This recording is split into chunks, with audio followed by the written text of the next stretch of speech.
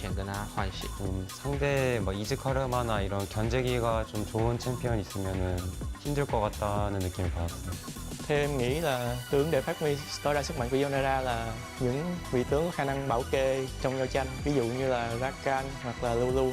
他感觉是需要发育起来的英雄，但在赛场上就是下路不太适合太发育，他需要有一点能够战斗的能力。 もちろんやっぱりプロゲーマーなので、練習しないといけない部分もたくさんあるんで、もちろんそれは練習しようと思ってます。ただやっぱりユナーラ自体がすごくなんていう新鮮なチャンピオンなので、すごく練習するのも楽しみなチャンピオンでもあります。 Theo em thì em nếu mà con tướng này mà ra mắt thì em sẽ chơi nó, em sẽ luyện tập nó rất là nhiều, em sẽ không cấm nó bởi vì em thấy con tướng này nó phù hợp với em. 哎，他开大了。 우리 인기 계속 또 우리 할 성 완전 거야. 녹화잖아, 씨. 와, 완전 어플. Victory! 야바, 치코쿠. 아타까요. 마부르니 오카라레르. 아니었다. 아, 웃어. 우와테르잖아. またやっちゃったよ。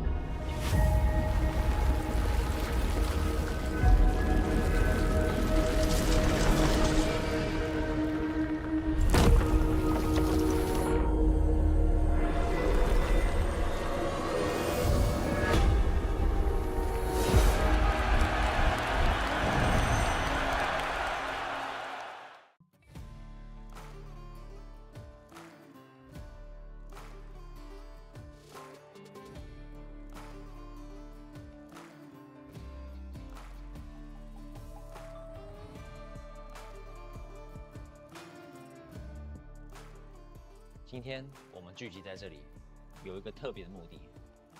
我要跟你们讲一个故事。这个故事的主角是一位传奇的 ADC 选手。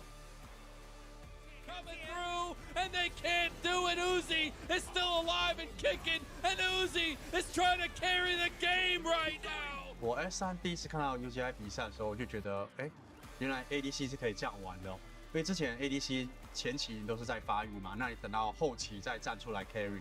那 Uzi 的打法其实他从对线期啊，或者是团战，他有办法找到那种机会，而且他操作当时是已经比大家都好的非常多。我觉得 UZI 特别的地方是，别人 AD 都是打团方面比较出色一点，然后他是从对线就开始给别人很大的压力，然后打团也是零失误。 Là một đối thủ lâu năm của Uzi thì cảm thấy cái áp lực đi rừng của Uzi lại rất là lớn.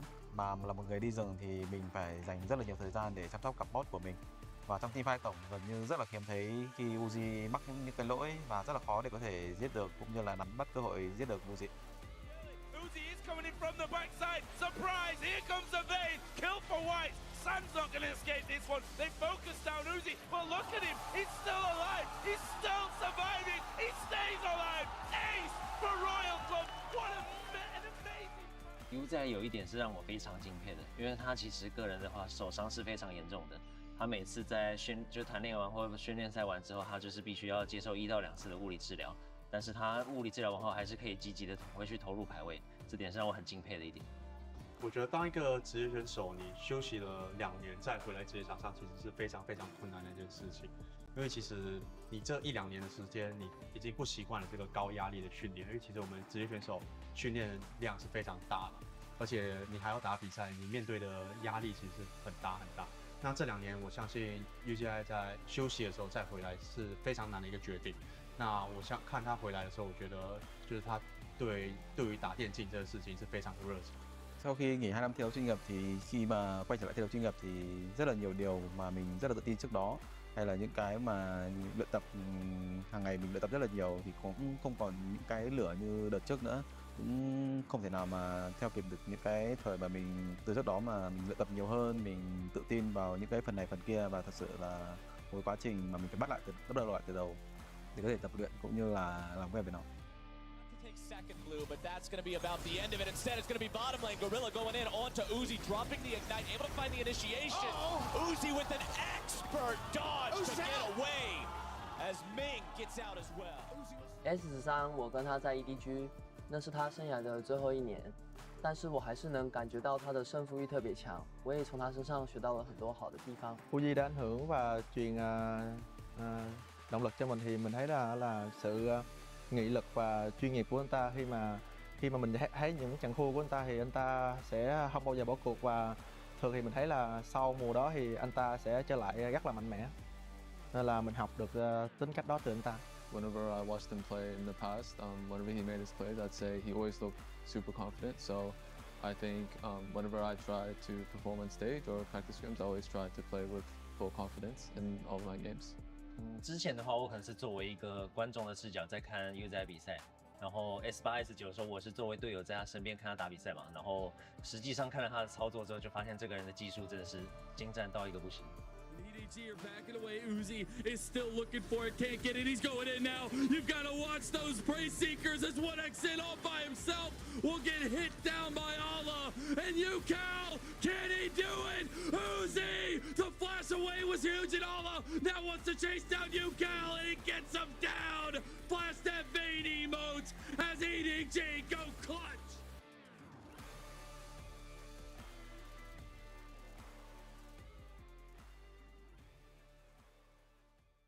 The human body was built to move, not trapped at a desk in one singular posture for 12 hours a day.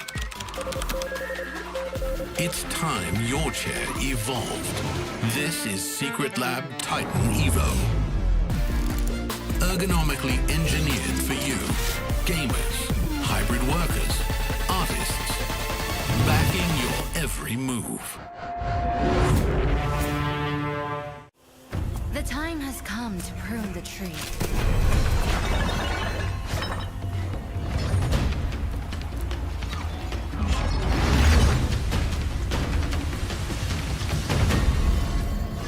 Much has changed, and I do not understand why.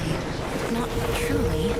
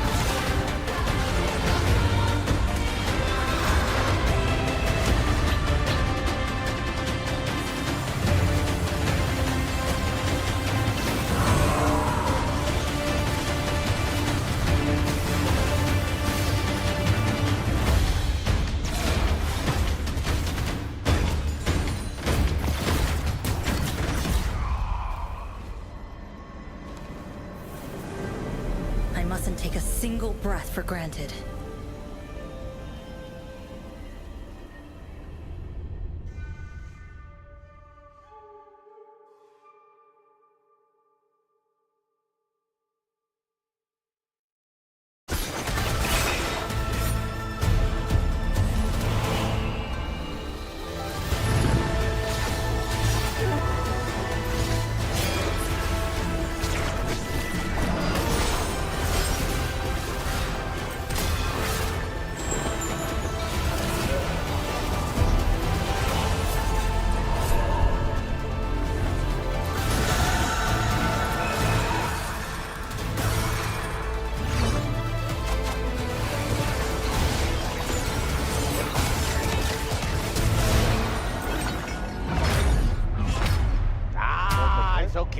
go, let's go.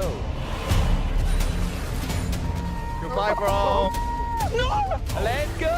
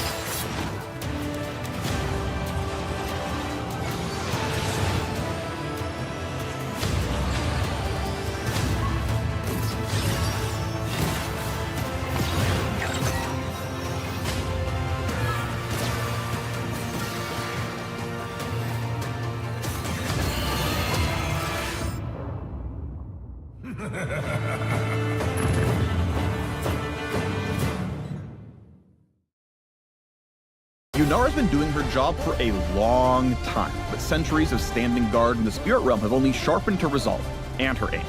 In-game, Yunara is an ADC for ADCs, with a focus on core marksman skills like spacing and orb blocking. She's all about ramping up power and unleashing it at exactly the right time. So pour yourself some tea and brush up on your ancient Ionian. It's time for the Yunara Champion Spotlight. The time has come to prune the tree. Up first, Yunara's passive, Vow to the First Lands. Her critical strikes deal extra magic damage. And, now that's it. That's the entire passive. Yunara's Q is Cultivation of Spirit. She gains stacks of Unleash by attacking enemies. At max stacks, Yunara can activate Q to, you guessed it, Unleash for a few seconds. She gains attack speed, bonus damage on hit, and deals splash damage in a small area with each attack. Unleash stacks decay quickly out of combat, so Yunara wants to stay in the fray to stay at her strongest. Next, W is Arc of Judgment. Yunara sends a swirling prayer beat out, which damages and slows enemies as it travels. It slows down any time it hits a target, then lingers and expands at its terminus, continuing to damage enemies who don't get out of the way. For E, Yunara activates Kanmei's Steps, which grants her a quick burst of move speed to chase down enemies, reposition, or dodge skill shots. Now let's focus on her ultimate, Transcend One's Self. With R, Yunara taps into her full power, entering a transcendent state for several seconds that enhances all of her basic abilities for the duration. Her Q, Cultivation of Spirit, instantly activates and empowers her attacks for as long as she's transcended, which is a long duration upgrade.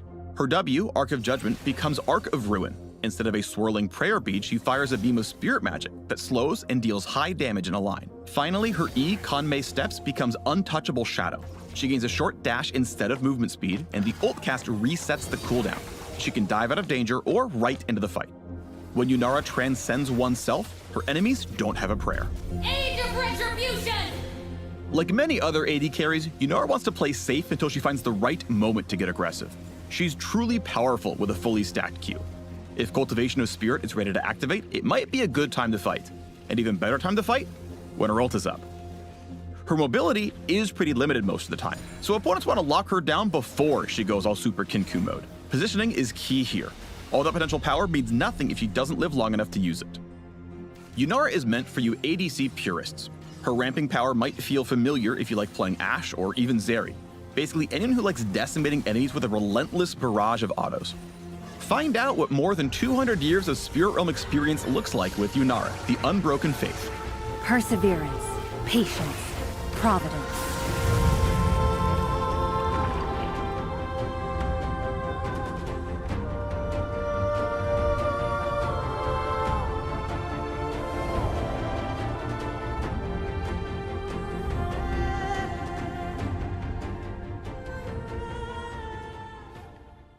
human body was built to move. Not trapped at a desk in one singular posture for 12 hours a day. It's time your chair evolved. This is Secret Lab Titan Evo. Ergonomically engineered for you, gamers, hybrid workers, artists, backing your every move.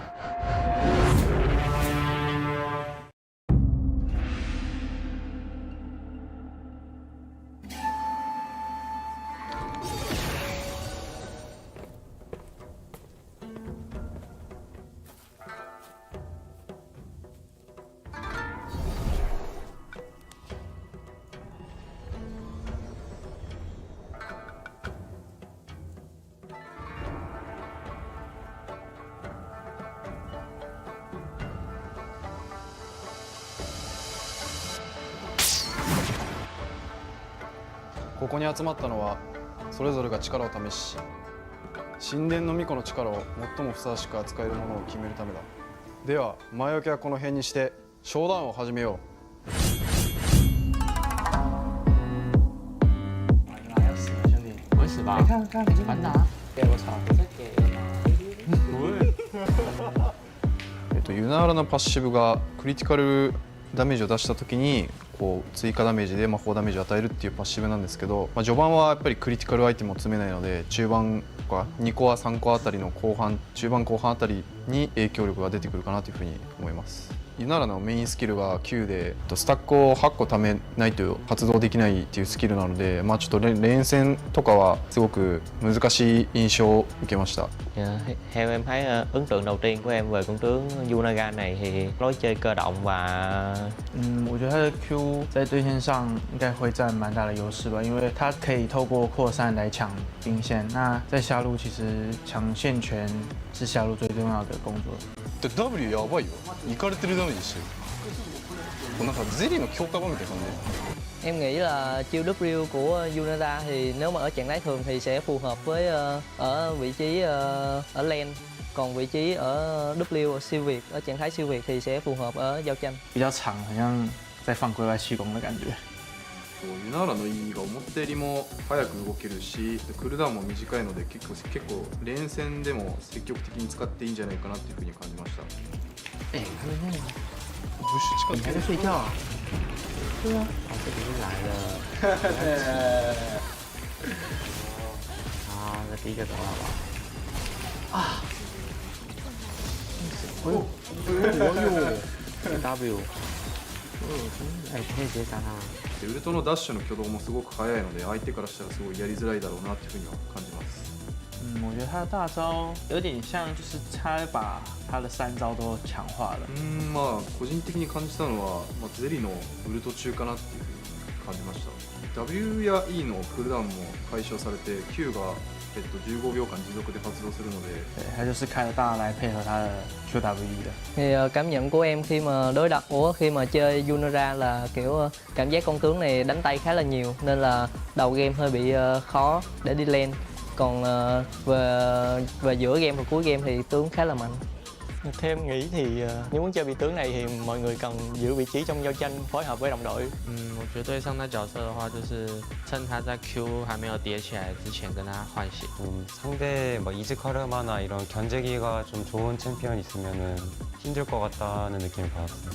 Theo em nghĩ là tướng để phát huy tối đa sức mạnh của Yonara là những vị tướng có khả năng bảo kê trong giao tranh, ví dụ như là Rakan hoặc là Lulu. 他感觉是需要发育起来的英雄，但在赛场上就是下路不太适合太发育，他需要有一点能够战斗的能力。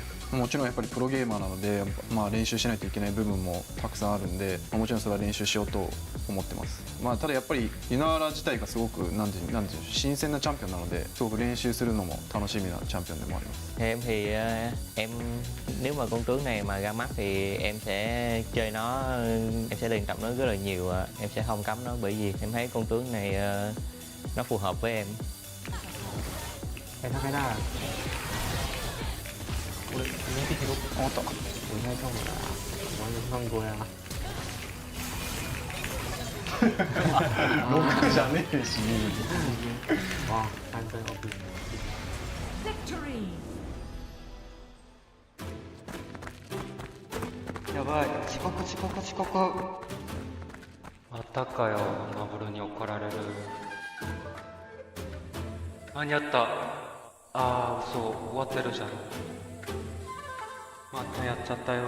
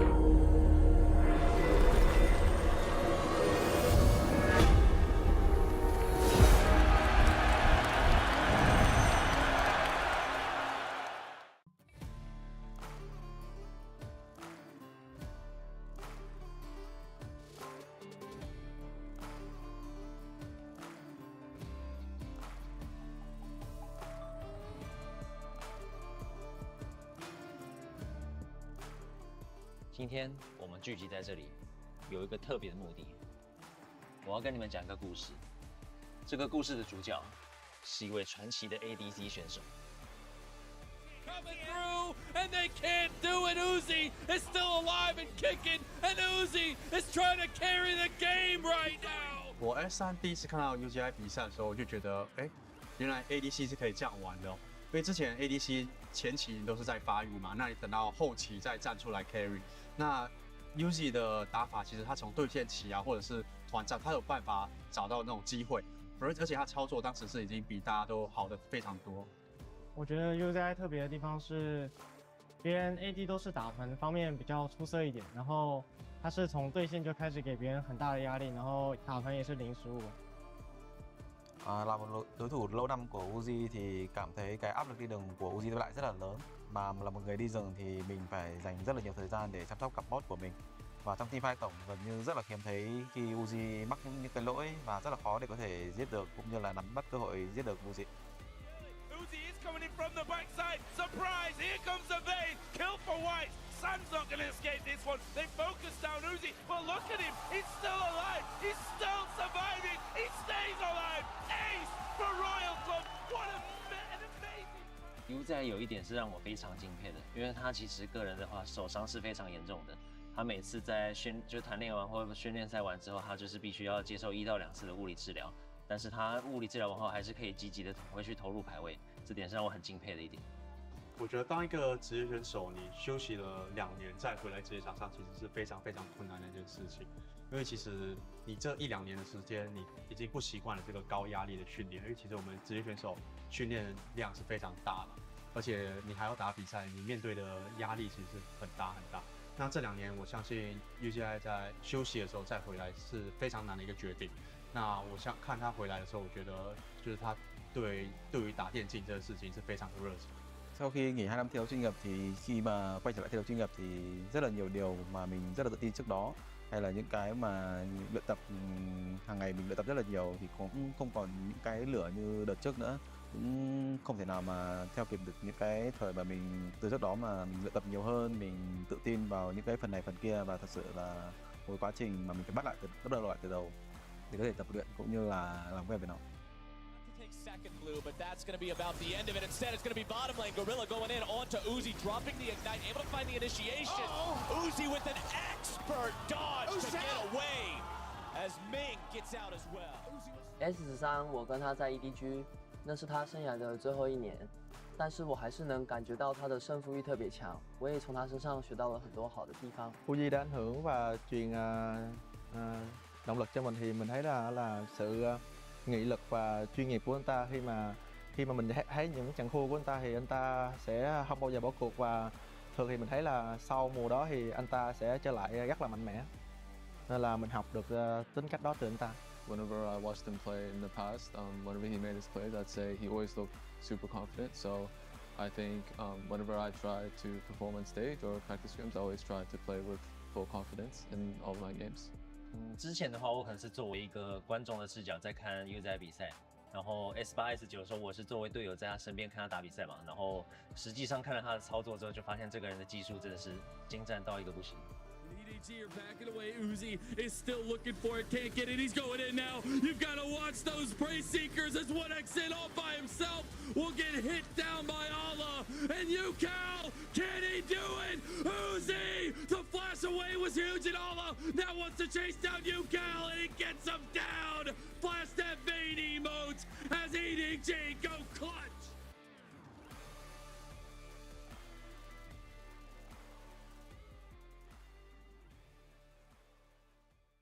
The human body was built to move, not trapped at a desk in one singular posture for 12 hours a day. It's time your chair evolved. This is Secret Lab Titan Evo. Ergonomically engineered for you, gamers, hybrid workers, artists, backing your every move. The time has come to prune the tree.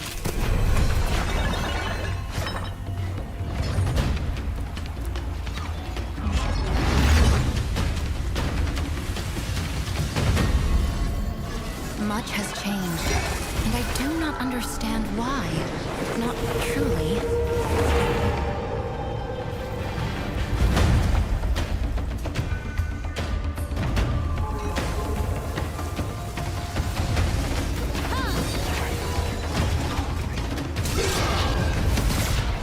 Set upon them.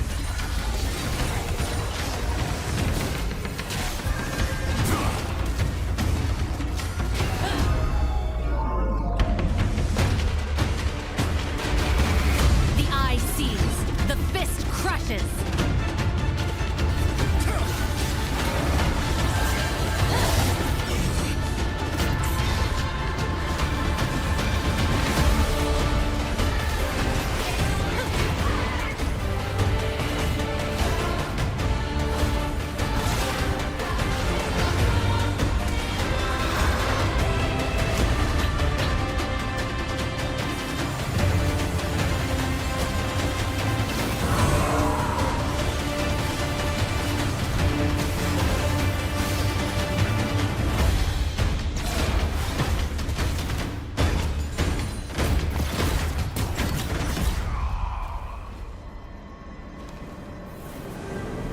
I mustn't take a single breath for granted.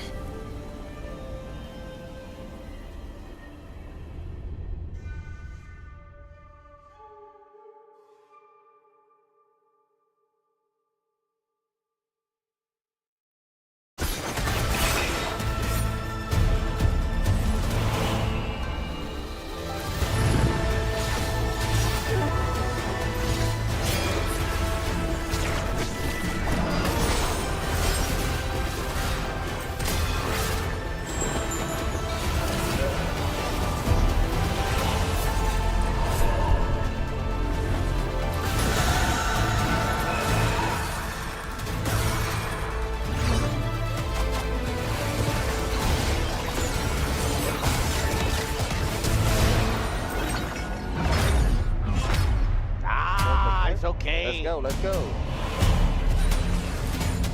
Goodbye, bro. No! Let's go.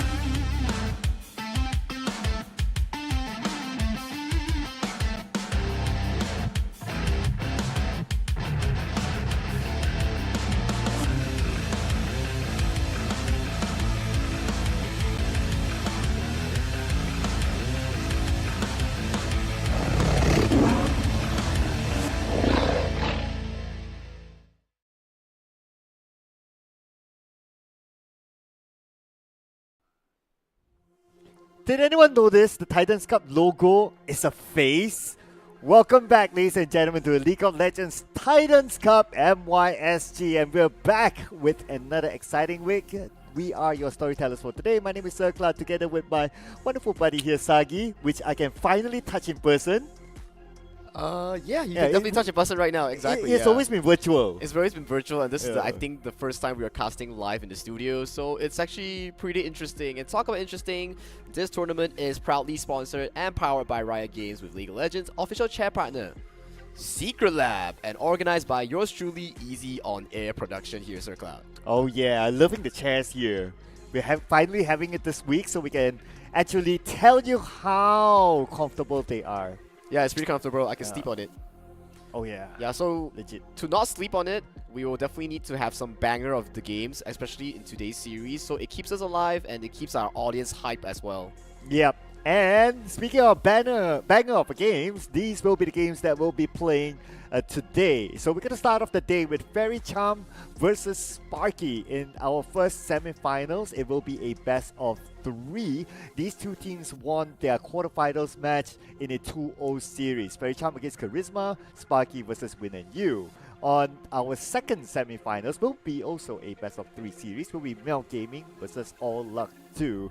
Now Mel Gaming, they had a tougher route because they had to win 2-1 against C now last weekend, and All Luck 2, they got a 2-0 win against Mana Potion, and now they're going to meet for that one slot to be in the grand finals. But however, whoever who loses, they're not eliminated yet. We still have the third place match to be played next week as well.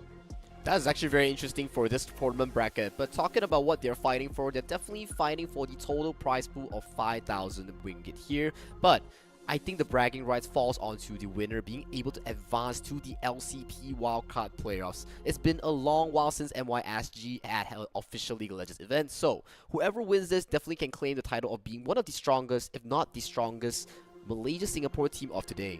Oh yeah, you gotta claim that title, right? And then who knows what sort of title that you'll claim later on the LCP Wildcard playoffs. That is to be stay tuned, ladies and gentlemen. And of course, there will be a prize pool together with it, which is a 5,000 ringgit prize pool.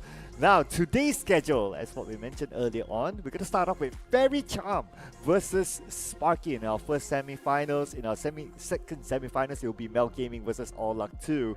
So for the first semi-finals, this is going to be a tough one, Sagi.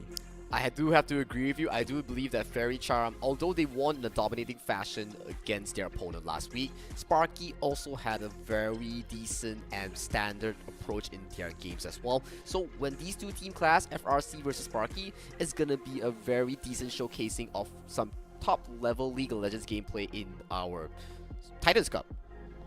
Absolutely, right? We can expect, like, this is, to a certain extent, it feels like a grand finals itself. But what does not feel like a grand finals, but the show will be on a grand finals, is our special show match that will be played tomorrow. So it will feature your favorite KOLs. So make sure you check in tomorrow at about 6:30 p.m., which is after the third placement match, and you don't want to miss out on their action and what sort of gameplay will they show up. Yep, don't miss the chaos, the jokes, and the glory. And who's your pick to win this show match tomorrow? Because after a long day of competitive matches, some fun, some jokes, some interesting moments in a fun game will definitely be a refreshment in these kind of games. Yep, that's something that we can't wait to see tomorrow. And also, what's out of format? Well, you gotta stay tuned to tomorrow. We can't reveal everything today, right? It will be like a big spoiler itself. It indeed will be a big spoiler, but let's move our focus back to Fairy Charm and Sparky. And I gotta say, us casters, we already have like a prediction sort of lineup, because FRC, for me, they definitely played insanely well last week, and they're comprised of like different players from the top 1, top 10 ladder of the Challenger leaderboard, and I do believe they have what it takes to take this whole tournament, or at least today's series, against Sparky. Yeah, Neko Desu had a double MVP last week as well and played really, really well, so it's something that we look forward to seeing whether they can be consistent or not. And of course, as we funnel down the teams will get even tougher as we go along, right? Because naturally, you'll be like, okay, the team that wins is a good team, and then you have to meet with the next good team, and then up to the grand finals to be awarded the champion for Titans Cup. So Although both of us, we predicted Fairy Charm just because of how the gameplay was last week, but last week was last week's game. This week, it's going to be different.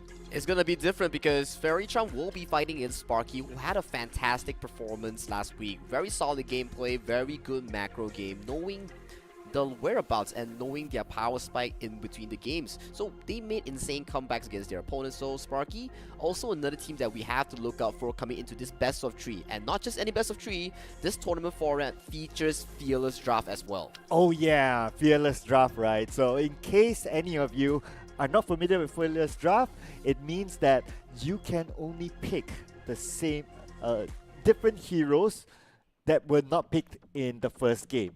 So assuming that we go to game number 3, that means there will be a lot of heroes, a lot of champions that you basically can't pick by that time. So probably like 10 champions already auto-banned, including 5 bans. So 15 champions in total that you cannot be playing if you are moving to the final game of the best of 3. And talking about this best of 3, the semifinals draft has been started here. On the blue team, we see Fairy Charm ban out the Galio, Sion, and Ornn. On the red team, we are looking at bans hovering towards the Aurora, Pantheon, and Gwen here, Sir Cloud. Oh, and we have player faces today. Ooh. Okay, that's a new nice addition. Alright, alright. So, the Galio ban by Fairy Charm. Interesting. I thought they would want to keep the Galio for themselves because last week they played a very good Galio, especially with the counter engage. But, you know, it's still something that they can think of if they were to plan it for the next round. I do have to agree with you. And talking about first picks, Savasky has locked in his Varus. That he had an amazing performance last week. And I do think that this champion Varus, he has a very strong laning phase, a very strong early to mid-game power sprite. And it really works well with the pool that Ben the Hot Dog brings to the table. Either he can be this secondary carry or this early game tempo machine such as the Xin Zhao. Yeah, so the Varus, it was picked twice throughout this tournament, including the qualifiers, and obviously they won with the Varus pick, so they're very comfortable with this one. Not a surprise that they will go for it. Now, another champion that I would say that might be popular here, that we have seen even last week, it was really good, which is the Thalia. So I wonder if we will see the Thalia being picked up. What do you think? Ooh, I don't think so in this current game 1 because both mid laners have locked in their respective mages. It will be the Hui against the Orianna, and Sparky here picking a very interesting ball delivery system. The Orianna and Nocturne combo, setting in the ball, shock waving the backline immediately. So coming in from Fairy Charm, you gotta be very careful hitting when fighting against the level 6 combo coming in from Sparky.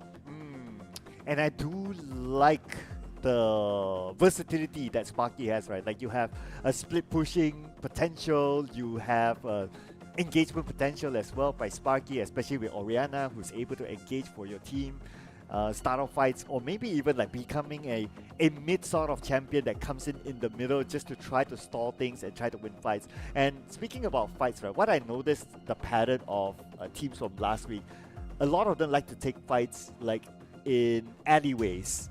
So if you have like Orianna, who is very good in alleyway fights, especially if you can stay behind, you throw all your spells, then I would say that Sparky has a very interesting composition.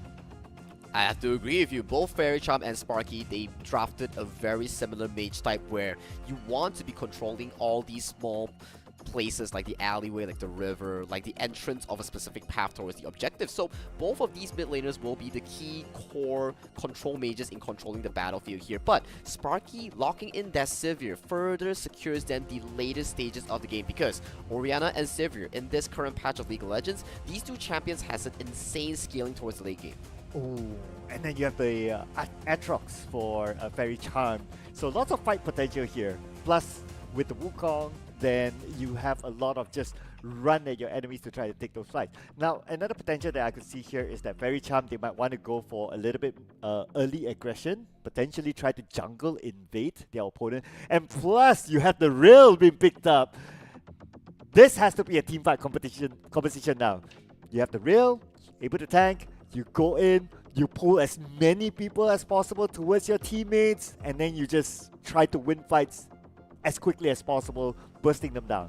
I have to really say that both teams are drafting towards their comfort because Fairy Charm last week, we seen their team composition, they love to play fast. They love to play aggressive, utilizing their lane mechanics in beating their opponents and securing all these winning team fights in the early to mid game, making sure that they control Dragon, making sure that they control the Grubs here. And Sparky, they're playing the same style that they showcased us last week as well. They like to play the late game. They like to stall out the game to a comfortable 20-25 minutes where the Orianna and Sivir gets to scale to a fruition here. So we have to see what kind of gameplay we're going to be seeing. Is FRC going to be breaking the early game, or will Sparky manage to drag it towards the late game?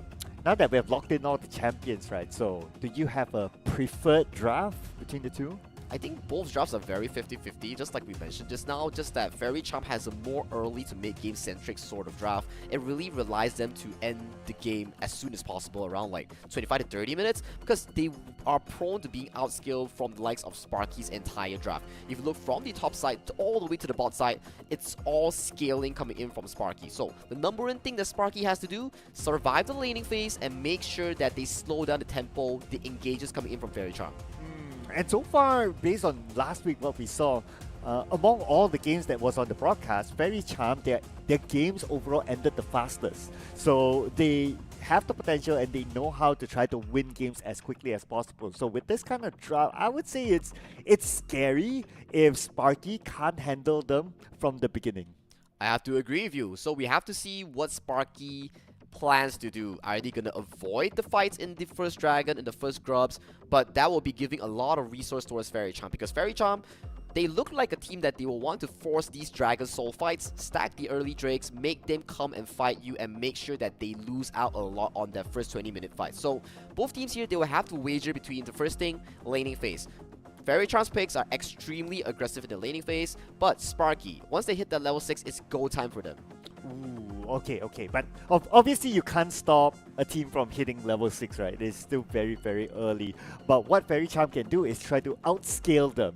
So maybe we're talking about like, jungle invades, don't allow Sparky's jungler to really scale, or maybe just doing those side lane pickups as well. That could be a potential by them, because if we were to look at what they have, especially when you have a rail together, you can potentially just go in, especially if you already have your ult, just pull anyone back. Even though it's only one person, it's still going to be worth it.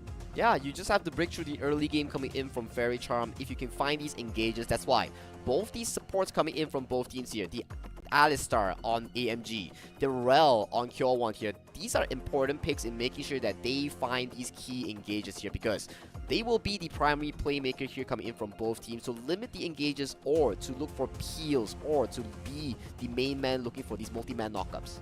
Okay. So it does sound like Fairy Charm, if they were to end the game well, end the game early, then they would have the higher potential. But if it goes late game, Sparky. Yes. Right. So that also means that, in other words, Sparky, they need to try to hold on for the late game. Probably play a little bit safer during the early stages. Yeah, I have to agree with you. It's just like our pre-game discussion, our pre-draft discussion. It's both teams picking their comfort drafts here. Sparky on a late game sort of draft that really relies them to play safe from the early to a mid game. Probably have like a goal discrepancy of about like 2,000-3,000. It's fine. As long as they scale towards 2 to 3 items on their core carries, they are so comfortable going to the late game. For the side of Fairy Charm, however, they want to break over the early game. They want to make sure they get that Drake started stacking, get that Dragon Stall, force the Elder Dragon fight, and force them to fight at Arakan, force them to fight at Baron Nashor. That's where they have a very high potential in making sure that the game is ending early, that it's in their favor. Yeah, and I think that's the keyword that you mentioned, right? Is to force them to get into fights. Because if they don't force them to get into fights, if Fairy Charm doesn't force Sparky to get into fights, then they would just play safe, they will farm, and if they're left alone, late game, maybe 20-25 minutes onwards, they can make a big comeback here. So that's what exactly that Fairy Charm needs to do. Try to draw them out from their comfort zone, ideally from maybe even jungle or even from the lanes, to try to come towards them and take early fights. I think one thing for sure that we might see from Fairy Charm is because of how aggressive the Varus has been drafted into this series. We might see a very early invade playing around the bot side priority, especially in controlling Scuttle Crabs, especially in invading the blue side coming in for the side of the red team.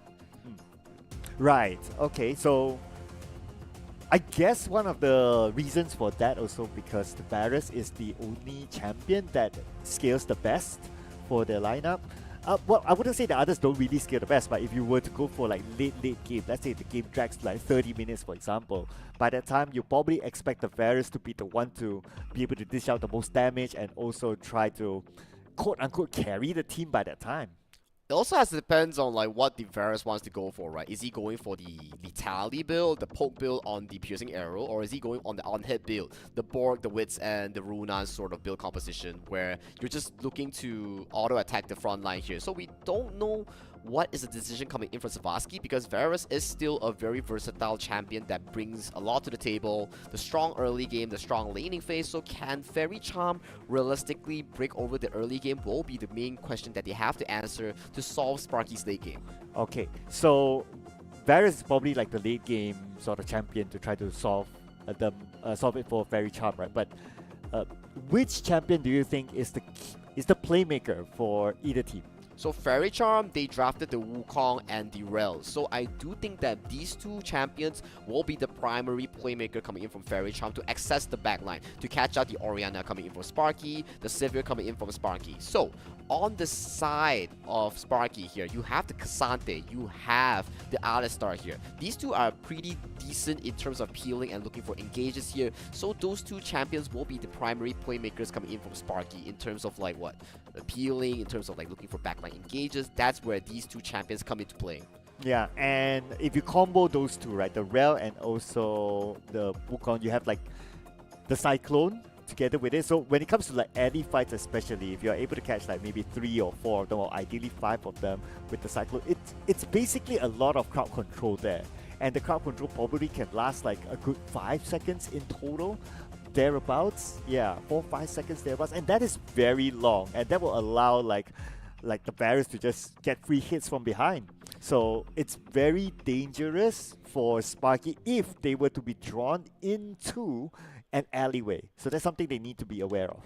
I think both of these alleyway controls really come down to the two control mages. The Orianna coming in from Nekodesu and the Hui coming in from Nekodesu, and Sparky's mid laner on the Orianna as well. So both these players will be essential in controlling the small chunks of the walls, the places that you shouldn't cross, because one Shockwave or one Hui Bind just laying there will be the demise if you get caught out.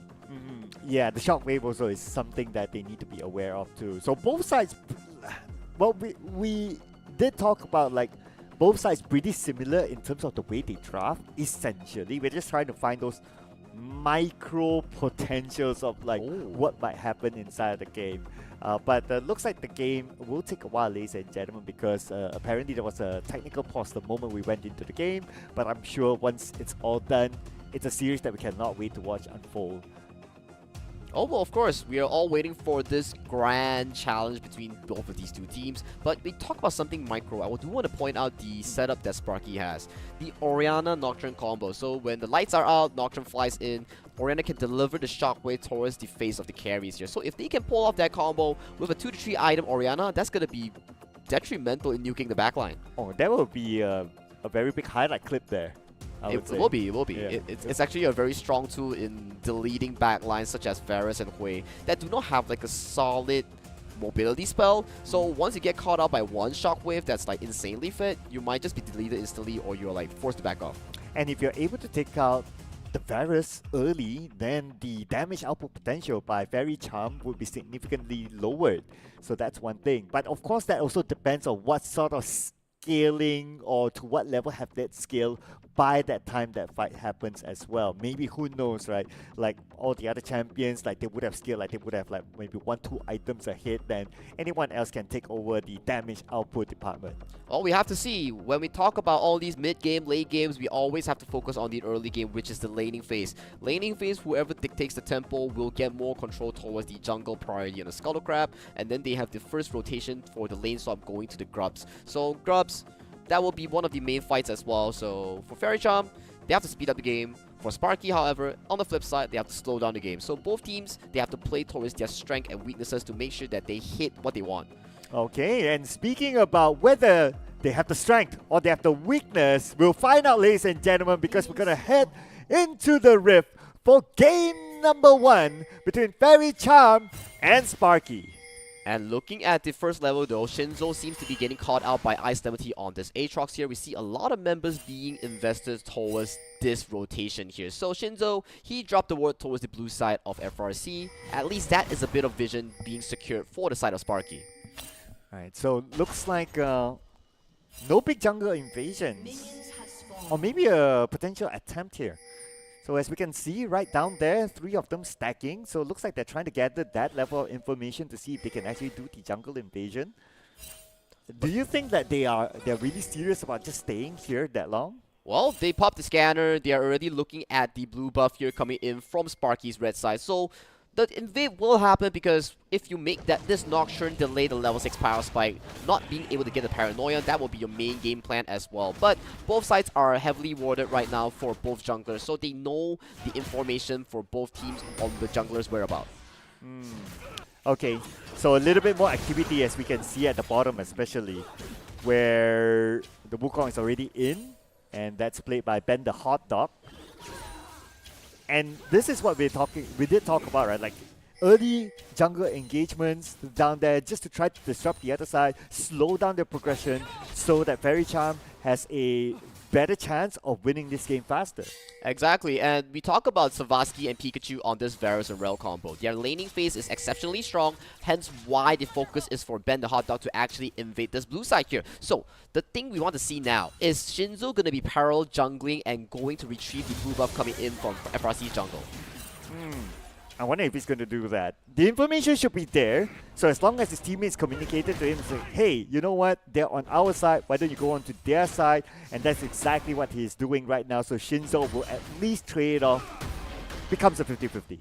I think if he takes the blue buff, it's still fine, but if Ben the Hot Dog manages to stop him from getting the Grom, getting the Wolves camp here, that will be a big win coming in from FRC in the early game here. So we have to see what is the game plan here coming in for the side of Fairy Charm here, because Savasky and Pikachu on this bottom lane combo is winning the lane extremely hard as Chot is forced to recall. Look at the CS lead, 16-5 already in the bottom lane. Ooh, oh yeah, that's a huge one.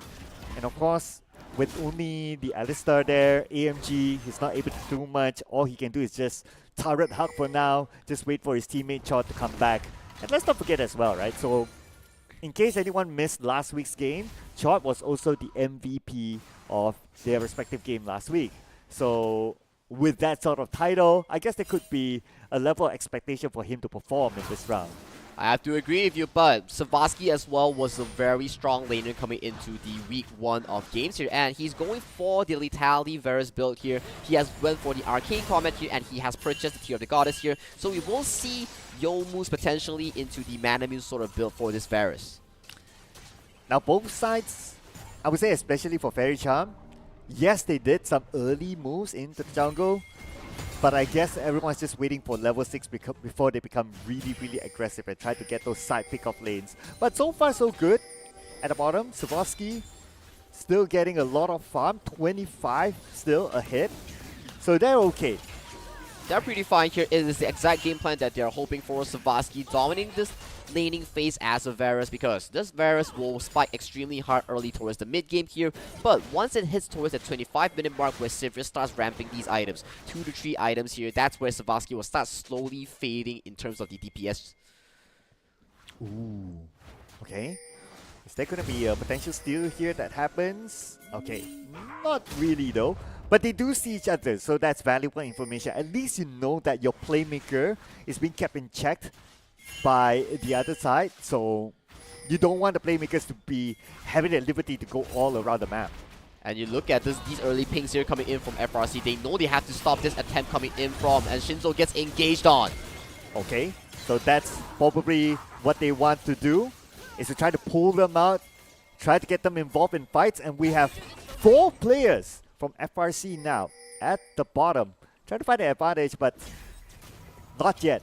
Not yet level 6. If they're at level 6, the story might be different. But I do think that they came out winning on top though. They secured the Grom and forced Shinzo's flash. So that's one key spell on the summoner spell. 5 minutes cooldown on Shinzo that will be down. So if he ever wants to go into the river to secure Scuttlecraft or Dragon, he will be in a bit of a trouble, because Nocturne, I gotta say, it doesn't really have much mobility coming into the early game. Okay, and I don't see anyone challenging Ben the Hot Dog. So he's gonna get the Drake for himself just like that. And like what you said, right? I guess it's not only about like, oh, just getting the kills in. It's also about getting the map control. So when they had control down at the bottom, they know that, okay, the dragon is open. Like everyone's back, they recall. So now we can get the Hextech Drake just like that for free. Yeah, for free. And right now, Ice Lemon Tea dropping a ward here just to spot out the Aatrox. Aatrox is in a bit of a mix here between two members coming in from weak side Wally and Shinzo. Gets the fear, but still has the pops the ulti though, goes for the fight here. Shinzo does not have flash here, Sir Cloud. Okay, this fight is getting a little bit overextended as the rest of them showed up. It's a matter of time till the Magnetic Storm's being used, but then again, who cares? It's all about getting the first blood, and they could potentially get a second blood together with it. That is going to be locked in by Ice Lemon Tea. That fight was a bit of an overextension. I have to agree with you, but this one also gives in favor of Savasky and Pikachu because they were the ones to shove in the waves first. They were the ones to rotate first towards the top side for the scrub rotation. That is why Ice Lemon Tea on this Aatrox can play so aggressive, making sure that he stalls enough time for this bottom lane combo to reach and secure those 2 kills. Oh, and now they made a swap lane, sending the Aatrox down. So right now, I would say a total control here by FRC in general, like from the jungle side to now the laning side. This is where Sparky, they need to farm really, really fast. What we talked about earlier during the drafting phase looks like it's happening now. Exactly, it's happening right now, and FRC in this early game, they're in total control. 40 seconds on the clock will be the first spawn of the grubs in towards the top side Herald pool. So we have to see whether Sparky actually gives up for free here. If they want to go for the fight, it will be a very difficult fight because Savasky and Pikachu, they are extremely strong in this duo lane. So it's going to be 50-50 again. Everyone's back to neutral. But even after you make the swap, right? So the other side made the swap as well. And we can see the numbers. It still favors to Savasky. So at some point, he'll be able to scale even faster. And he will be reaching his power spike way earlier than maybe expected. I have to agree with you. One thing's for sure, the Orianna will be eating some of these piercing arrows coming in from Savasky. Savasky will be the main damage dealer coming into the mid game here. You will see Neko Desu dropping those Sunstrikes in, Savasky dropping those piercing arrows in to make sure that their HP bars are chunked down extremely low. Okay. Oh, Shinzo, he has no complete vision. But goes straight to the top. But underneath the turret, they're not going to get Savasky. Savasky is safe. Look at Chon taking all that damage. Piercing arrow perhaps, but it's probably on cooldown, so not enough damage to get that trade-off, but that's okay. They will still be able to secure big objectives. Yeah, big objectives going to the pockets of FRC. Savasky only having to burn out both the summoners and the first Came of Corruption here. So he stalled all these spells here coming in from Sparky, and all these grubs goes into the pocket of FRC. A very good early game coming in from Fairy Charm. Still advantage for Fairy Charm, and now they have a 1k goal lead, which is still okay, 1k, but it's not only about 1k. We can see what level of control do they have, and what level of coordination do they have. It's like, oh, okay, they know that Savasky is being attacked at top, but then the comms is like, okay, Savasky says, you know what, guys? Don't need to worry about me. Just go do your thing. I'll be fine. That's how much trust they put into each other. Yep, I have to agree, and that was what rewarded them handsomely. Savasky making it alive, but without the summoner spell on the Flash and Barrier here means that he cannot be playing overly aggressive coming into this mid-game. And one thing's for sure right now, we look at this map state, it kind of reminds me of last week's game between Sparky and Win and Yu, where Sparky was always on the defensive edge here. But look at the pings coming in from both teams. Okay, might see an engagement here. Nikodesu coming in from the side, and now they got Shinzu on the alleyway. Shinzu split up with his teammates. AMG able to receive that amount of damage. Not going to be a problem for Alistar. But no kills, no problem. But still good control of the map so far by FRC. Yep, FRC fighting for a lot of control here, and a very interesting pickup by both supports here. Both utilizing the Unsealed Spellbook, so that is more added value for their summoner spells here. You can use it and take it around, but look at weak side Wally here getting engaged on by the Aatrox here. Will ender against the all-out here. The last Q2 does not hit. Weak side Wally gets out alive. Okay. If he didn't have that flash, he would have been gone. So that was kind of like a good one there. Just at the right timing. Ice Lemon Tea, even though he didn't get the kill, still alright. He still get like what, 3-2 waves just like that? The kill would have been a bonus. The kill would have been a bonus, forcing out the flash is what Ice Lemon Tea wants here. On this, Aatrox already winning 1-0-1 in terms of kill score, and also the 100 bounty in his pocket here. So this Aatrox, collecting some of these plates here, definitely winning out in life as of this point in 11 minutes. Okay, Pikachu, I see you, and they clearly see each other with those wards. But is he going to go in with a big engagement? Let's remember that the Magnet Storm is still available, so he can go in, just waiting for them to group up. And AMG absorb everything. Here comes the hit by polarized combo, and Shinzo coming in from the back as well. And they'll manage to shoo away the 3 players from the side of FRC. But FRC, they try to make a U-turn. Pikachu takes a lot of damage. Very low right now, but here comes Savaski. Look at the damage by Savaski, and he almost got the kill. Neko Desu and Savaski, the long-range artillery here with the refight here. They are re-engaged is so good here, forcing all the health bars away from Sparky here, and hence this dragon falls over to the hands of FRC once again. 1 point nearer to the soul point. Alright, another objective secured. And this is again coordination showed by FRC. They pull, they pull, they pull. And Savaski comes in from the side, bam, dish a lot of damage together with Nikodesu, shoots them away, and they don't need to get the kill. Again, go for the objective, and they will fight back again later. League of Legends is always an objective-centric game. You fight away your opponents, make them burn their HP, make them burn their resources, and you collect the dragon from doing all these steps here. And Fairy Charm, their execution was flawless, they played towards their limits, and they were rewarded fruitfully with the Drake. But fortunately for Sparky, it is a soul. It is a Cloud Soul, so it's not the best of the combat stats coming in from FRC. So that is a bit of a good news coming in for Sparky. Yeah. At least Sparky have some, what do you want to call it? The silver lining. Yeah, that was the word that I was kind of looking for. And they're still keeping their goal in check, right? A difference of maybe about 1k-ish, 1.4, 1.5k is still not too bad.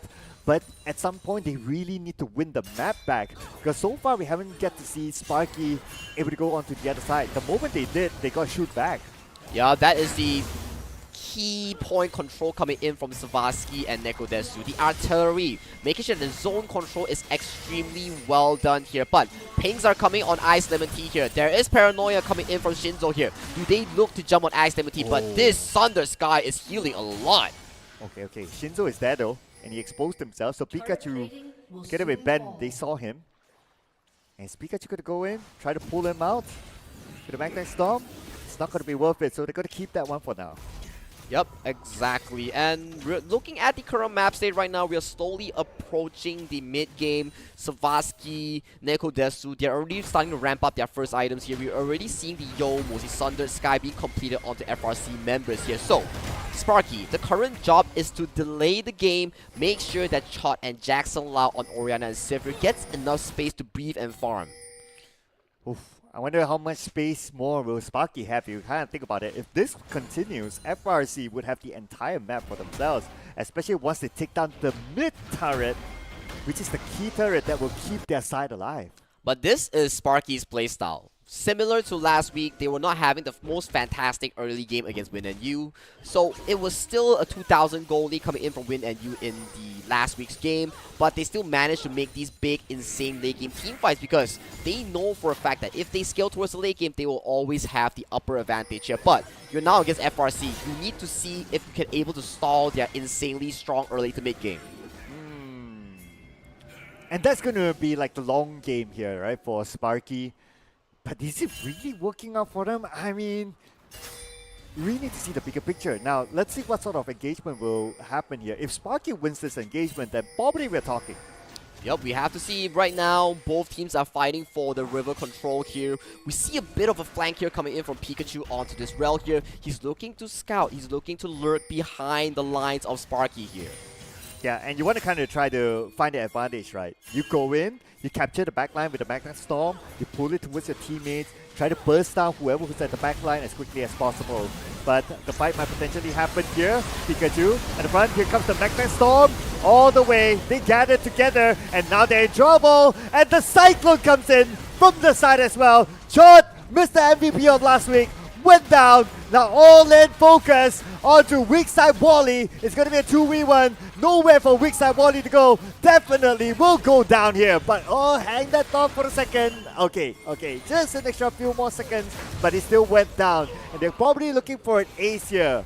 After taking out AMG, they have Shinzo left. And Shinzo, you better back off. 1-for-4 exchange here coming from FRC as they win extremely big in towards this exchange here. The Aatrox was so pivotal here. Let's check back the replay here. Swarovski gets the ball delivery system towards his face here, gets immediately annihilated by weak side Wally and friends here. But the Aatrox so strong, popping that World Ender, slicing and dicing the entire backline coming in from FRC. This is the thing we talked about here. FRC, they're extremely strong in all these skirmishes. Their mid-game is where they power strike the hardest here. Even if they lose Swarovski, their damage output is just so damn insane. Yeah, and I'm also starting to see like, okay, the Aatrox, he's re-tanky from the beginning till now at least. For Sparky, do they have enough damage output to even take down the Aatrox? I think for now, they definitely do not have what it takes to take down this Aatrox here. Jackson, Lau, and Chot are really low on items as of this point here. And right now, they're trying to fight for this potential third dragon coming in from FRC. But FRC, they have the Herald and they spawn it towards mid. They might be trading towers here. Oh, okay. It's going to be a worthwhile trade, I must say. As we can see that Sparky, they're not interested to defend their turret. But now they have to somehow. But their position has been compromised. Here comes the Cyclone all the way to the back to Jackson Lau. But Jackson Lau, he has to back up again. They're not going to let Jackson Lau go. But Ben the Hot Dog has to be extra careful. He's kind of low right now. At the front, Neko Desu gets a killing spree. Gets AMG, gets Wickside Wally, gets shot. There's nothing that Jackson Lau can do at this point. Sparky has to delay the game tempo here. They're playing towards FRC's insanely strong power spike. Shinzo, that's not your base. That's not where you want to be heading. No. The Rel hits the knockup, hits the sun. One more kill towards Savaski's pocket. 0-for-4 exchange. The goalie is wide open. 7,000 healthy for FRC. And they lost the turret. They gave away the dragon. That's okay. But they lost the turret. They lost like 4 players for the side of Sparky. So now we're talking about like what, a 7k, close to 8k goal lead for FRC. This is where we need to start to look at what is the comeback potential for Sparky. What do you think?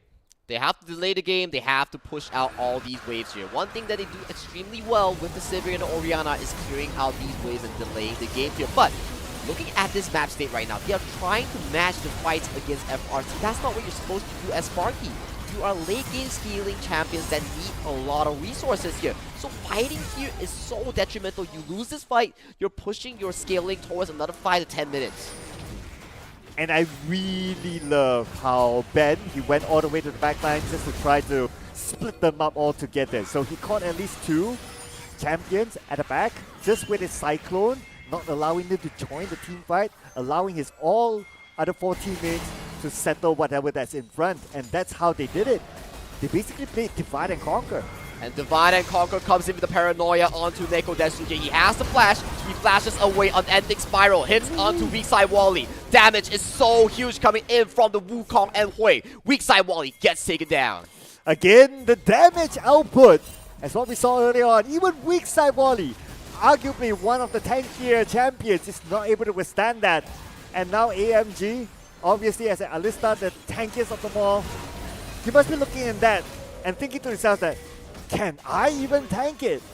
Can I even tank it? That doesn't seem to be the main question. But I don't think that he can tank it because the Hui, the Savaski, Varus, these champions are insanely huge right now. I gotta say, Neko Desu rocking a level 13 right now, and I do think that he's working towards his 3rd item as of this point. Okay. So we did talk about like maybe the late game. Maybe if this game goes like 25 minutes, maybe 30 minutes, it will benefit Sparky. Do you think they're still on track? Nope, not at all. Because one thing's for sure, if you want that 20-25 minutes to happen, you need to make sure the goalie is locked between at the 2,000 plus minus coming in from both teams here. But looking at the current map state right now, fights after fights that has been won cleanly by FRC, the goalie that Sparky really needs to claw back is an insurgible amount of 8,000 as of this point. Oh man, and speaking about the goal difference, just look at this chart here. It just goes all the way Mount Everest. for FRC. It's going to be quite a tall order for Sparky. They have to like have at least a good one clean fight win. It will be difficult. It will be a monstrous troll coming in from FRC that they can secure it. Hui doesn't have Flasher. Might be caught out by the members of FRC. Oh, okay, they're going to start off with Nikodesu. And now they have the man advantage. They're going to chase down Ben the Hot Dog. Ben the Hot Dog will be choked down. And that's a shutdown there. That is a win that they really, really need. But at the same time, at the bottom, Ice Lemon Tea is just having a chiller down there. He's just having a chiller down there, takes down the turret right now, but they seem to be wanting to contest for this Otacon here. Ice Lemon Tea looking for the teleport angle. Teleport's way far behind from the Otacon here. Otacon goes down extremely low, 2,000. Oh, from side to side, Ice Lemon Tea shows up. Who's going to be his first target? It's going to be two of them. Jackson Lau, one of them goes down. And the double kill is given to Safaski. They're looking to trade off more. AMG is kind of low and will instantly be taken down. Chot still has the flasher, gets chained up, forces the flash away here, Shinzo. Base is not towards that side, utilizes the blast cone to escape towards safety here. 2-3 kills goes to FRC, but good news for Sparky, they delayed the game once again by securing the Otacon for themselves. Yeah, at least. Although they lost like, what, 3 players in that fight? But some level of progress. And it's showing even in the goal difference. Okay, they're still keeping it in check like 7k, 8k, but they have to close the gap even further. They have to close the gap even further, but good news coming in from Sparky. They secured the Otacon, they secured the Dragon 5 minutes ago, so right now, there are still about a 5 more minute breathing room for them because it's still not soul point yet. Only after this Dragon is soul point. But look at this engager coming in from the side of Sparky. They know for a fact that they forced Nekodesu's flash 2-3 minutes ago, so they rinse and repeat, go for the engager, and they secure it handsomely. And on the live screen here, we see once again one of the players getting taken down. Yeah, and this was the part where AMG, he was like trying to tank as much as possible, but when his health was only left like, what, 10%, you know he can no longer be the frontliner. And that means that the signal is to FRC, hey, you know what guys, they no longer have their main tank, no longer have the Alistar, he doesn't have enough health, let's just go in for it. Let's just go in for it. And back from the replay, Ice Lemon Tea unfortunately has been taken down from Sparky once again. The goal lead is forever shrinking coming in from Sparky, but this is the game time that we talked about right now. Sparky, slowly but surely, is scaling towards the comfort zone that they're desperately looking for. So if you're FRC, you gotta be wondering, can I potentially end the game? Because if the Sivir or the Orianna doesn't fall, that's a lot of wave clear to delay the game. Yeah, that was exactly what I was thinking as well. You read my mind there. And plus, we are going towards the 25th minute onwards. In theory, this is where Sparky should start to spark. Sparky should start to spark, and it seems to be pretty decently looking for their teams right now. More and more of these items has been procured by the mid and ADC coming in from Jackson, Lau, and Chot here. So that's a bit of good news coming in from Sparky here. For FRC, they need to really maintain the tempo here. The next Baron, the next Cloud Soul will be the key difference in making sure that they nag this game. Or maybe even this fight, it could be crucial for them. I'm going to start it off onto Pikachu. One of the tankier champions. Not sure if that's going to be a good choice, but at the end of the day, they still got the shutdown. That's great, but here comes the Cyclone! Cyclone catches 3 of them from Sparky. Looking to deal a little bit more damage, but at the same time, Ben the Hot Dog just went down. Jackson Lau, last stick of health, will not run away. Double kill to Nekodesu. Now they're looking for AMG. Nekodesu, AMG is just right in front of him, but because of the fog of war, he has no information. He's still guessing. The blast plan does spot Jackson. Oh, AMG gets to escape though, but that was a 4v4 being won fully by FRC. They secured 3 kills and they are marching towards the bottom inhibitor here. This is the cross-map inhibitor towards the Baron Nashor here. So that secures a lot of the map pressure coming in for the side of FRC. Dude, Ice Lemon Tea is just sipping his Ice Lemon Tea by the beach at the bottom. Like, it almost felt like Sparky kind of forgot about him. Well, Sparky has too much on their plate to choose, so let's check back the replay real quick. Pikachu gets headbutt, pulverized, gets knocked up, drops extremely low. So much of these key spells fall onto this one support player, and Cyclone, hits onto 4. Nekodesu comes in with the Hui with the artillery damage, hits the unending spiral onto the Orianna, and both Orianna and Chot gets taken down. Yeah, and AMG, he was kind of lucky there, I must say, with the fact that he was able to escape. But Pikachu right now engaging with the Magnet Storm coming in. The follow-up has to happen, and the follow-up is done with the Cyclone. Double kill comes in by Safasky, now looking for Jackson Lau. AMG tries to buy a little bit more time with a hit by Polarized combo, pulling Safasky back and shut down by AMG. In support, able to get that 1 kill. But at the same time, in the middle, weak side Wally is in trouble. Nekodesu, the double MVP of last week, will lock the kill in. Nekodesu is so big onto this Hui right now. So much damage comes from one single Hui. Bottom inhibitor goes towards the hands of FRC right now. Dragon spawns in about 1 minute. That will be the Dragon Soul that FRC needs to secure their 4th dragon. And they are about to take down the mid turret. I think the health is probably like about 10%, but okay. They're not going to force it now yet. They still can have control across the map. And like what you said, just secure the next 2 objectives. This game is probably done. It's probably done, but looking at FRC, they have a very big Aatrox as well. Lex Lemon Tea, he's been having a field day towards the bottom side, turrets after turrets, inhibitors after inhibitors, and popping the World Ender, he gets so much value from just forcing the backline out of Sparky to not even be involved in these team fights. Yeah, that's the thing, right? He was left alone at the bottom. But now, you see another engagement here. Here comes Shinzo, alone.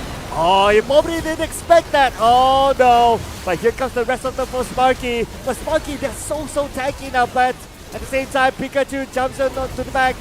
Don't want to overfocus on the AMG, my friend. AMG trying to protect his teammates with the hit, but now he's left all alone after everyone else is down. This is the ace that FRC is looking for to end the game. Ace for FRC, and the base of Sparky will start to fall in game 1 of this best of 3 series. The battle of the early game, the early composition versus Sparky's late game composition, but FRC with their supreme execution comes out on top as they secure game 1 of the series. There you go, ladies and gentlemen. FRC game 1. I would say it's a fairly convincing win, if you ask me. From the start to the end, it was so well coordinated. I think aside from the Arakan mess up that FRC did, all entirely FRC played an amazing game of League of Legends, playing the extremely good early towards the mid game here. The rotations coming in from Pikachu and Safasky was always on point, making sure that Ice Lemon Tea had an insanely good 2v2, 3v2 sort of gameplay, making sure that they get the early lead. Moving towards Grubs, Safasky single-handedly took 3 ultimates coming in from Sparky, making sure that Grubs was always being secured by the side of FRC, and slowly but surely, the early game, the mid game contributed in all these team fight wipes coming in from FRC. And the Aatrox played a true Baron laner. Like, he was just like alone at the top, 2v1, he could handle it. And then once that was done, he focused onto the bottom lane, just pushed all the way to the end, to the inhibitors. It was to the point that Sparky kind of forgot that he existed. I think that they have too much on their plate, especially for Sparky. Yeah. There were so many Fed members coming in from the side of FRC. You have the insanely fed Wukong with the Cyclone, you have the double carry coming in from Safasky and Nekodesu, and on the other side you have an unstoppable Aatrox that if you do commit the Paranoia and the all-out coming in from Cassante, you might not even be able to kill him due to how fed he was. Yeah, so if you want to commit all to him, everyone has to commit. But then again, you open up all the other lanes for the other 4 champions to go to. So it's a tough decision, I must say, right? But that's also because of the snowball from the early game towards the mid game that allowed Ice Lemon Tea to be like that. If he was somehow suppressed, then sure, then they probably wouldn't be in that kind of situation. But the fact that it wasn't, so that's why he was just all over the map. But let's check out the summary here from this game. And looking at the numbers here, I wonder how many kills. Oh, that's a lot of kills across. Everyone got their own piece. Yeah, they got their own piece here, but Kyo won, rocking that rel with 0-2-21. The main playmaker of this rel, the main foreman to open up the map, the main foreman to get vision and look for these big engages here. So props to this support pick rel coming in from Q1 really did a lot of work coming in for Fairy Charm. Absolutely, right? Like he knows when to go in and he knows to try to find opportunities. If we remember his movement when it comes to pre-team fight, he was trying to like, okay, can I go to the back line? Can I try to see whoever is there? It's almost like he has this assassin mindset on how he wants to try to engage stuff, and it definitely benefited the whole team. But that one player that benefited the most out of this game here is our MVP this round, again, Nekodesu. I gotta say the firepower coming in from this wave was immaculate. His unending spirals, his snipes on all these backlines coming in from the side of FRC towards the side of Sparky was just really pivotal and crucial. He was always landing all these crucial spells, doing all the damage given the goal that he has. Yeah, I mean, he was also very involved towards the late game as well, when it comes to team fights. And he also has to give it to his teammates, right? Like you have the Wukong with the Cyclone coming in, and then you have the Rel as well being a very good tank that allowed him the space to really just deal the damage. Yup, and all these fights, it really broke out because, well, one thing, Sparky wanted to fight FRC's insanely strong early to make game composition in the river, which they didn't really have to, because if you're playing a late game scaling composition like Jackson Lau and Chot on the Orianna and Sivir, you want to secure room for them to farm, but you can't be farming if you're gray screen simulator, right? So giving more kills towards FRC spells one thing. Your late game gets delayed immensely, and look at these fights. They lost a clean fight just getting Savasky only. Coming into the further fights right now, they get wiped out insanely clean coming in from FRC, dropping 0 members, further pushing FRC's early to make game 2 for fruition. Yeah, and this was another fight that they engaged first.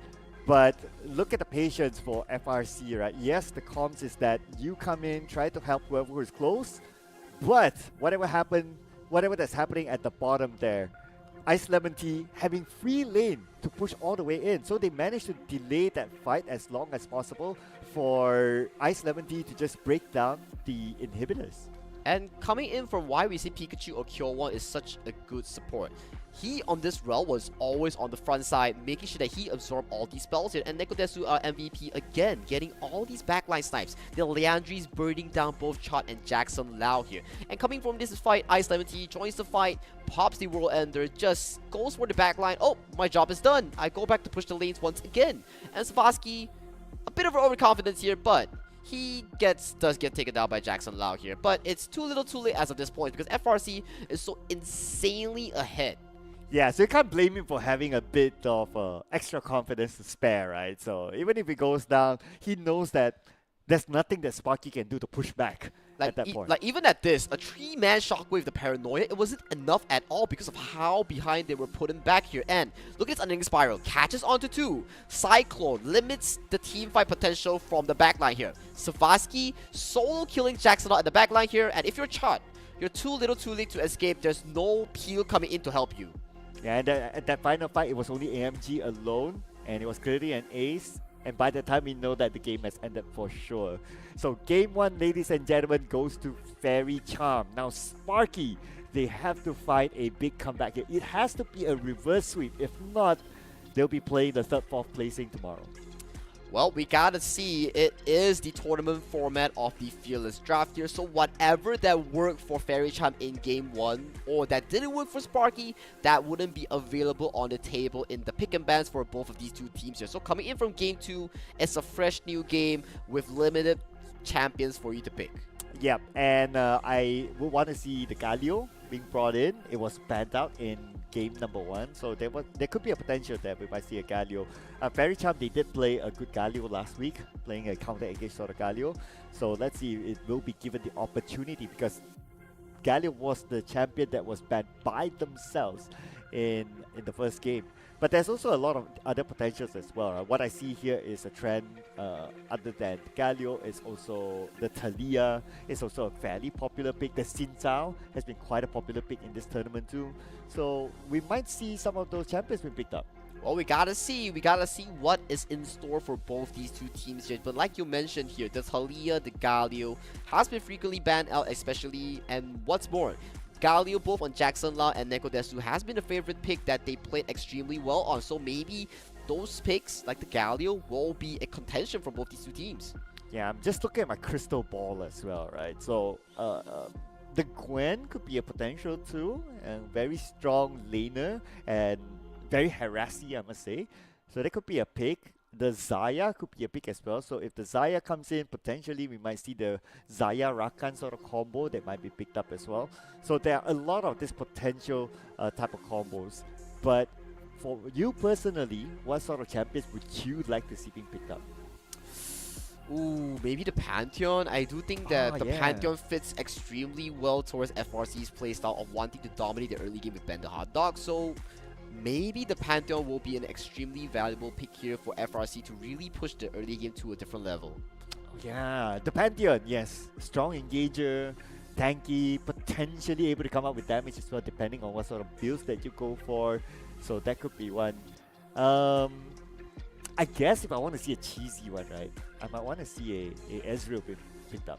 Ezreal seems to be pretty standard, right? Because it's one of those champions that has a very smooth and sailing early to mid game. It doesn't have a lot of natural counters, but it also means that you're giving up the laning power that you're looking for here. But if you're against the likes of Savasky in the laning phase, maybe that's what you want to go for, because you want to neutralize the lane as much as possible coming in from Sparky. You want to make sure that Savasky and Pikachu doesn't get that much of a lane value that converts it to a rotational lead or like a CS lead. Right, but so far in our tournament, at least for the teams that we are watching here, no Ezreal pick yet. So I'm still waiting if that happens. Not like I'm the biggest Ezreal fan, but I always find that to be sort of like a traditional sort of pick. Yeah. I mean, it is indeed one of the traditional sort of picks here. And talking about traditional, we also have the introduction of Yunara as well. One of the more newer releases that has a traditional marksman ADC sort of gameplay here. And we have seen Chot pick up the Yunara last week here. So maybe that is a potential of it being released in this game 2 of our semifinals. Alright, so speaking about game 2, we're going to go to the pick and bans first. So let's see what sort of bans is going to be done here. So we're going to start off with Sparky. Fairy Charm, they still have their player photos, but Sparky player photos looks like they kind of disappeared for now. Maybe they want to be like, okay, don't show our faces. We want to be full focus, okay? We want to be full focus, so we're camping on bushes right now. The high on bush strat coming in from Sparky is making like a bit of a comeback, you know? That is sort of a comeback. Okay, let's see. What sort of comeback here? So it looks like we're going to see the Gwen out. The Galio is out as well. Interesting. Why is Fairy Charm banning the Galio? Jackson Lau had a pretty good Galio game last week, so I do believe that they want to make sure that Jackson Lau doesn't have so much space in protecting Chot, allowing Chot to do damage. So maybe that is the approach here. But coming into the second round of bans here for both of these two teams here, we see a lot of these top lane focused bans onto the likes of the top laner Ice Lemon Tea from the likes of Fairy Charm. The Gwen, the Rumble has been banned away here, and as an answer ban, all these utility picks here in the top and mid role has been banned as well, coming in from Fairy Charm, being the Ornn and Galio. Okay, so it's more of like a respect ban, I would say. So, too bad we're definitely not going to see the Galio in this round. Maybe in the next round or maybe in the next series, we don't know. So we're done with the first set of bans here. So for picks, well, I guess one of your favorites that you did mention, you want to see the Pantheon is still up. Was about to mention that one of the popular picks here in this tournament series. You can play it in different roles, and it's also a very good engager.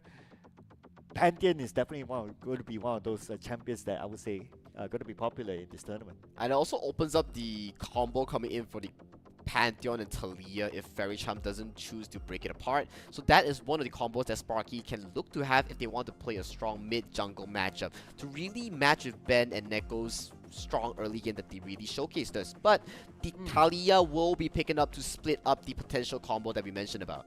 Yeah, you have a Talia. Basically, this champion is anti-dashers. You dash onto Talia's spells that's lay on the ground, especially then you get damage. So it's a very good one. And also the Talia with the ult is able to chase all the way to the back as well. So if you try to run away from the Talia, you must remember that Talia is like if you were to watch a ghost movie, right? You go up to the next floor, you go down to the basement, somehow you run, the ghost walks, but he's still able to catch you. That's Talia. That is Talia indeed. A lot of chase, a lot of potential in playmaking here. But another champion has been locked in for Ben the Hot Dog here. He has locked in the Jarvan for the J4 here. So flag and drag into Cataclysm will be detrimental as well. And it limits the picks of all these mage or ADC that does not have a mobility spell. And I like the Jarvan as well, right? Like you're able to lock champions in.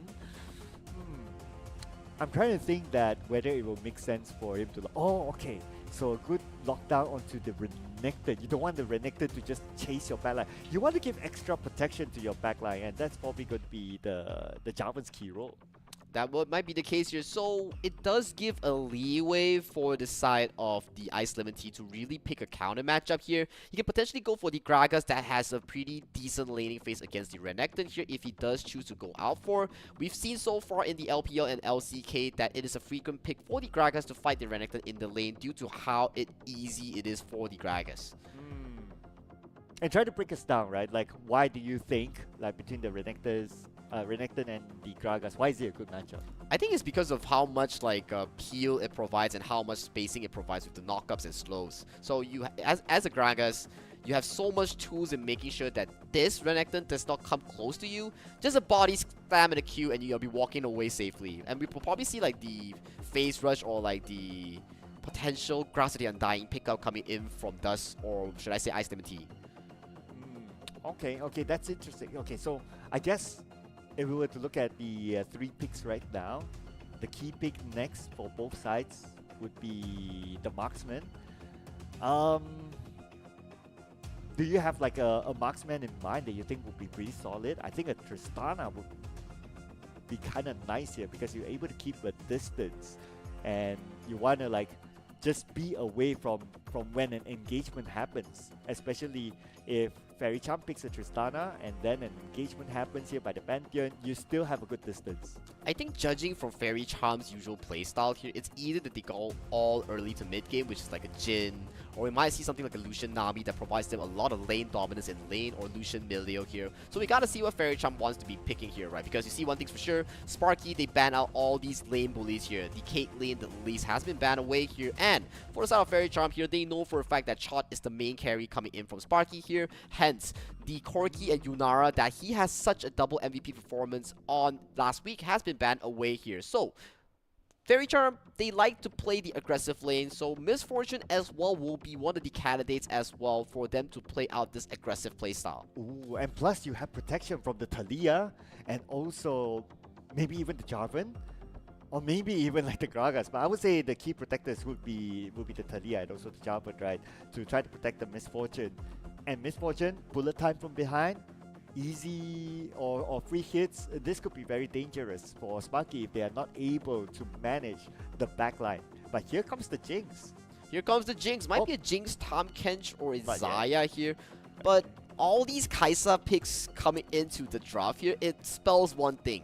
Kai'Sa does not have the strongest laning phase here if it's not paired with a melee support. So if they don't detect the laning phase and win against the Misfortune, which has an insanely strong early game, that's going to be a very bad scaling approach coming in from the Kai'Sa on Chot.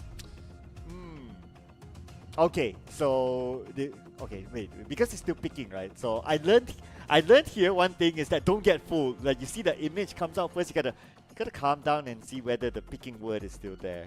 So if it's not, then yeah, it's locked in. But looks like the Kai'Sa will have enough protection based on your theory.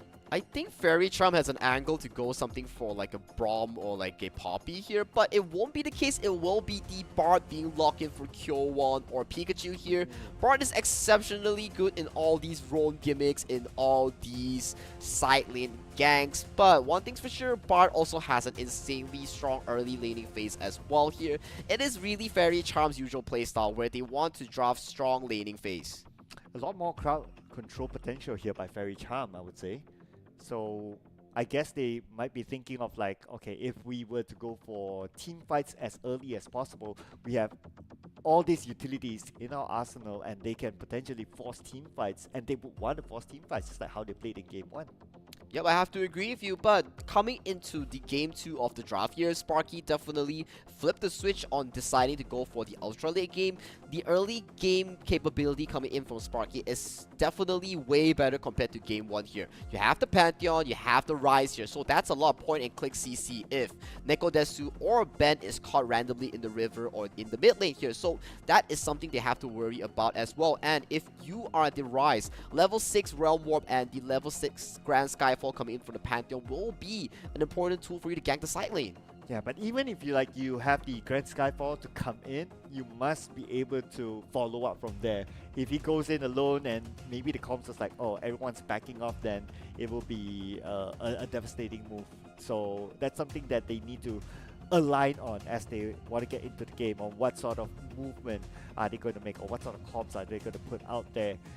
But looking at the two drafts here, since both sides have locked it in, do you have a draft that you particularly favor? I think in terms of laning phase, it always goes towards Fairy Charm's draft on how they are always to manage to be able to pick up all these counter in the lanes. So we have to see how the Pantheon from Sparky really plays around the early game here. I want to see this Pantheon pick make hell out of the Bard and Misfortune here. Utilizing the Leona's aggression with the Pantheon, that will be a game changer coming in from Sparky in game 2. Yeah, he probably has to think of like just trying to go for the Misfortune directly, because if you want to try to engage from the front, then you're probably going to deal with the Thalia that's going to stop you. You're probably going to deal with Jarvan, so you don't want that to happen. So try to like aim straight for the backline, I would say. But that also means that the other teammates must be able to follow up. But I also worry for Sparky, right? Even if they want to like try to engage directly on the backline, look at the amount of protection that Fairy Charm has. Like there's so much protection for the backline that I can see that it's so difficult to take out the Misfortune. The Pebbles coming in from the Thalia for anti-dash. There's Gragas with the explosive cast, so there's a lot of peel here. So it's down to execution here. So you can talk about the MF utilizing the bullet time to do damage, but once she starts using the bullet time, she's locked in place. You might see a Grand Skyfall or Solar Flare just dropping onto your head, and there's Kaisa with the Killer Instinct just dashing into you. So it comes with the execution on whose team fight is much better here. But talking about the early game here, I think it's very 50-50 between these two teams here. But if you want to talk about ease of communication and ease of like these executions here, it falls onto Sparky. Okay, so you're probably giving it to Sparky, I would say? I mean, team composition-wise, it's a 50-50. But we talk about laning phase, it's favored towards the likes of Fairy Charm. When we talk about the ease of execution and the playmaking potential in the first 10 to 15 minutes, I do think that Sparky has a better playmaking potential.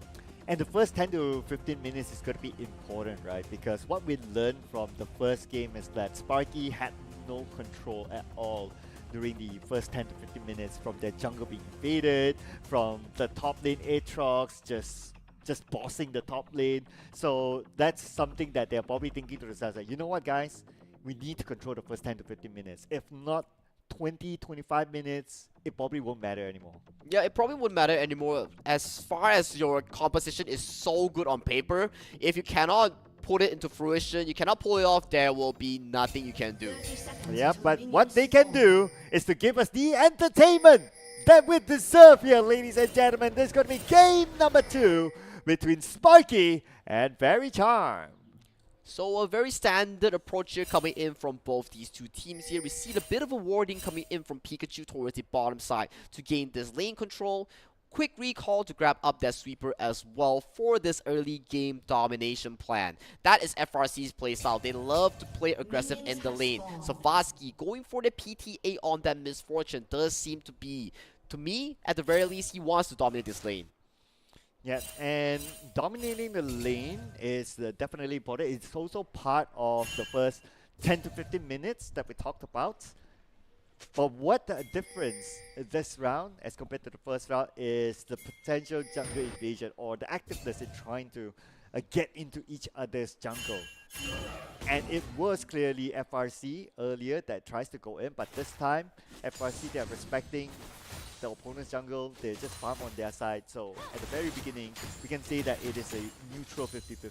It's a neutral 50-50 and they're parallel jungling as well. They start on the opposite side, both starting on their red, so they will meet later on in terms of the map play right now. We need to see if they're going for a quick scuttle or a fast clear towards level 4 here coming in from both jungles. But the early game lane domination has been executed coming in from FRC's bottom lane here. We're seeing 0 CS being picked up by Chot here as the Bard and Misfortune is so dominant here. But moving towards the mid lane here, Jackson Lau onto this rise is really putting in the work to limit Nekodesu. Just as you mentioned about Chot, I'm still looking at the numbers there. We are talking about 11-0 now.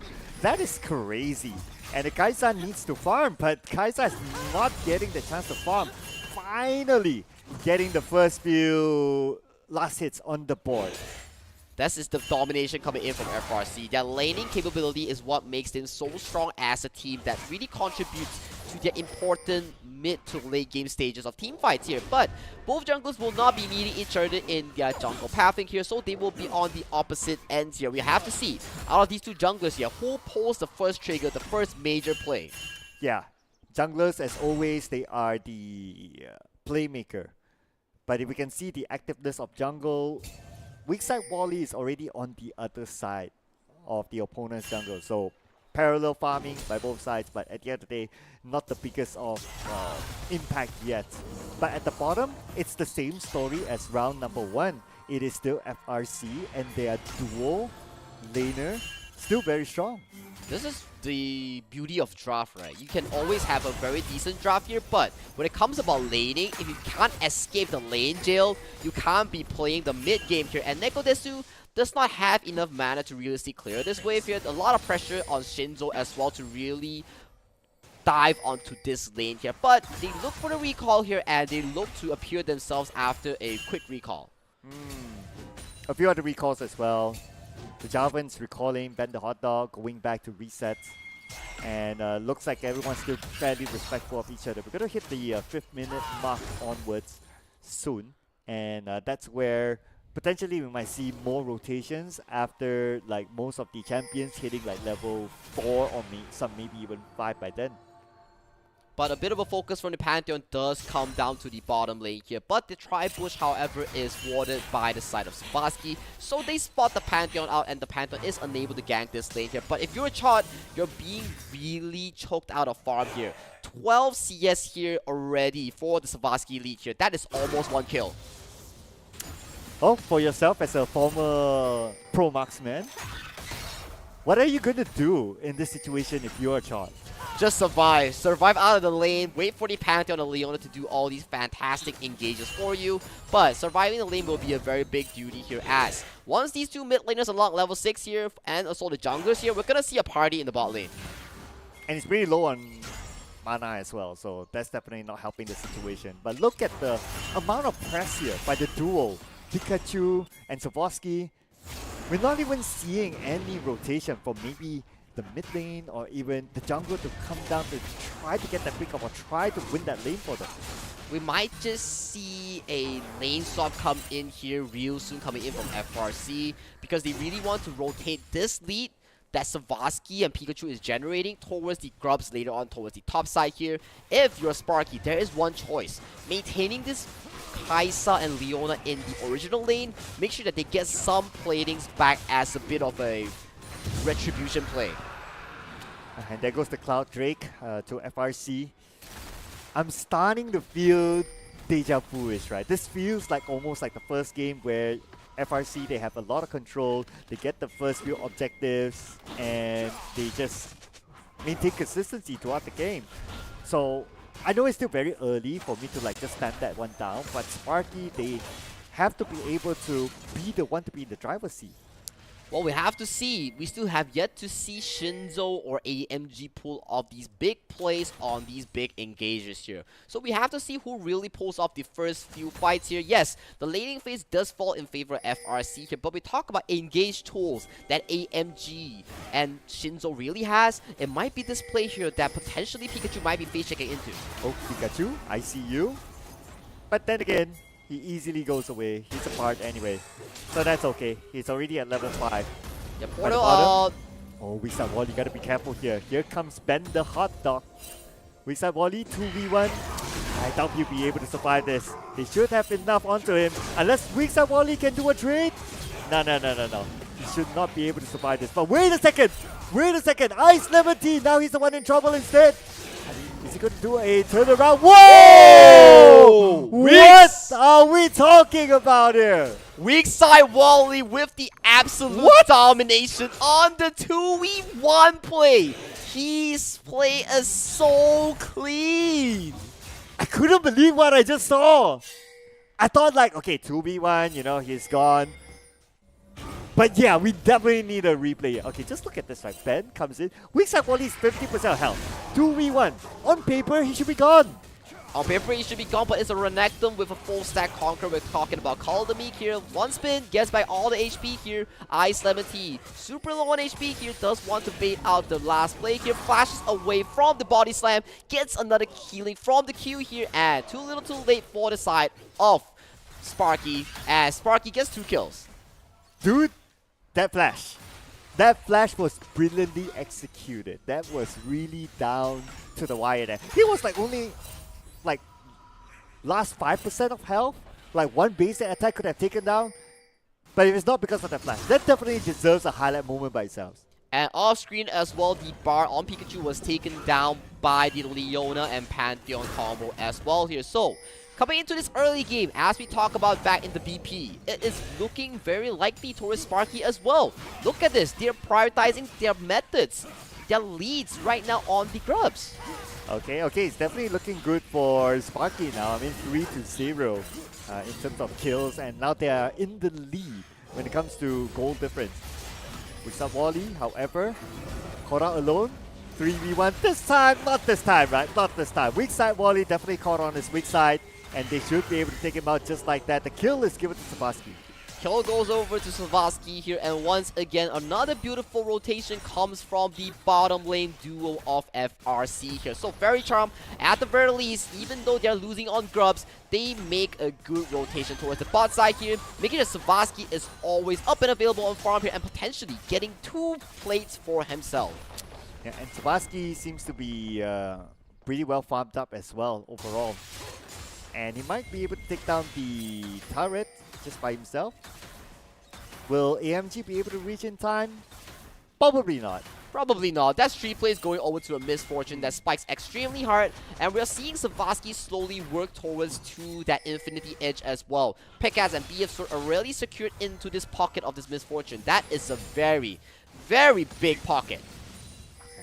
As for Jackson in the middle, you can see 3 players from FRC just waiting by the side there, but Jackson probably knows that somebody's on the other side, so he's not making the big moves. At the bottom, this is where I would say Savasky would need that extra protection, because now they're back as maximum damage towards their opponents. And now Pikachu has to be extra careful, down to 10% of health left. Pikachu has to back off. He has no choice but to leave this one. A new breath of life for Sparky as they dictate the early and mid game of this Game 2 series here. Infernal Drake goes over to the pocket of Sparky for the first time of the series, as the dragon will be decided as a Chem Baron. Oh, Jackson Lau. Okay, Savasky, are you going to commit to it? I doubt so, right? I doubt so, because the turret is still there. But yet again, another play falls over to Savasky's pocket. This MF is so huge as of this point, but weak side Wally gets a belly slap, dodges away from the explosive cast. He walks away without expending any summoner and any ultimate. Yeah, at this point, if I look at weak side Wally, less than 50% of health, I'm like, he knows what he's doing. He's fine. Yeah. But that was a great move. That was a great move there. A smooth criminal dodging out all the key spells here. This Kaisa, he has escaped the laning phase that we talked about here, and right now he is up and available in this mid game here. And we talk about the late game scalability here. Jackson Lau on this rise will just get stronger and stronger. Their scaling is so much better compared to FRC's late game. And here's Jackson having the entire bottom for himself to farm. And speaking about farm, both sides now back to farming mode. And how is Savasky doing right now? So Savasky shifted from the bottom, now playing around the mid side. But mid side is pretty heavily guarded as well, so it's not going to get much out of that. So instead of doing like staying at the mid lane, just play around the jungle side. But we're back onto weak side Wally versus Ice Lemon Tea. They're just gonna poke each other for now. They're gonna poke each other for now, getting some of the grass stack for Ice Lemon Tea here. We see a lot of agents being secured for Ice Lemon Tea as well here. So that is a form of late game insurance as well to really scale towards the mid game 20 to 30 minute marks here. But coming into this early game is awfully quiet coming in from FRC compared to that game 1 performance. And although the kill difference is like 4 to 1, right? If you kind of zoom in onto the goal difference, it's less than 1k. So that means even though FRC look like they're not really in control, but they are still in control of the goal difference. So this will still keep them in check or in the same pace as Sparky to potentially win fights when the time comes. I have to agree with you. So their late game insurance that coming from Sparky definitely falls onto Jackson on this rise. Every level 11, level 16 breakpoint will be detrimental for this rise here. It's extremely important for him to scale that Realm Warp, scale that spell Q damage here. So we have to see what they have in store for this mid to late game stage. I see pings here onto the Misfortune Sabaski in the middle. But he makes a rotation all the way down while the top is just poking each other. At the bottom, we're finally going to see the turret fall for sure, and they will have more access into the jungle side of Sparky. Yep, first turret does seem to be going over to the hands of FRC here, but the recall has been stopped onto Ben the Hot Dog here, so that is a bit of a slow rotation here, and potentially we might see a big fight happening around this Herald that may be spawning about 1 minute's time. And that's where we might see potentially the next fight. Okay, ping's happening here. I think we're going to see the fight. It's just a matter of whether they're able to get the opportunity. Ben is here. He does have the Cataclysm. If he sees a solo target clear, he might just go in. He might just go in here. We need to keep our eyes on AMG and Shinzo here. But look at Ice Lemon Tea here. Solo in towards the backline of Sparky here. Takes the Blast Cone and bounces away here. This river fight will be extremely important here. Weak side Wally pops the scanner. Scouts out all 5 member ins for FRC here. But they are sandwiched here. Okay, weak side Wally on one side, AMG on the other side. And here comes the Starfall to engage. And they manage to get Shinzo. Shinzo is pretty low. Shinzo gets away the safety just in time. But on the other side, Nekodesu went down. Ice Lemon Tea is able to walk away as well. But can't say the same for Nekodesu. Sparky got that 1 kill. The Bard ultimate coming in for Pikachu was so clutch, locking in 2 members of Sparky here. If not, FRC will minimally have to contribute more deaths into that fight here. But they do get a secure 1-for-1 trade here as we see this replay here. The wall does not really close off AMG. AMG gets a beautiful 2-man solo play onto the backline here. The Pantheon extremely low, but that Bard ultimate really saved the day. If not, the Kai'Sa will rain terror on the team fight. And that was a fight that probably favored Sparky, I must say. That keeps them still in check, still in front. But hang on, Shinzo. Okay, they see one. They're gonna start off with Pikachu. Pikachu is the one in trouble. Pikachu giving away the kill to Jackson Lau. Another one for Sparky.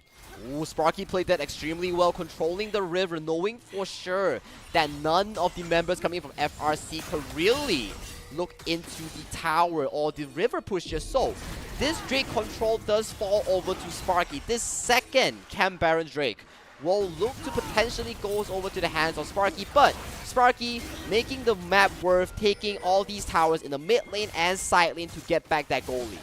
FRC playing this very objectively. They know that they're not going to be able to challenge it. They focus on getting the turret at the top. So that's a good move, I must say.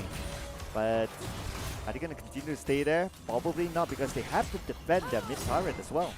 Yup, mid tower, the wave is being locked in, being froze by the Bard here. Ice Lemon Tea comes in and swoops up all the minion waves here. So, Jackson Lau, level 12 already onto this rise here.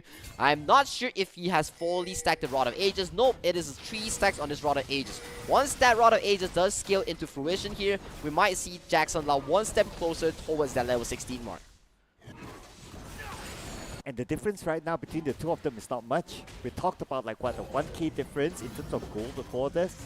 But now, it's only like 100 difference. Even though Sparky has like 6 kills in hand versus 1.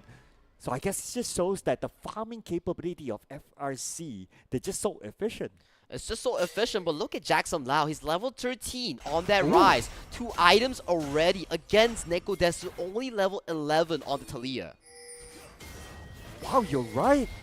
Level 13. Okay, he has the upper hand in terms of leveling. So let's see if he will be able to benefit from that. Weak side Wally now. 1v3. As weak side Wally tries to get away. But then again, Cataclysm onto him. He has nowhere to run. The tower is just right in front of him. And as much as he tried to get a trade off, he's not able to. With 4 players from Sparky up there, he will still go down. Yup, Ice17 doing an exceptionally good job as well, rotating himself from the bottom lane to protect this mid tower, sacrificing the bottom lane, but they get a kill onto weak side Wally as this Renekton is forced to be taken down, and the top tier 2 for the side of weak side Wally will be potentially going down as well. This Gragas is extremely tanky, so there is no problem in face checking. Okay, I was kind of worried for Ice Lemon Tea there. But look at Nikodesu. Solo push at the top. Okay, so it's not only Ice Lemon Tea that can do it, but Nikodesu can as well. Nikodesu can as well, and they play the map beautifully, securing 3 towers in one single rotation. When it comes to objective gameplay, we can clearly see that FRC, they have the upper hand. But when it comes to team fights, Sparky, they have it. But they always commit like 4 players for 1, which is okay, but when it comes to playing the map, the bigger picture of the map, FRC, they are everywhere. But this goes to show the pick and ban importance coming in from Sparky, right? We talk about the ease of execution, the Pantheon and Leona combo, plus the Rune Prison coming in from the Rise here, making sure that it's always so easy for Jackson Lau and friends to really secure these kills here. And right now, look at this map pressure here. If you are FRC, you find it so stressful to actually march into this river right now because of how fed the Rise is. This Rise, he's yet to fully stack the Rod of Ages. Once he hits that Rod of Ages, he's gonna be level 16 in about like a few minutes time. And plus information for the side of Sparky, now they know exactly where FRC is at in their own side of the jungle. So they kind of know that up there is clear. They only have Ice Lemon Tea to deal with, which is not the biggest threat of the ball. But speaking about a threat here, Shinzo could be a big threat if he managed to catch Nikodesu or Pikachu. But both players, they managed to back off just in time. A flip and a bit of damage onto Shinzo. So he's forced away from that bush here. The bar ultimate does not connect onto anyone. AMG forced to flash away. Flag and drag almost hits if he does not flash away here. So 2 key spells here being burned from the side of AMG here. Does not have to flash onto Leona, but he does have the Hex Flash here. Over to the side lane here. Jackson Lau rocking that 50 CS lead against Neko Desu on this mid lane matchup. Okay, I'm starting to see a bit more of a pattern here between the 2 teams, right? Like Sparky, they like to move like as a 4 or sometimes as a 5, but for the most part as a 4 to try to get those pickouts here. But for FRC, they like to just split out a little bit more, try to win the map. So in Sparky, they commit 4 players but not able to get much out of it. That is where FRC will have the upper hand. But if they commit all 4 and then they got like 2-3 kills, then Sparky would be in the driver's seat. I have to agree with you, and right now the driver's seat will be determined by whoever secures this upcoming Drake and Otacon that will be heavily focused onto this bottom river right now. Ben the Hot Dog and Pikachu are desperately trying to look for the vision game here. Savasky gets the mid push here, is looking to walk in here, but Jackson Lau gets spotted out by the teams of FRC, cannot get the Realm Warp, almost gets taken down. Oh, but Jackson Lau, not able to escape at all. Now Shinzo could be the one in trouble instead. Has to burn the flash to save himself. AMG is there as an extra protection. But with the fact that FRC, they got Jackson Lau, the champion, that is ahead of everyone else in terms of leveling. This is their chance to lock in the Otacon. This is painful coming in from Sparky here. You cannot allow your Rise to be punished like that. Once the Rise falls down, your primary DPS, the richest member of Sparky, is taken down right now. 4v5 situation, Otacon, 3,000, and is looking to go over FRC. Shinzo, he doesn't have the Grand Star 4, but AMG's in trouble. He's taking a lot of damage. AMG down. Same goes. A double kill here given to Savasky. And FRC, all of a sudden, they're turning the tables around. The beautiful map play here coming in from Ben, Neko, and Pikachu. punishing the Rise, making sure that they get the 4v5 in this Otacon, punishing once again AMG without flash, Shinzo without flash. Thus, the fruition coming in from FRC, the gameplay, the formulation is so darn beautiful. Okay, I want to get a clear explanation, right? Do you think it is actually the mistake of Sparky or the brilliance of FRC?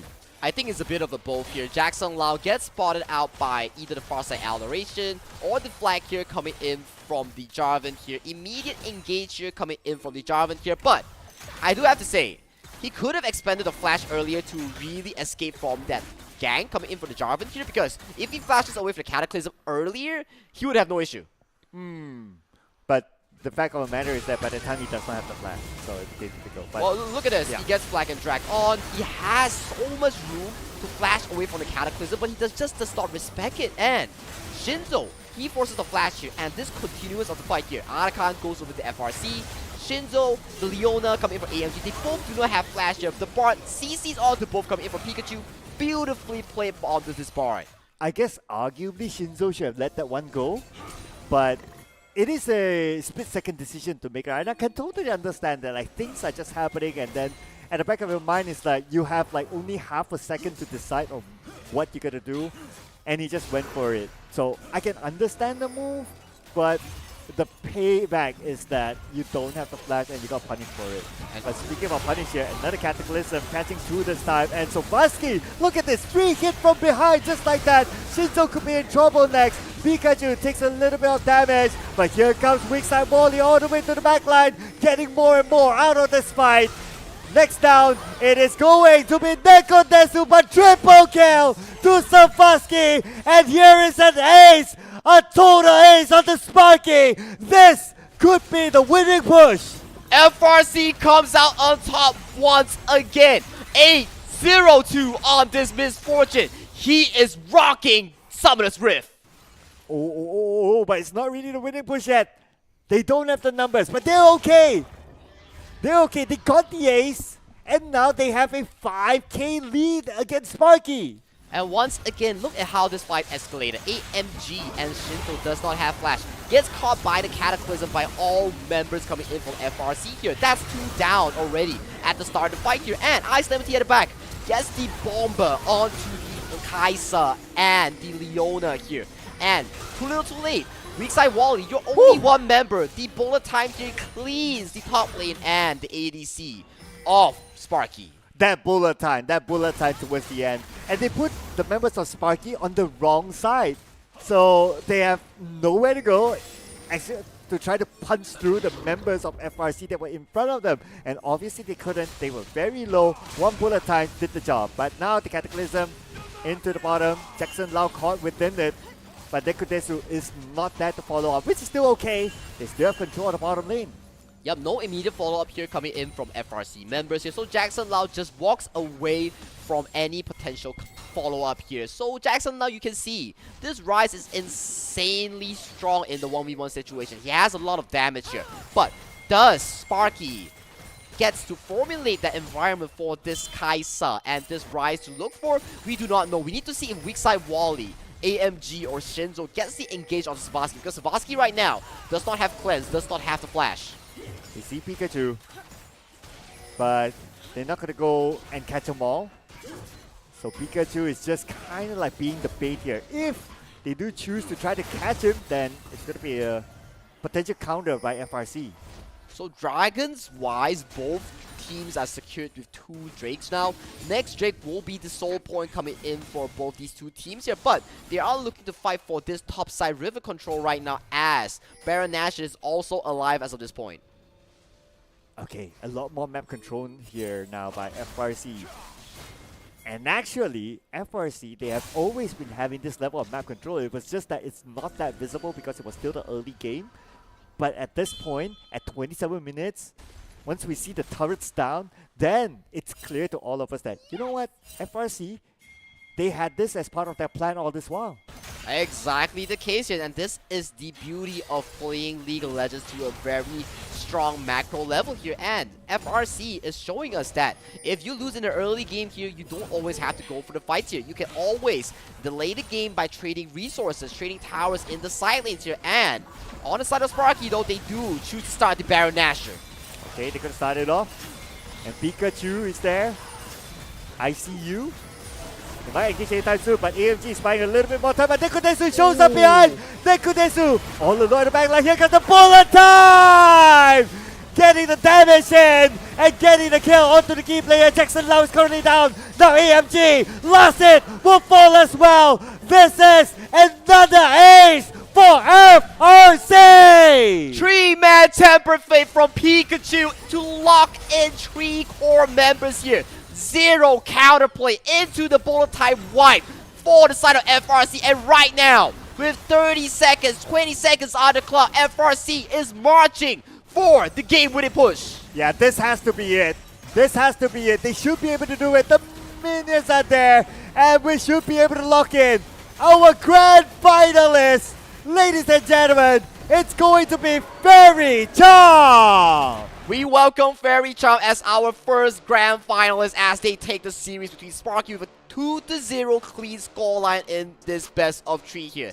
And I gotta say, Sir Cloud, every member of Fairy Charm really stood up today. They played beautiful macro game. They played insanely good team fights as well. That Bard ultimate at the end was so darn good in locking 3 members. Oh yeah, and let's not forget about the misfortune as well. With the right timing of using the bullet time, just to try to get that ace towards the end. Like he really kept it for like, okay guys, let me be the one to clean things up. You just need to lower down the health to less than 50%. I'll come out with the bullet time, and we end the game. And that's exactly what they did.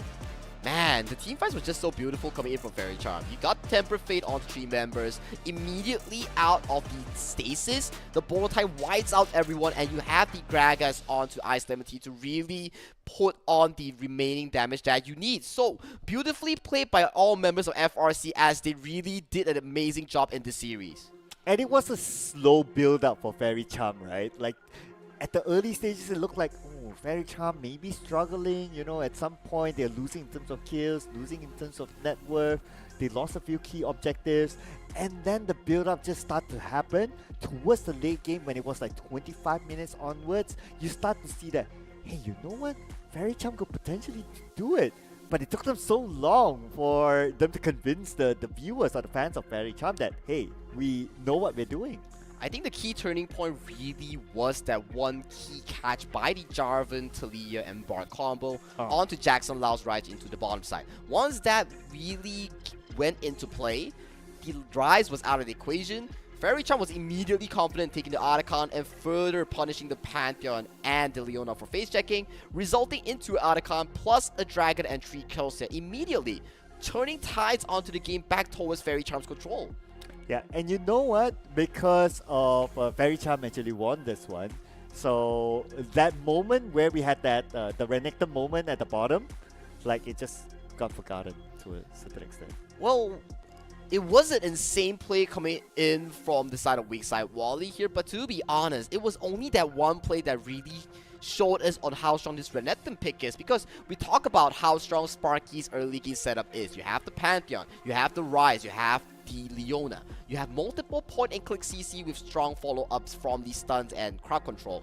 But the early game was really, yes, you got a decent lead here, but you didn't really push past the breaking point. Instead, you lose out the Rise that was really farming extremely well towards the mid-game here, but he just lose out the mid-game control. He was really punished extremely hard from the side of FRC. And to point out the goal difference here, it really started to look significant at 22 minutes 30 seconds onwards. But you know what, Zagi?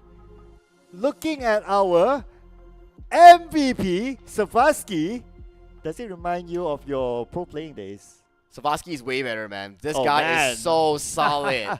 I gotta say, the core essence coming in from Fairy Charm, yes, we always say that Neko Desu is the star boy of this team, but you gotta put a little bit of focus onto Savaski and Pikachu, because this dual lane coming into this bottom lane is so darn strong. They are so consistent and solid in the laning phase. They always win out and provide that lead that Fairy Charm needs to transition into a smooth transition early to mid game. 11:03. perfect game for a misfortune. But the fact that he did not die a single time, right? He also has to give it to his other teammates that gave him the protection that we talked about, like the Cataclysm and the Gragas as well, with the explosive cast that allowed him to have free hit, and that's number one, and a good finishing. But this is of course the highlight that we could not forget. The Renekton 1v2, it was brilliant. But it was only brilliant. it was translated into a win.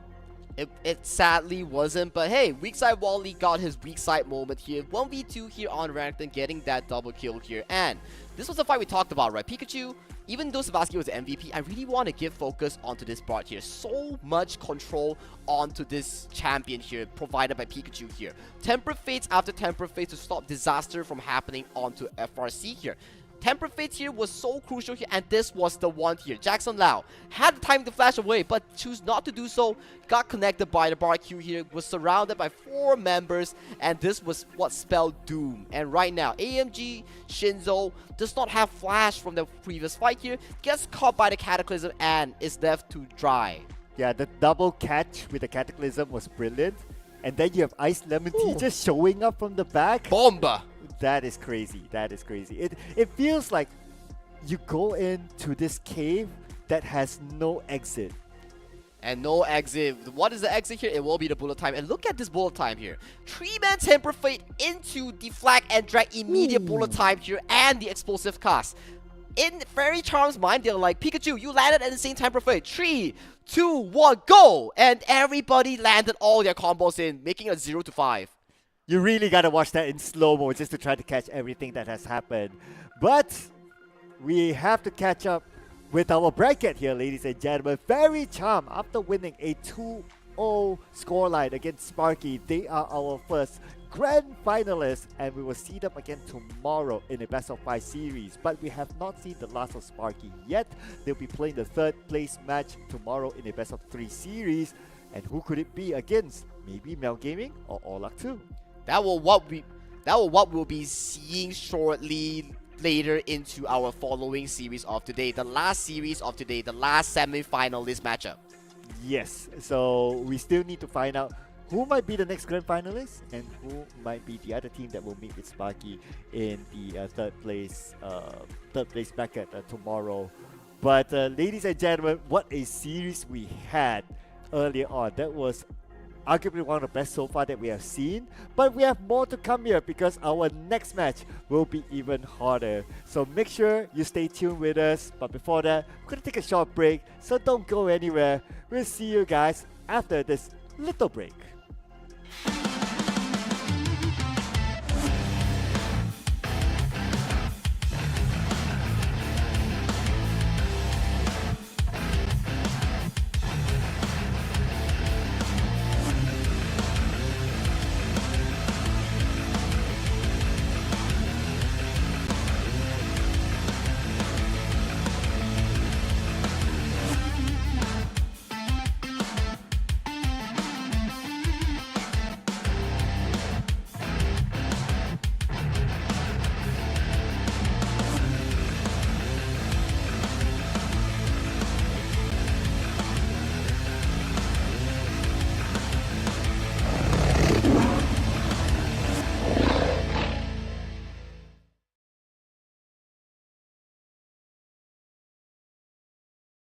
The human body was built to move, not trapped at a desk in one singular posture for 12 hours a day. It's time your chair evolved. This is Secret Lab Titan Evo. Ergonomically engineered for you, gamers, hybrid workers, artists, backing your every move. The time has come to prune the tree.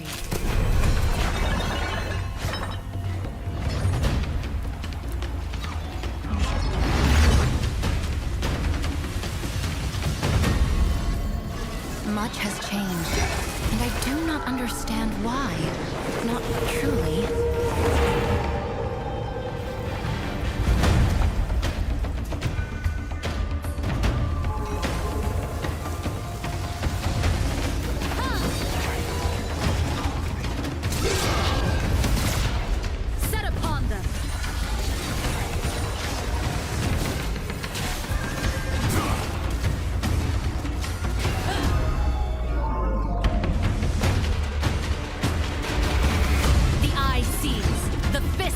ashes.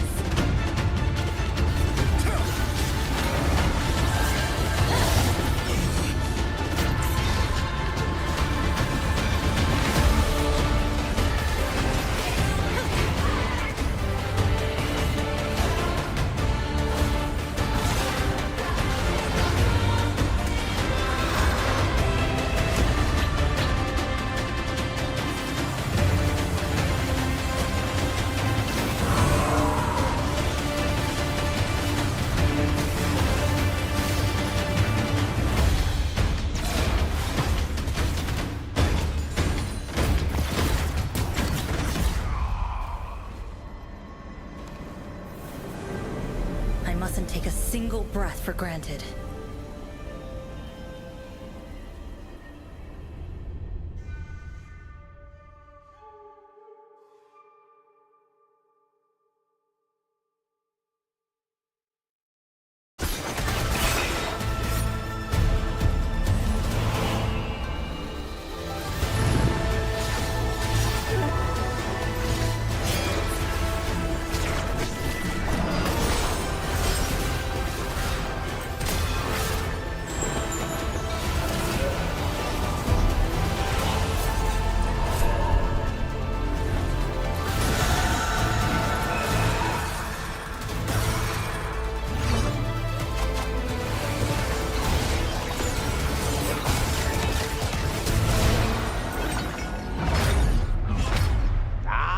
It's okay. Let's go.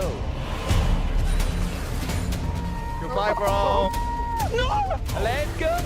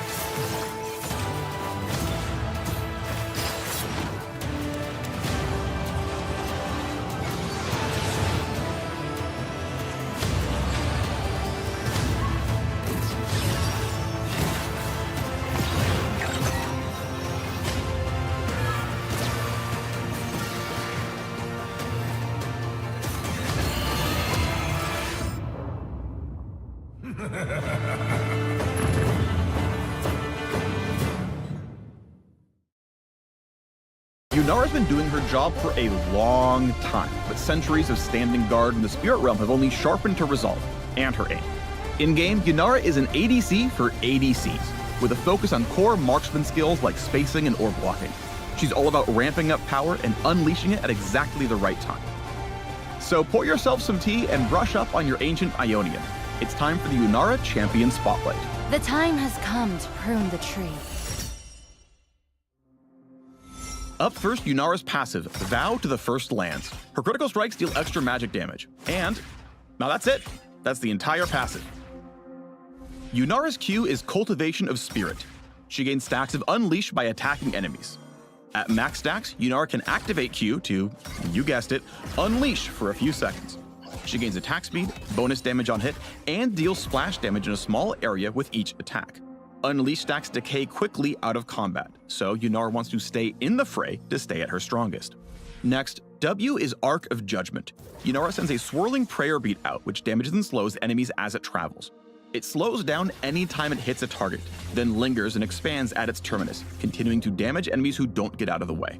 For E, Yunara activates Kanmei's Steps, which grants her a quick burst of move speed to chase down enemies, reposition, or dodge skill shots. Now let's focus on her ultimate, Transcend One's Self. With R, Yunara taps into her full power, entering a transcendent state for several seconds that enhances all of her basic abilities for the duration. Her Q, Cultivation of Spirit, instantly activates and empowers her attacks for as long as she's transcended, which is a long duration upgrade. Her W, Arc of Judgment, becomes Arc of Ruin. Instead of a swirling prayer bead, she fires a beam of spirit magic that slows and deals high damage in a line. Finally, her E, Kanmei Steps, becomes Untouchable Shadow. She gains a short dash instead of movement speed, and the ult cast resets the cooldown. She can dive out of danger or right into the fight. When Yunara transcends oneself, her enemies don't have a prayer. Age of Retribution! Like many other AD carries, Yunara wants to play safe until she finds the right moment to get aggressive. She's truly powerful with a fully stacked Q. If Cultivation of Spirit is ready to activate, it might be a good time to fight. An even better time to fight? When her ult is up. Her mobility is pretty limited most of the time, so opponents want to lock her down before she goes all Super Kinku mode. Positioning is key here. All that potential power means nothing if she doesn't live long enough to use it. Yunara is meant for you ADC purists. Her ramping power might feel familiar if you like playing Ashe or even Zeri. Basically anyone who likes decimating enemies with a relentless barrage of autos. Find out what more than 200 years of Spirit Realm experience looks like with Yunara, the Unbroken Faith. Perseverance, patience, providence.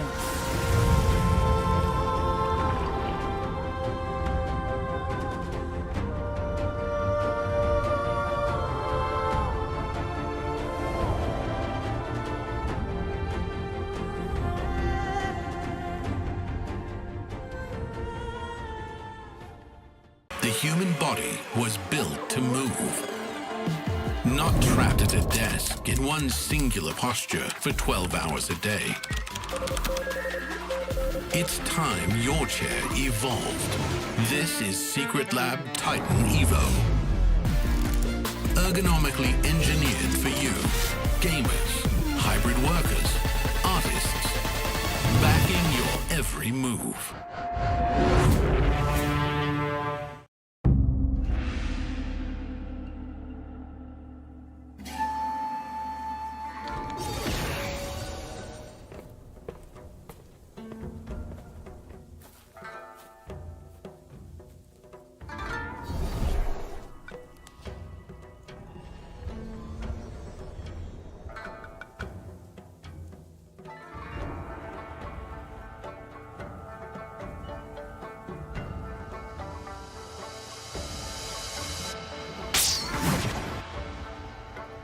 ここに集まったのはそれぞれが力を試し神殿の巫女の力を最もふさわしく扱えるものを決めるためだ。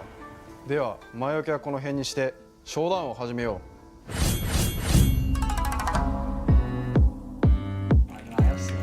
我会死吧？看看，反打！给我操！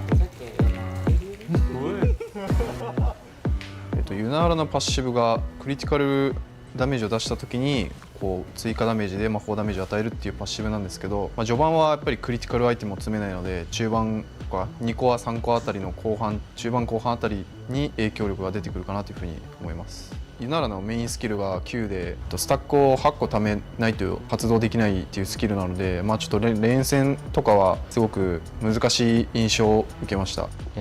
Theo em thấy ấn tượng đầu tiên của em về con tướng Yunaga này thì lối chơi cơ động và 我觉得他的 Q 在对线上应该会占蛮大的优势吧，因为他可以透过扩散来抢兵线。那在下路其实抢线权是下路最重要的工作。W やばいよ。いかれてるダメージしてる。なんかゼリーの強化版みたいな感じ。Em nghĩ là chiêu W của Yunara thì nếu mà ở trạng thái thường thì sẽ phù hợp với ở vị trí ở lane, còn vị trí ở W siêu việt ở trạng thái siêu việt thì sẽ phù hợp ở giao tranh。比较长，好像在放龟外气功的感觉。ユナーラの E が思ったよりも早く動けるし、クールダウンも短いので結構連戦でも積極的に使っていいんじゃないかなっていうふうに感じました。他们那个不是你还在睡觉啊？对啊，这里是来了。这第一个走了好不好？啊！ W，可以直接打他吗？でウルトのダッシュの挙動もすごく速いので、相手からしたらすごいやりづらいだろうなっていうふうには感じます。我觉得他的大招有点像，就是他把他的3招都强化了。まあ個人的に感じたのは、ゼリのウルト中かなっていうふうに感じました。W や E のクールダウンも解消されて Q が15秒間持続で発動するので，对，他就是开了大来配合他的 QWE 的。Thì cảm nhận của em khi mà đối đặt khi mà chơi Yunara là kiểu cảm giác con tướng này đánh tay khá là nhiều nên là đầu game hơi bị khó để đi lên. Còn về giữa game và cuối game thì tướng khá là mạnh. Theo em nghĩ thì nếu muốn chơi vị tướng này thì mọi người cần giữ vị trí trong giao tranh, phối hợp với đồng đội. 我觉得对上那角色的话，就是趁他在 Q 还没有叠起来之前跟他换血。 상대 뭐 이즈카르마나 이런 견제기가 좀 좋은 챔피언 있으면은 힘들 것 같다는 느낌을 받았어요. Theo em nghĩ là tướng để phát huy tối đa sức mạnh của Yunara là những vị tướng có khả năng bảo kê trong giao tranh, ví dụ như là Rakan hoặc là Lulu. 他感觉是需要发育起来的英雄，但在赛场上就是下路不太适合太发育，他需要有一点能够战斗的能力。もちろんやっぱりプロゲーマーなので、練習しないといけない部分もたくさんあるんで、もちろんそれは練習しようと思ってます。ただやっぱりユナーラ自体がすごくなんていうの新鮮なチャンピオンなので、すごく練習するのも楽しみなチャンピオンでもあります。 Theo em thì em nếu mà con tướng này mà ra mắt thì em sẽ chơi nó, em sẽ luyện tập nó rất là nhiều, em sẽ không cấm nó bởi vì em thấy con tướng này nó phù hợp với em. 开大了。我没地铁都帮我走，我太痛了啊！我完全放过呀。僕じゃねえし。哇，单身 OP。Victory! やばい、遅刻。またかよ、マブルに怒られる。間に合った。あー、嘘、終わってるじゃん。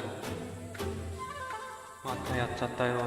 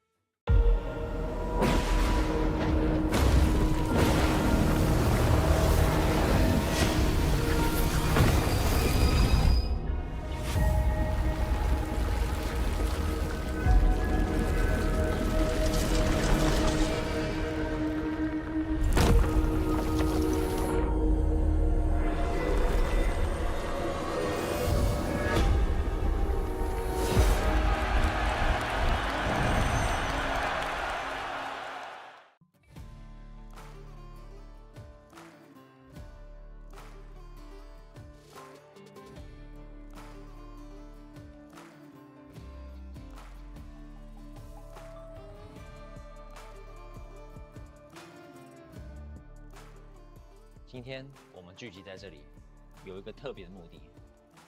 我要跟你们讲一个故事。这个故事的主角是一位传奇的 ADC 选手。Coming through, and they can't do it. Uzi is still alive and kicking, and Uzi is trying to carry the game right now. 我 S3第一次看到 UGI 比赛的时候，我就觉得，原来 ADC 是可以这样玩的。因为之前 ADC 前期都是在发育嘛，那你等到后期再站出来 carry。那 Uzi 的打法其实他从对线期啊，或者是团战，他有办法找到那种机会，而且他操作当时是已经比大家都好的非常多。我觉得 UZI 特别的地方是，别人 AD 都是打团方面比较出色一点，然后他是从对线就开始给别人很大的压力，然后打团也是零失误。 Là một đối thủ lâu năm của Uzi thì cảm thấy cái áp lực đi rừng của Uzi lại rất là lớn. Mà là một người đi rừng thì mình phải dành rất là nhiều thời gian để chăm sóc cặp bot của mình. Và trong teamfight tổng gần như rất là hiếm thấy khi Uzi mắc những cái lỗi và rất là khó để có thể giết được cũng như là nắm bắt cơ hội giết được Uzi. Uzi is coming in from the backside. Surprise! Here comes the Vayne. Kill for White. Sun's not going to escape this one. They focus down Uzi, but look at him. He's still alive. He's still surviving. He stays alive. Ace for Royal Club. What an amazing. UZI 有一点是让我非常敬佩的，因为他其实个人的话受伤是非常严重的，他每次在谈练完或者训练赛完之后，他就是必须要接受1到2次的物理治疗，但是他物理治疗完后还是可以积极的回去投入排位，这点是让我很敬佩的一点。我觉得当一个职业选手，你休息了2年再回来职业场上，其实是非常非常困难的一件事情。因为其实你这1、2年的时间，你已经不习惯了这个高压力的训练，因为其实我们职业选手训练量是非常大了，而且你还要打比赛，你面对的压力其实是很大很大。那这2年，我相信 UGI 在休息的时候再回来是非常難的一個決定。那我想看他回來的時候，我覺得就是他對於打電競這個事情是非常的熱情。Sau khi nghỉ 2 năm thi đấu chuyên nghiệp thì khi mà quay trở lại thi đấu chuyên nghiệp thì rất là nhiều điều mà mình rất là tự tin trước đó, hay là những cái mà luyện tập hàng ngày mình luyện tập rất là nhiều thì cũng không còn những cái lửa như đợt trước nữa, cũng không thể nào mà theo kịp được những cái thời mà mình từ trước đó mà mình luyện tập nhiều hơn, mình tự tin vào những cái phần này phần kia, và thật sự là một quá trình mà mình phải bắt đầu lại từ đầu để có thể tập luyện cũng như là làm quen với nó. Second blue, but that's going to be about the end of it. Instead, it's going to be bottom lane. Gorilla going in onto Uzi, dropping the ignite, able to find the initiation. Uzi with an expert dodge to get away as Ming gets out as well. S13，我跟他在 EDG， 那是他生涯的最后1年，但是我还是能感觉到他的胜负欲特别强，我也从他身上学到了很多好的地方。 Uzi đã ảnh hưởng và truyền động lực cho mình, thì mình thấy là sự nghị lực và chuyên nghiệp của anh ta. Khi mà mình thấy những trận thua của anh ta thì anh ta sẽ không bao giờ bỏ cuộc, và thường thì mình thấy là sau mùa đó thì anh ta sẽ trở lại rất là mạnh mẽ, nên là mình học được tính cách đó từ anh ta. Whenever I watched him play in the past, whenever he made his plays, I'd say he always looked super confident. So I think whenever I try to perform on stage or practice scrims, I always try to play with full confidence in all of my games.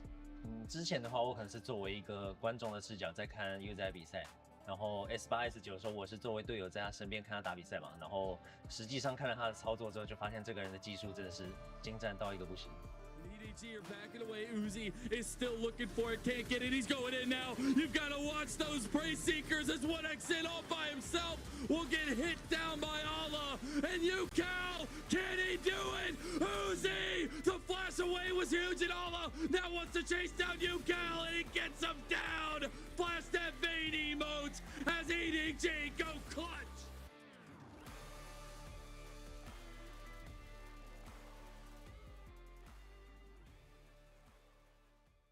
The human body was built to move, not trapped at a desk in one singular posture for 12 hours a day.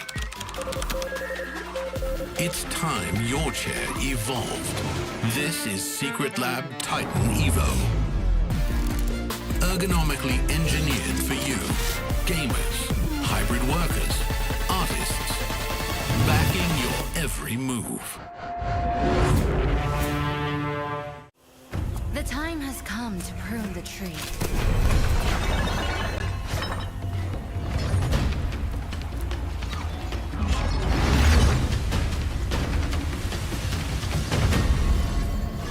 Much has changed, and I do not understand why.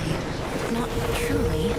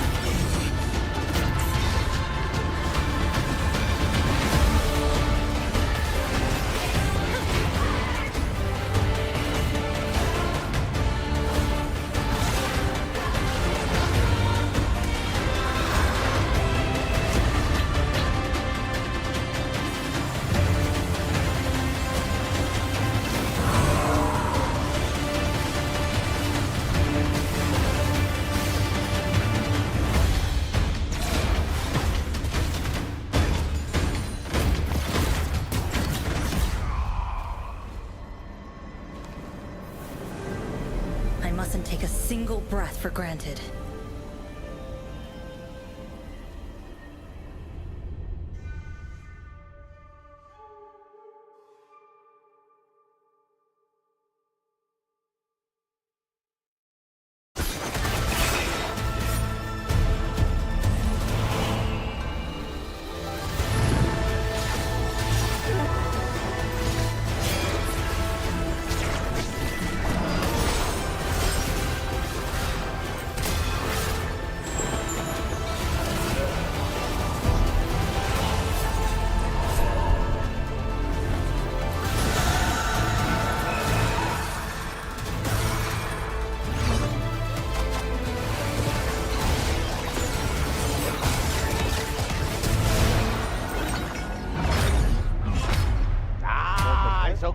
go, let's go. Goodbye, bro. No! Let's go.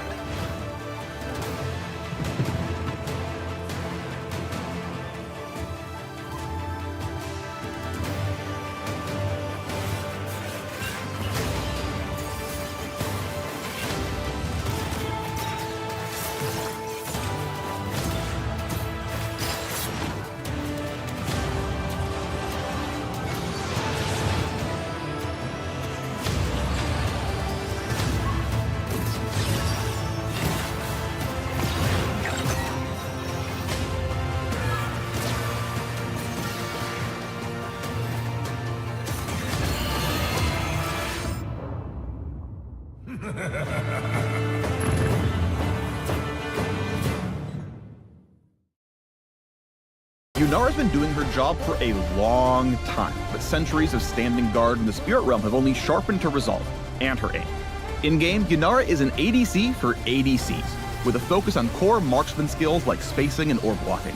She's all about ramping up power and unleashing it at exactly the right time. So pour yourself some tea and brush up on your ancient Ionian. It's time for the Yunara Champion Spotlight. The time has come to prune the tree. Up first, Yunara's passive, Vow to the First Lands. Her critical strikes deal extra magic damage. And now that's it. That's the entire passive. Yunara's Q is Cultivation of Spirit. She gains stacks of Unleash by attacking enemies. At max stacks, Yunara can activate Q to, you guessed it, Unleash for a few seconds. She gains attack speed, bonus damage on hit, and deals splash damage in a small area with each attack. Unleash stacks decay quickly out of combat, so Yunara wants to stay in the fray to stay at her strongest. Next, W is Arc of Judgment. Yunara sends a swirling prayer beat out, which damages and slows enemies as it travels. It slows down any time it hits a target, then lingers and expands at its terminus, continuing to damage enemies who don't get out of the way. For E, Yunara activates Kanmei's Steps, which grants her a quick burst of move speed to chase down enemies, reposition, or dodge skill shots. Now let's focus on her ultimate, Transcend One's Self. With R, Yunara taps into her full power, entering a transcendent state for several seconds that enhances all of her basic abilities for the duration. Her Q, Cultivation of Spirit, instantly activates and empowers her attacks for as long as she's transcended, which is a long duration upgrade. Her W, Arc of Judgment, becomes Arc of Ruin. Instead of a swirling prayer bead, she fires a beam of spirit magic that slows and deals high damage in a line. Finally, her E, Kanmei Steps, becomes Untouchable Shadow. She gains a short dash instead of movement speed, and the ult cast resets the cooldown. She can dive out of danger or right into the fight. When Yunara transcends oneself, her enemies don't have a prayer. Age of Retribution! Like many other AD carries, Yunara wants to play safe until she finds the right moment to get aggressive. She's truly powerful with a fully stacked Q. If Cultivation of Spirit is ready to activate, it might be a good time to fight. An even better time to fight? When her ult is up. Her mobility is pretty limited most of the time, so opponents want to lock her down before she goes all Super Kinku mode. Positioning is key here.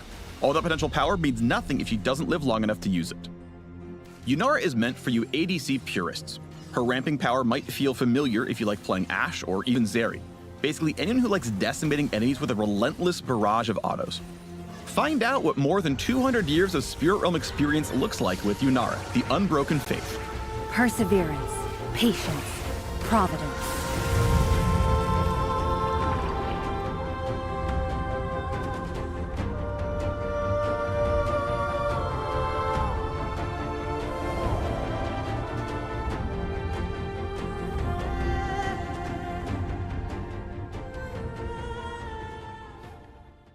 human body was built to move. Not trapped at a desk in one singular posture for 12 hours a day. It's time your chair evolved. This is Secret Lab Titan Evo. Ergonomically engineered for you, gamers, hybrid workers, artists, backing your every move.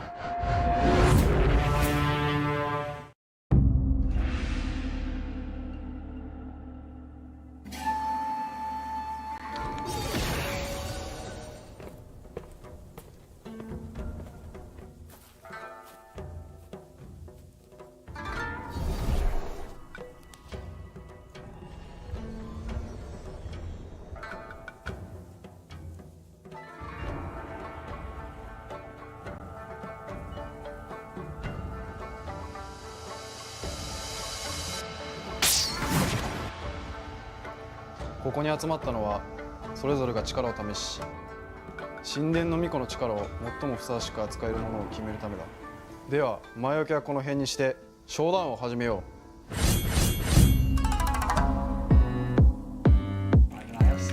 不会死吧？看看，反打！给我操！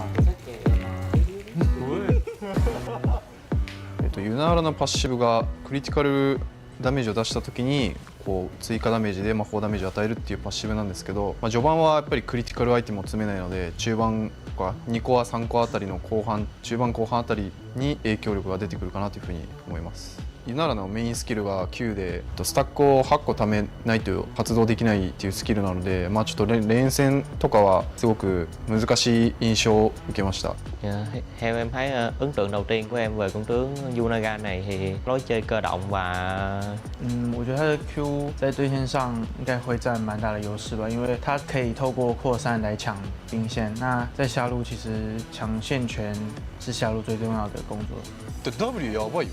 いかれてるダメージしてる。なんかゼリーの強化版みたいな感じ。 Em nghĩ là chiêu W của Yunara thì nếu mà ở trạng thái thường thì sẽ phù hợp với ở vị trí ở lane, còn vị trí ở W ở siêu việt, ở trạng thái siêu việt thì sẽ phù hợp ở giao tranh. 比较长，好像在放龟外气功的感觉。ユナーラの E が思ったよりも早く動けるし、クールダウンも短いので結構連戦でも積極的に使っていいんじゃないかなというふうに感じました。他们那个ブッシュ近づけ你还在睡觉啊？对啊，这不是来了。好，那第一个走了好不好？啊！哎呦！W。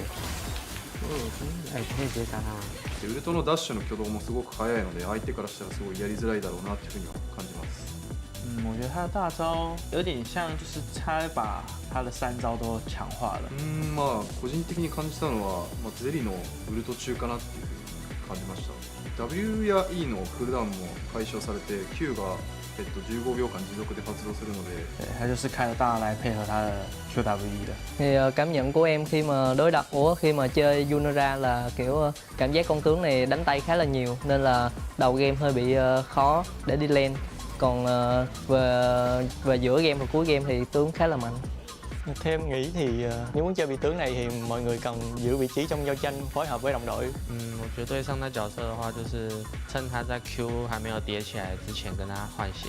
상대 뭐 이즈카르마나 이런 견제기가 좀 좋은 챔피언 있으면은 힘들 것 같다는 느낌을 받았어요. Theo em nghĩ là tướng để phát huy tối đa sức mạnh của Yunara là những vị tướng có khả năng bảo kê trong giao tranh, ví dụ như là Rakan hoặc là Lulu. 他感觉是需要发育起来的英雄，但在赛场上就是下路不太适合太发育，他需要有一点能够战斗的能力。もちろんやっぱりプロゲーマーなので、練習しないといけない部分もたくさんあるんで、もちろんそれは練習しようと思ってます。ただやっぱりユナーラ自体がすごくなんていう新鮮なチャンピオンなので、すごく練習するのも楽しみなチャンピオンでもあります。 Theo em thì em nếu mà con tướng này mà ra mắt thì em sẽ chơi nó, em sẽ luyện tập nó rất là nhiều, em sẽ không cấm nó bởi vì em thấy con tướng này nó phù hợp với em. 开大了。我没地铁都我懂，我应该中了啊，完全犯规啊！6じゃねえし。哇，3分 OP。victory!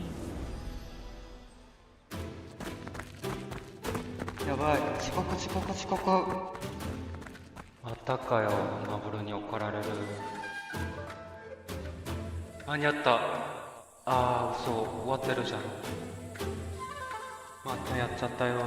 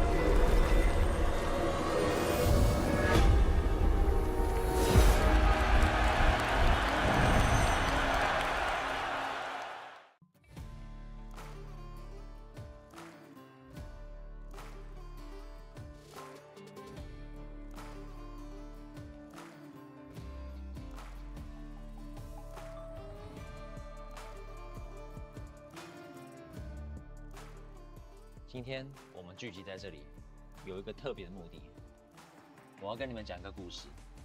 这个故事的主角是一位传奇的 ADC 选手。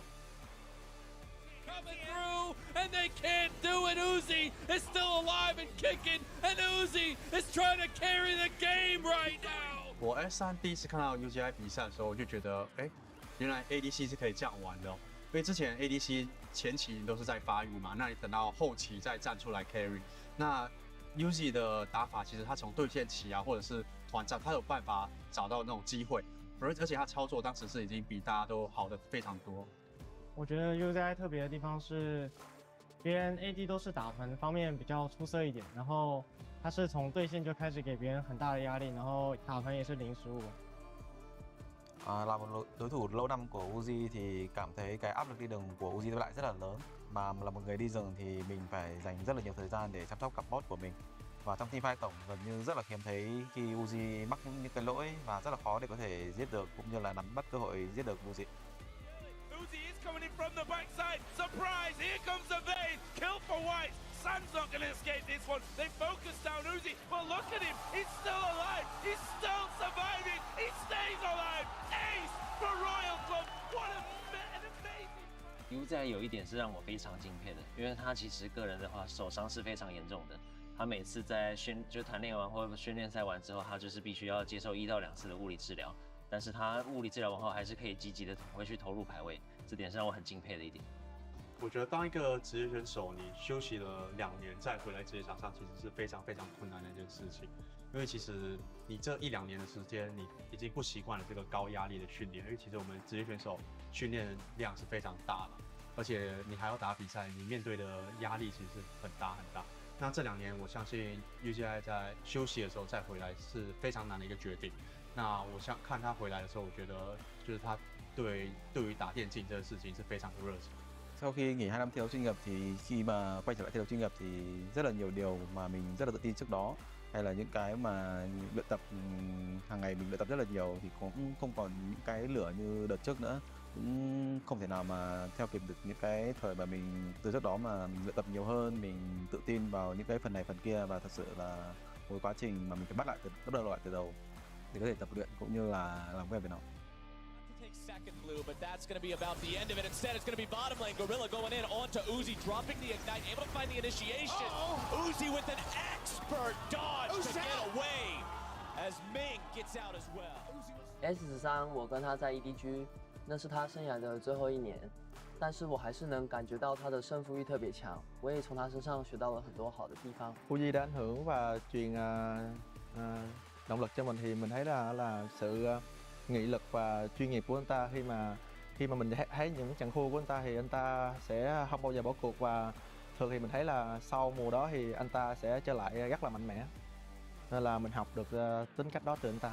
Whenever I watched him play in the past, whenever he made his plays, I'd say he always looked super confident. So I think whenever I try to perform on stage or practice scrims, I always try to play with full confidence in all my games.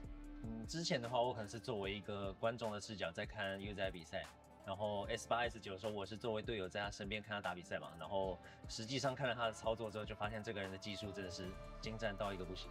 EDG are backing away. Uzi is still looking for it. Can't get it. He's going in now. You've got to watch those prey seekers as 1X in all by himself will get hit down by Allah. And UCal, can he do it? Uzi, the flash away was huge, and Allah now wants to chase down UCal, and he gets him down. Flash that vein emotes as EDG go clutch.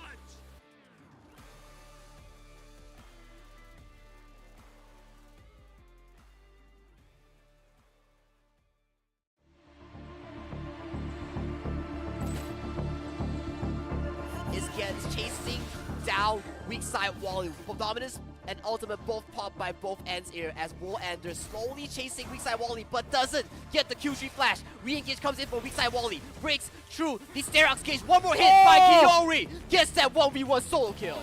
That's being set right there by Asada Kido, and here comes the grasp, locking onto the Paranor, sets over the back line, and Ben trying to survive the onslaught. It is going to be a flank that comes out from Ice Levity to secure a triple for Sabaski. Make that quadra. Do we have a Panda? Well, that's not enough as the rest of Charisma has to chase down. But here comes the collapse with the rest of FRG charging right through. Locking it in place. Kai's going to be the knock all the way back with the capping solo away. The equalizer follows through. And they're looking for the deep dive onto Aloof. And Aloof looking to turn it around, but the Cataclysm just dropped right through. Benda Hot Dog will secure them the A's to wrap this one out. Down with public execution while weak side Wall is still alive. While the rest of the members of Win and U, they fight back, but they did not bite hard enough. It's a triple once again for Chan. And just like that, Sparky is looking to finish it off. Weak side Wally is still alive. He started the fight, he ended the fight with the remaining 10% health bar. It's just absolutely bonkers on how this orc could take all that beating and still walk out unscathed. And that call with the Force God has solidified their stats here in the series. Game one goes here comes that one target that look is going to be Hira. But Save Hira, the time. resurrecting is not going to be a problem for here. He's going to be safe. He absorbs all that damage. He absorbs all those skills. Now it's going to be a counter by K and the Timmy. Empress is on the rampage by himself. Hamsewa is going to be the next target and they're going to take down the Sleep. It's also going to be put to sleep underneath his own turret. Not going to be a problem. Another ace. Okay, no jacks, no problem for them as they still have Timmy. Keeping Timmy alive is going to be a good thing. But here comes Hamsewa. Hamsewa is very low, but look at the back. TV right now, they're trying to get TV, but they can't! All of them are very low right now. Hamsewa down to the last thing about. He cannot rejoin the fight. All in on Dagwa. Can he actually make a big comeback here? But no! Says TV. Comes in with a double kill. That's a 1v1 between TV and the Sleep. The Sleep lost it! Shut down! By the They don't have DCG, but they will still go in for it. But now look at the damage output. Whoa! And now to the left. You blink and you miss it moment, ladies and gentlemen. This could be another ace here. Long Ginger, 1v1 Hakan. But here comes the backup. Fantasy came in. And it is again a second ace to the hands of all.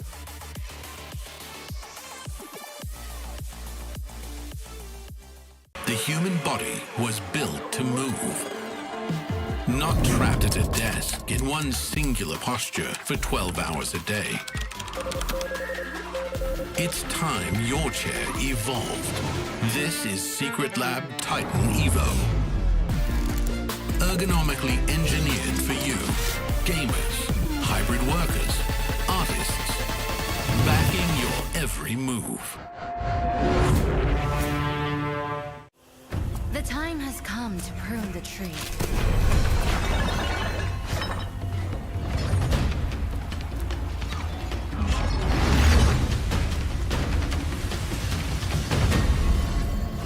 Much has changed, and I do not understand why. Not truly.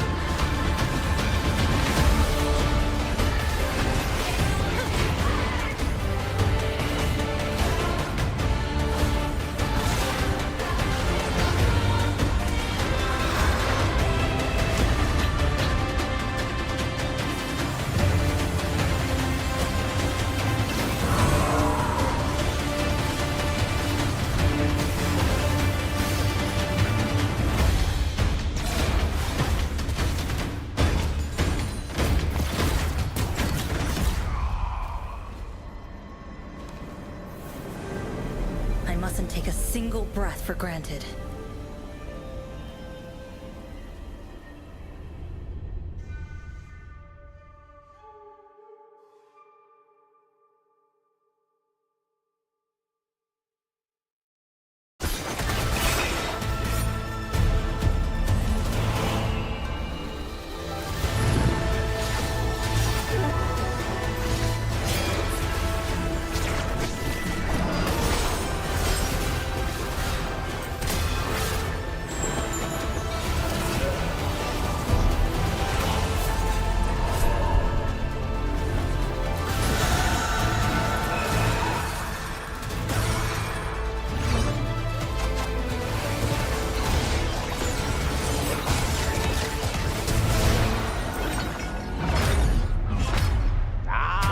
It's okay. Let's go.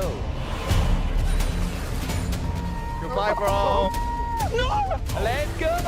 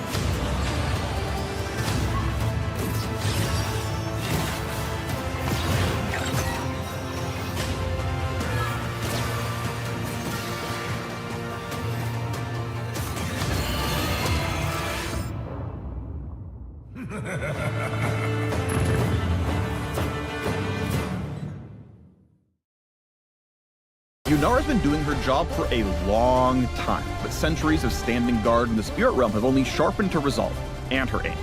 In-game, Yunara is an ADC for ADCs, with a focus on core marksman skills like spacing and orb blocking.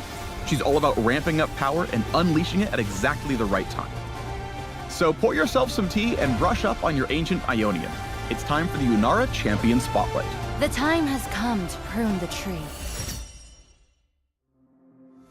Up first, Yunara's passive, Vow to the First Lands. Her critical strikes deal extra magic damage. And, now that's it.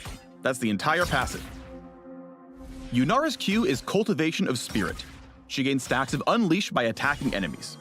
At max stacks, Yunara can activate Q to, you guessed it, Unleash for a few seconds. She gains attack speed, bonus damage on hit, and deals splash damage in a small area with each attack. Unleash stacks decay quickly out of combat, so Yunara wants to stay in the fray to stay at her strongest. Next, W is Arc of Judgment. Yunara sends a swirling prayer beat out, which damages and slows enemies as it travels. It slows down any time it hits a target, then lingers and expands at its terminus, continuing to damage enemies who don't get out of the way. For E, Yunara activates Kanmei's Steps, which grants her a quick burst of move speed to chase down enemies, reposition, or dodge skill shots. Now let's focus on her ultimate, Transcend One's Self. With R, Yunara taps into her full power, entering a transcendent state for several seconds that enhances all of her basic abilities for the duration. Her Q, Cultivation of Spirit, instantly activates and empowers her attacks for as long as she's transcended, which is a long duration upgrade. Her W, Arc of Judgment, becomes Arc of Ruin. Instead of a swirling prayer bead, she fires a beam of spirit magic that slows and deals high damage in a line. Finally, her E, Kanmei's Steps, becomes Untouchable Shadow.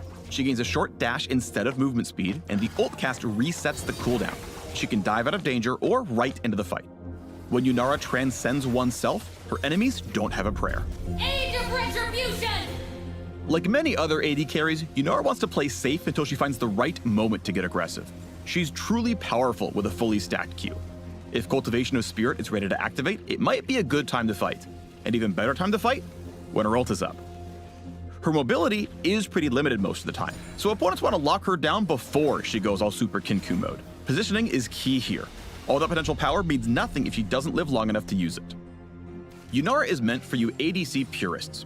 Her ramping power might feel familiar if you like playing Ashe or even Zeri. Basically anyone who likes decimating enemies with a relentless barrage of autos.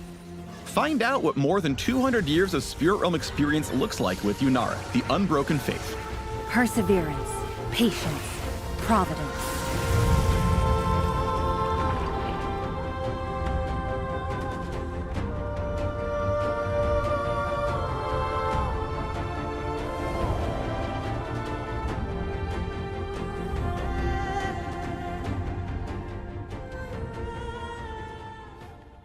The human body was built to move. Not trapped at a desk in one singular posture for 12 hours a day. It's time your chair evolved. This is Secret Lab Titan Evo. Ergonomically engineered for you.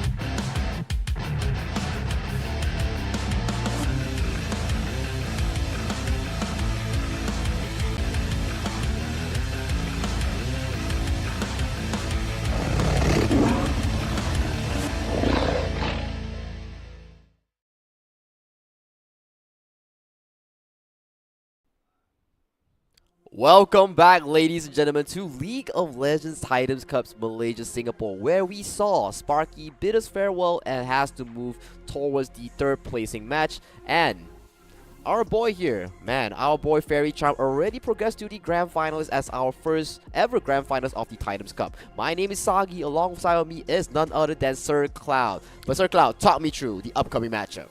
Oh, next we're gonna see Mel Gaming versus All Luck 2. And last week when I get to cast these two teams, right? All Luck 2, they're definitely one of the stronger teams, I must say, especially with Lanaya, who played a mad Talia. But of course, we are in the Fearless draft, so it can only be played once if it was given the opportunity. But before we head on to more of the pick and bans, this was their journey so far. Mel Gaming 2-1 against Cena. All Luck 2, 2-0 against Mana Potion, and now they are at the semi-finals, match number 6 to determine who will be in the grand finals. Well, looking at the upper bracket for Sparky and Fairy Charm, I gotta say Fairy Charm really just blew past the entire tournament with clean 2-0 sleet sheets. So will it be the same for All Luck coming into the semi-finals, or will Meow Gaming triumph back for a comeback victory? So that's the storyline that we are gonna be figuring out for this tournament bracket. I mean, they are Malaysia Pro Team. I mean, they did put it in the logo, right? So you gotta give it to them. And that's why, when it comes to prediction, ladies and gentlemen, I'm putting in Mel Gaming as Malaysia Pro Team. How about you? I gotta say, it's a 50-50 game for me. I'm quite curious what will happen coming in from Meow Gaming versus the upcoming matchup. So I gotta see what really is in store in All Luck 2s, because I've been hearing very good news about this team. Their macro skills, their micro mechanics are extremely good. So between these two teams, we'll have to see. For me, it's a 50-50. Alright. I mean, to be fair, right? If you reach this stage of the tournament, everybody's good, right? So it's probably going to be like the small little things that differentiate a team from another to move on to the next stage. And it's a tournament. somebody has to win, somebody has to lose. That's absolutely normal. So who do you guys think might take this series back home? Will it be either Mel Gaming or All Luck 2? To put in the comment section as well. But for me, the highlight player among them all is going to be Lanaya, who play a Mad Talia. I would expect that the Talia to be given the respect ban here. I do agree so as well, because we've seen from week 1 of the playoffs so far, Talia was always being sent towards the ban slot here. So coming into this series number 2 here, maybe for our semi-finalists Meow Gaming and All Luck 2, that will be a priority pick or ban coming in for both teams. Yeah, I mean, even if we saw in the previous series, right, we did see the Talia being played out, and it was good. So it just shows that Talia is a very scary champion. But anyway, we're going to get into the ban pick here. And Galio again, banned. Why do you think Galio is so popular or unpopularly banned? I think currently Galio has like a very strong laning phase that it goes 50-50 with almost all potential matchups available. And it has one of those strong side lane assistance and strong team fight presence here. It's an insanely good playmaker here. Hence why Galio has been a bit of a pick and ban coming in for all these teams here in Titans Cup. Okay. I guess we'll continue to see that, whether it's being banned or if not it's being picked, because I see the same way as well, where you can use as an engager or you can use as a counter engage, which I think the value is even bigger when it comes to counter engaging. But anyway, Galio is being banned out for at least this round, so we won't be seeing Galio at all. Next, we're going to see the Wukong being banned out. Also, another popular champion, Jarvan, fairly popular as well. A lot of this engaging, or whether you want to call it CC or mini CC sort of champions, being taken out. So I guess they want to try to avoid these kind of potential team fight or ally fights against the opponent. Just like you mentioned, all these enabling junglers here are banned out. J4 for the left side blue team Meow Gaming, and red side right side team All Luck 2 bans out the Wukong and Skarner as well. So all these tank junglers, all these fighter junglers has been banned out, and that is the Talia we were talking about here. Lanaya had a nasty performance on it, so that will be taken away by the Sleep, who will be piloting this Talia this game. Right, and we're going to see the first pick here. So Victor would have been kind of interesting as well. We did see a Victor played last week, but you can kind of leave that for later. So they're gonna go for, well, the Talia. We did talk about it. Yeah, and there's no respect ban to Talia. But hang on a second. So Talia was played by Lanaya last week, and we can consider this maybe Mel Gaming. They're thinking of like, okay, this is a deny pick away. They don't want to give the Talia away to All Luck 2, so they're going to take it for themselves. Yeah, that does seem to be the case here, and coming in from All Luck 2 here, they do take away the Talia Pantheon combo apart. They lock in the Pantheon and they lock in the Varus. With a very extremely strong early game duo here being locked in here for All Luck 2 Gaming. If the Pantheon does go over to the jungle, the popular role, it will have a strong early game presence to play around this Varus early game power spike. Yeah. Basically, right now, I can see that All Luck 2, they're going with what they're comfortable with. They have played the Pantheon, they have played the Varus before in this tournament series, so they're going with what they're comfortable with. And it could be the first time that these two teams actually meet each other. Well, we don't know whether they have scrimmed with each other or not, but in the tournament series, obviously the first time, so they want to try to go for comfort picks where they can try to see what sort of extent they can go before thinking about what to do in game number 2. Now, Akali, would this be a good pick? Well, there are a few immobile carries here coming in for the side of Meow Gaming here, but he does have to play around the pebbles that will be laid down by the Talia here. Hence, the consideration will be altering between the Akali and the Aurora, but the Akali, the assassin mid, will be locked in for Lanaya. Okay. So this kind of gives me an idea that they want to play this game a little bit faster, right? They want to try to take hit-on fights. They want to try to get late pick-offs by considering the Akali. And let's not forget about the Pantheon as well. When he hits his level 6, he will be the one to engage. And maybe, whether it's engage in team fights or maybe even like try to just catch the backline. This team, All Luck 2, has a lot of team fight potential so far. And a lot of side lane potential as well. Akali's side lane is pretty decently strong in that 1v1 all-in here. Adding on with a level 6 Pantheon, only looking at side lane here. The side lane coming in from Meow Gaming will definitely have to put a bit of a focus here to really sustain this strong 2v2. But I'm also thinking around Talia, right? Like, you have the Talia, and then you have the Akali. Maybe the Akali needs to be careful of where the position of Talia is, but for the most part, people who play Talia, they will try to find the backline, try to go for flanks instead. So maybe, just maybe, that the Talia will not be the biggest interruption to the Akali. We'll have to see how Lanaya pilots this Akali. Is he going for the flank angle, or is he going for the side lane approach, or the teleport flanks here? It will come down to his execution later on in the game here. Moving on to the second phase of the pick and bans here, we're seeing a lot of these supports being focused down onto the side of the Poppy and the Bard here. Onto the side of Meow Gaming here, a Jax and a Nico as well is also banned away from the pool here. So a lot of these supports has been banned out here, and this Swain might be going towards the support role coming in here.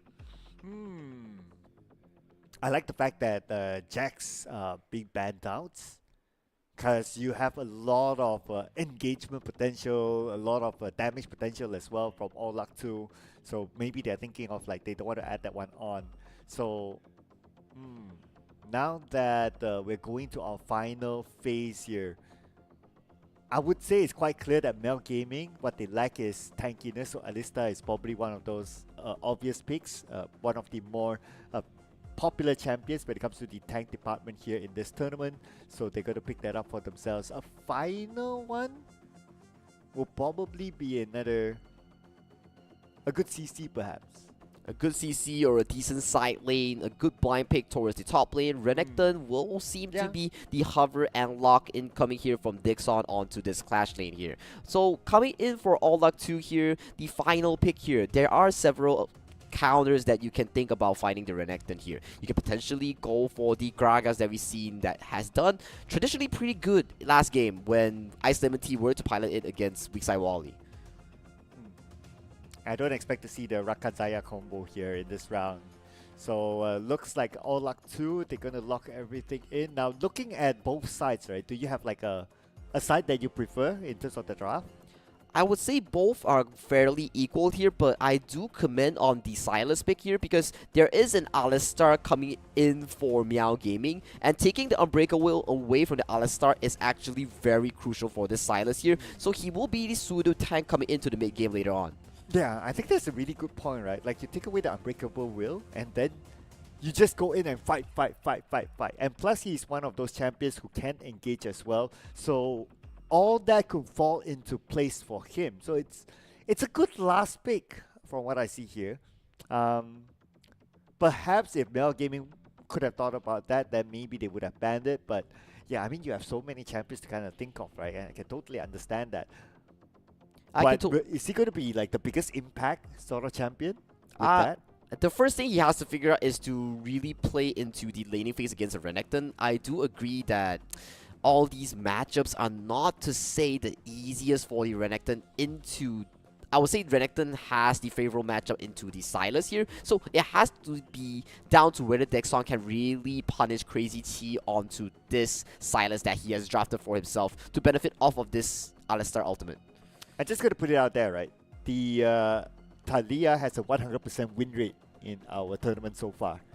So, by the fact that Mel Gaming took that, well, of course, that's just for one champion, right? But the fact that shows that Talia is quite a meta, like teams do like to play it.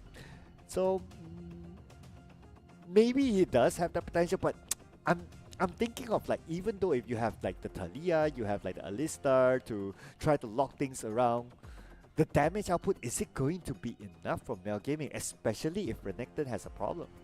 Well, we will have to see, because one thing's for sure, talking about damage, Jhin is not the most consistent in terms of doing damage here, but All Luck 2, they do not have very solid front lines as well. So coming into the early to mid game stages, we will have to see whoever's team gets the better fight and pickups coming in from the first Skull Crab, coming in from the first Drake or the first Grubs here. That will be a key difference maker coming in from both these two teams here, as Meow Gaming's Neon on this Trundle and Fantasy on this Pantheon coming in for All Luck 2 will be detrimental in setting the early game tempo. But when it comes to the late game, so far our games have been pretty late today. It does look like All Luck 2 has a better late game potential. Well, it does fall onto the Akali and Sylas. They do scale extremely well towards the later stages of the game here, and their early game is benefited from the Varus in helping them facilitate that late game scenario here. So we have to see what kind of early to mid game magic that Meow Gaming can bring onto the table to really secure the game-winning lead into their hands. So is this going to be a case of like, if Meow Gaming can control early game, then they can go all the way? But if they fail to, that All Luck 2, with just the late game, even though they are 50-50, they can be the one to close the game. I think coming in for All Luck 2's draft here, they definitely have a much more solid approach towards the entire late game here. But we have to see the laning phase here. I do believe that laning phase will be the crucial point where Meow Gaming gets to punish All Luck 2. Ooh, okay. So, laning phase, it's important for Meow Gaming. That's what I hear from you, right? So they have to try to make the best out of it during the laning phase. How about jungle invasion? Do you think that they should really try to push hard to go to the other side? That will be a given case whether they can proceed with the priority, whether they can get the push or get the lane win on either side of the map. If they do, then we might see the Pantheon with the Rakan and Varus invade the jungle. If not, it will be a 50-50 jungle and it will come down to the objective takes. Okay. So it sounds like they should try to find that opportunity, right? So there are this early signs that we can see if Meow Gaming actually has the upper hand. Because Meow Gaming, they did put themselves up there in their logo as their Malaysia's pro team. So hopefully we get the best out of Meow Gaming today, because what I can say is that looking at last week's game, All Luck 2, they seem to be a solid team. And if I were to base on what I saw last week when I casted these games, All Luck 2, they have the upper hand. Well, it comes down to execution of today and who is feeling better and more on form, right? So we have to see between Meow Gaming and All Luck 2 who brought their A game towards today's semi-final match here. You lose, you go to the best of 3 that you have to play with the other team for the 3rd place spot. You win, you will be the 2nd grand finalist of our first ever Titans Cup. Yep, and that is what everybody wants to get, right? You are the first. So whatever happens after that, who's the champion, you cannot rewrite history. That you are the first. That sets it. And then you move on to the wildcards later on. So that is also obviously a very valuable proposition for all these teams to be that representative of MYSG into the wildcards. But they have to take it step by step, especially between Meow Gaming and All Luck 2, starting with game number 1 in our best of 3 series. And starting our game number 1 here, we see a bit of a 3-man stack here moving towards the jungle of Meow Gaming here. But they do not find the engage from Fantasy or longer here. However, they did get a ward towards the red buff of the blue team here, Nyong. Notice the fact that the map movement is quite similar here, so a ward is dropped down, but the chain on the Sylas lands onto Nyong here. Can the Sylas escape? Okay, that's very early, but here comes Ham as well. Everyone's still level 1, so at most you'll find is that they poke each other, maybe just one more basic attack, and that's about it. Yeah, but there's a potion being expended for Nyong on this Trundle here, so that will impact his health level coming in after his full clear here. So that's about 50 gold being expended onto this Trundle here. Coming into this map setup right now, we see Fiovis onto this Varus here, going for the lethality setup once again. Yeah, so we're gonna see so far a 50-50, but of course we are still very early into the game. Now we did talk about the potential jungle invasion here. I'm seeing more activity by All Luck 2. Look at this. Crazy Chi just going in. And they're only at level 1. The flash being forced up. And now Nyong has no flash. While Crazy Chi's still there. It's a bit of a risky move here. Oh, that's it. That's it. The sleep is here. The sleep is here, but Crazy Chi gets another E forward here. He's looking for an What? escape here, but Nah. does not seem to get it here as he falls first blood, overextending his approach towards Nyong in this jungle here. But that does delays Nyong jungle path by a lot, as Fantasy already getting that red buff here onto the side of Meow Gaming's jungle. Would you say it's worth it to give your life away just to stall time? No, it's not worth it at all. The first one where he stopped initial Nyong, making sure that he burns the flash, that was amazing here. Subsequently, he tried to go for round 2. That was too much. So a bit of an overextension there. Probably should have just backed out after he burned the flash. But yeah, it is what it is. But to be fair to him as well, like the sleep had to come. So like his exit point was like all blocked out by that time. But he put 3 champions towards him, which is maybe not too bad. It's not too bad if he doesn't die, but if he dies, that's where it's the serious part, because we talk about this laning phase between Sylas and Renekton. Renekton has the upper edge here, so as a Sylas, you want to have a very smooth early game to make sure that you do not explode in the laning phase here. And look at this laning phase real quick. Fantasy does seem to get the gank angle onto Ham7's Renekton here. Fantasy's here. Probably going to pull him back. Oh, nice flash.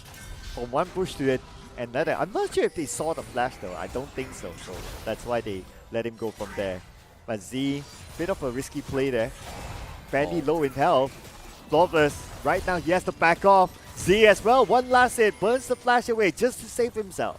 Just to save himself, slightly overextension from this Alistar here. Wants to get that flash pulverized onto Flovis, onto this Kali here, but the sleep gets the solo kill onto Lanaya. Lanaya does not get the empowered auto attack onto Sleep's Talia. I mean, Lanaya, he knew that he wasn't going to survive that one. So he took that risk of like, okay, what if I flash back, try to make a move, and it becomes a highlight, right? But unfortunately, that wasn't the case for him. But instead, another kill given to Meow Gaming. Wow, Crazy Chi could be in trouble here. One more. 3 now for Meow Gaming. 3 now goes over to Meow Gaming, and Feet of Warfare has been secured by them as well. A 2v2 goes over to the bot side. Flovis flashes away, does not get the additional range from the Jhin to secure the kill onto the Varus here.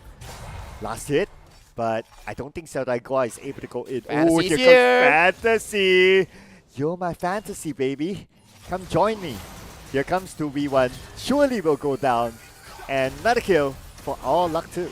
All Luck 2's bottom lane, make sure the magics work. They win the lane, they dominate the 2v2 here, and that spillover effect goes over to Fantasy, securing 1 extra kill as well. But Lanaya gets caught out into the mid lane. That's it, 2v1. We're gonna get the pulverized headbutt combo here by Z, and surely he's gonna go down. Kill, give it away towards Meow Gaming. Spend a little bit too much time in the middle. Too much time into the middle here. The Sleep having a fantastic Talia game to really limit Lanaya onto this Akali in towards the early game here. But the 2v2 does seem to be very healthy coming in for Flovis and Long Ginger here coming to the bottom lane of AL2. Well, 4-2 right now, but the goal difference is not that far. It's about 500, so that's still okay for both sides. Now, main objective is going to come here, or the objective is going to be up. It's going to be the Dragon. Let's see who's going to go for it. So it looks like both sides, they're playing this cautiously. They're not really going to commit onto it yet. So we're going to see what happens here to Crazy Chi. Look at the damage by Ham7. He might be prone to a dive here. Ham7 knows that Crazy Chi does not have flash onto this Sylas here. So the following wave, we might see a dive potential onto the Sylas here. Looking for that to potentially happen here. But both sides not really making the big rotations yet. We're at the bottom. I'm gonna compare the mid as well. Oh, back to the top. Oh, Crazy Chi. Okay, one more hit. There you go. The Renekton. Looks like it's having a good time. Just as we talked about it during the pre-game draft, you pick the Renekton into the Sylas here. It will provide you with a lot of laning power here. Renekton does extremely well against all these melee heroes, but Fantasy gets the flash engage onto Z, and Z falls down once again on this Alistar. Nice. At some point I was wondering like, okay, he's not going to be able to catch, but okay, he had the flash and then he finally got that kill. So that was beautifully executed. 5-3 now in terms of kills. And now the Dragon will be open. Looks like it's not going to be challenged by Meow Gaming. Well, we might see a potential steal here coming in from the Jin W here, but the Deadly Flourish doesn't seem that it will land here, so the Dragon does go safely towards AL2 in a short moment here. Chemtech Drake number 1 goes into the pocket of All Luck 2. Okay, unchallenged at all. So that guy has to be slightly careful, because right now at the bottom it's going to be a 2v1. But if we look at like the I wouldn't even call it a comeback potential, right? Because it's still early. But All Luck 2 for them to be able to outscale Mel Gaming with the fact that they're able to secure the first Dragon, I guess that sends a signal to Mel Gaming that they cannot let go of the pedal. This one gives props to Flovis and Long Ginger into the bottom side of AL2, right? They won the 2v2 numerous times. They gave leads to Rift's Fantasy, 2 kills thanks to this bot lane 2v2 here. And right now, we see a lane swap being happen with Long Ginger and Flovis towards top side. Oh, okay. And Long Ginger spotted out by Ham7. And Fantasy is going to come in from the other side. Are they going to commit onto it? We have Lanaya there though. Really? Okay, Lanaya trying to close in the gap. Fantasy is right in front. But on the other side as well, looks like here comes the headbutt pulverized combo, and they managed to catch 2 of them. Long Ginger seems to be in trouble. Ham7 gets the killing spree, and now they're looking for the other members of All Luck 2. They will get Long Ginger. Last hit of health. Long Ginger, they're still going to go in for it, but before that, they will secure the kill on the Fantasy. Long Ginger is no longer going to run.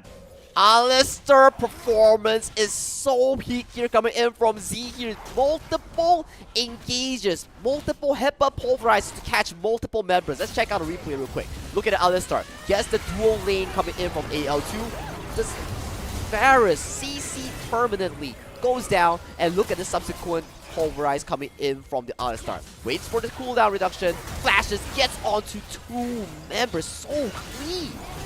And that's the best part about the headbutt pulverize combo, right? Is that it is not an out.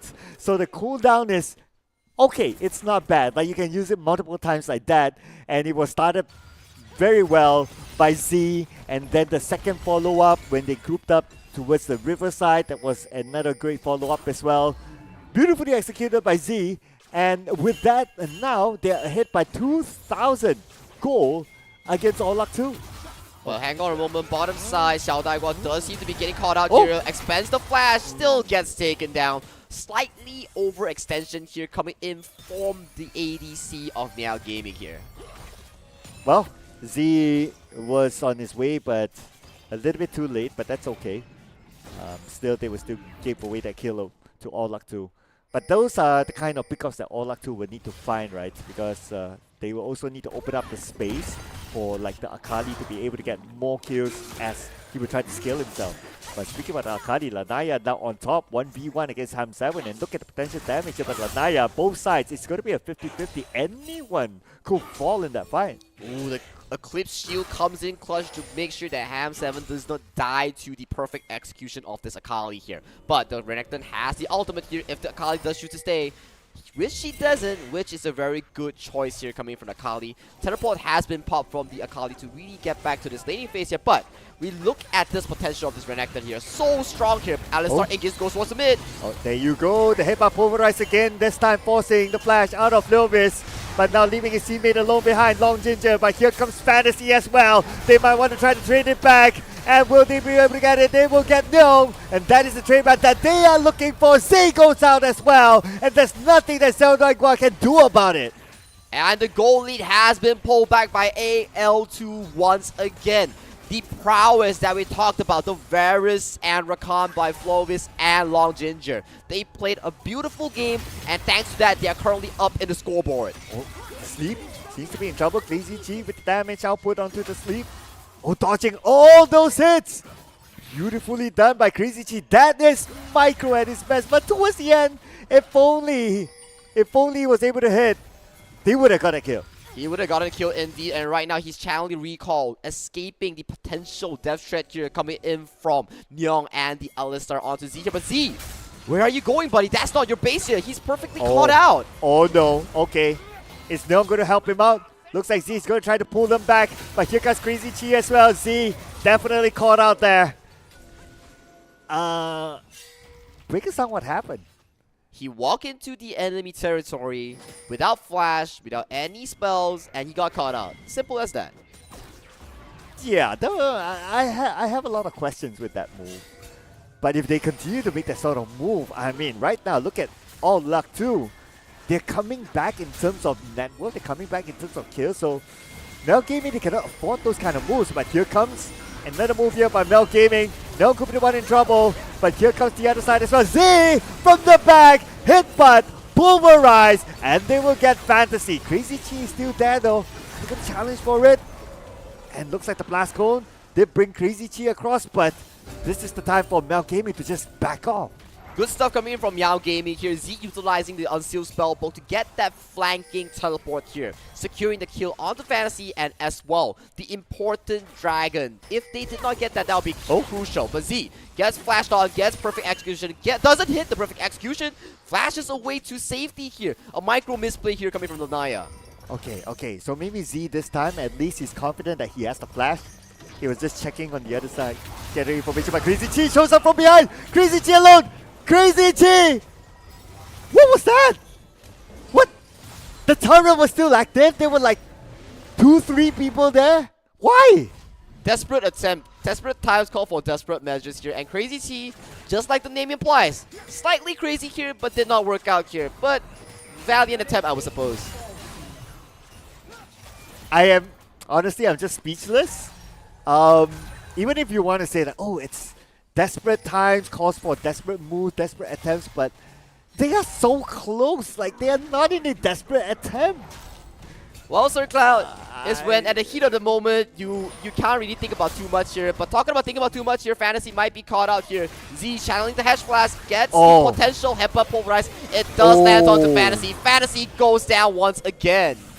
Okay, I'm starting to see like the breakdown of moves here by All Luck 2. It's like one player after another making moves that perhaps I will have a lot of questions on, and then now we're starting to see pickups here by Mel Gaming. It's just the momentum now going towards Mel Gaming that they're so confident. If they see one player, they'll just go in for it.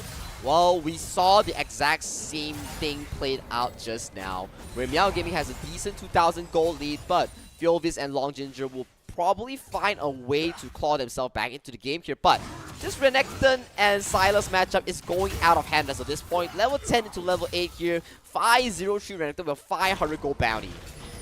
You know what? If Crazy Chi didn't die in the middle earlier, maybe we're talking about level 9 versus level 10. But now level 8 versus level 10, you know what? Might as well just play a turret hugging and play it super safe. Don't engage at all. Well, it is towards the mid game right now as we see 15 minutes into the game here. Both ADCs are rocking one item already, and the focus seems to be shifting towards this Rift Herald available in the top side of the river here, as the Ham 7 does have the teleport ready and available for this upcoming fight. Okay, speaking about the next potential fight there, it could happen in the middle depending on how things goes. So now Z at the forefront. They have seen, All Luck 2 have seen multiple headbutt pulverize. So they have to be careful of their distance against Z. But Lanaya, now with 60% of health, the Sleep Nyong, are they going to go for it? They see Long Ginger though. That's already the perfect execution being used by the side of Lanaya here. The wall locks 3. And Z is there, headbutt pulverize! 3 of them from All Luck 2, all knocked up, and this is the moment for Mel Gaming to come in and take those kills for themselves, including onto Lanaya. Where are you going, Lanaya? Go down! That is the message here. Now Crazy Chi against the Sleep, 1v1, but here comes Sao Taekwa, and they will lock in a double kill, and ace for Mel Gaming. The Sleep coming in with the crucial wall to lock away the 5 members of AL2 here. That wall was beautifully segregating the key members here. Let's check back the replay here and check out this teleport into the wall here.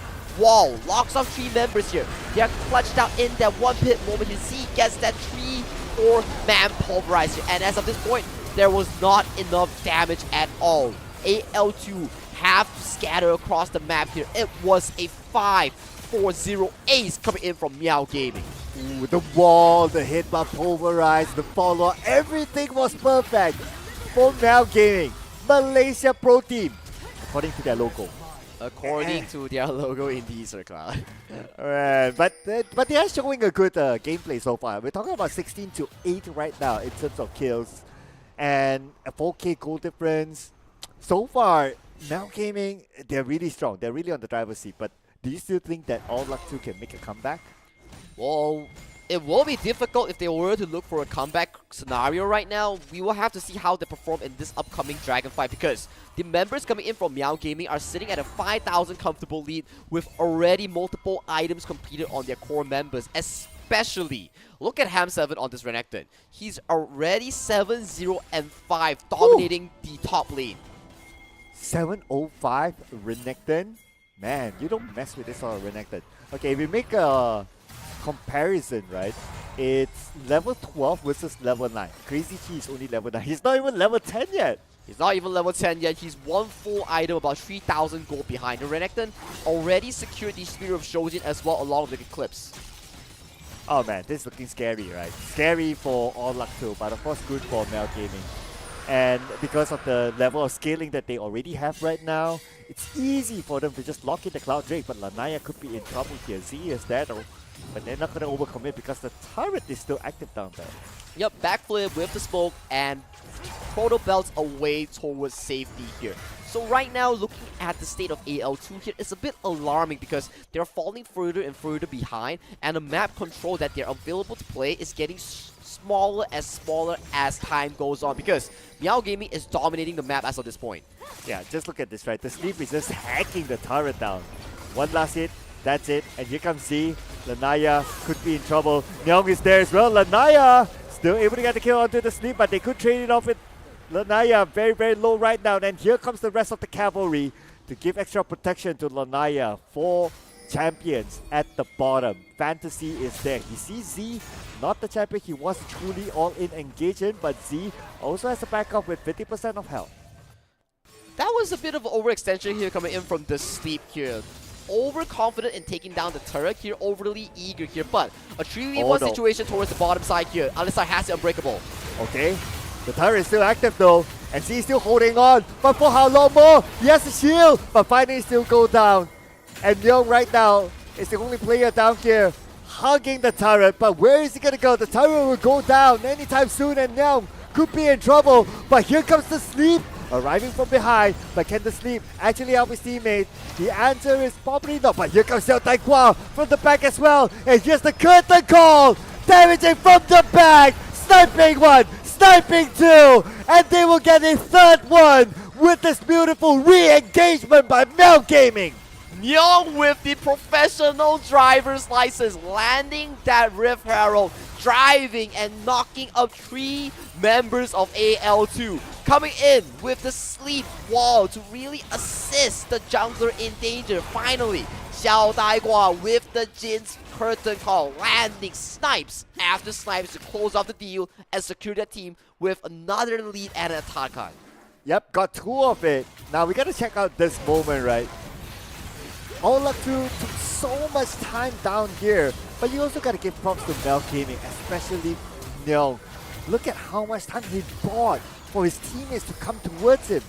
And look at this beautiful play here, right? He knows for a fact that the Sleep is coming with the Weaver's Wall. He drops the Herald and immediately gets himself into the Herald, knocks up the Pantheon, knocks up Crazy Chi, takes a 360 turn and knocks up Long Ginger as well. Wow. Wow. And then you had to get a call from the side, snipe 1, snipe 2, and the rest was history. Obviously, All Luck 2 didn't have the numbers, they continue to lose another player. So even though Meow Gaming, they lost the bottom turret, but still it's a good trade-off for them. It's a good trade-off for them. They got what they came for, 3 kills into the bag, and also a turret, and also the most important Arakan of the game right now. So whenever they get kills as of this point, they will get stronger and stronger as the game progresses. Well, and we did talk about the Renekton, right? It's 7:05 now, Sagi. What does it take to stop this Renekton now? It will take an army, not just one person, but maybe 2 or 3 champions locking him down. And that might not be even the case as well because of how fed he is as of this point. We talk about the Varus, we talk about the Jhin. Both these champions have one thing in common. They are exceptionally good in doing burst damage, but when it comes to overly tanky units, it's going to be a hard time for them. And that means it's going to be a hard time for Vilvis. But now it's going to be even harder for All Luck 2 as they will lose their middle turret. That means the jungle is now wide open for Mel Gaming to enter. And as we talk about smaller and smaller map space coming in for the side of AL2 to really function around. Lesser places for the solo laners to farm as well. As of this point, the Sylas and Akali, they are really, really behind in terms of gold. Dude, the Renekton is now level 14, Crazy Chi level 11. It's still a gap of 3 levels between these two top laners. So I don't know how they're going to deal with Hamza. Unless if Ham7 does like mistakes on his own, then that would be a whole different story. But so far, Ham7 does have a pretty decent game so far. Winning out his lane, assisting his jungle, and also solo kills after solo kills, making all these crucial plays to make sure that Meow Gaming gets the lead that they need right now. And also, I gotta put props onto Z as well. This Alistar has been having a field day with these HEPA pulverizers. Yeah, absolutely agree. Like he's been using it at the right timing, and every time he uses it, he managed to catch multiple targets. It's so far a perfect execution by him.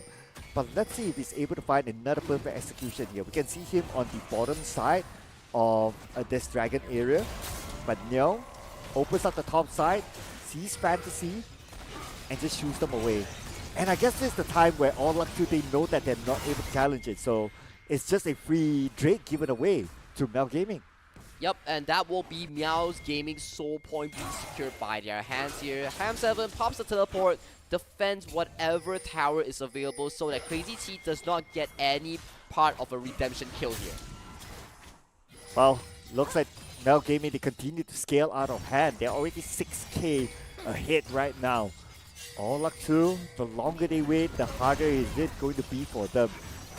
And now potentially they might even lose the bottom turret.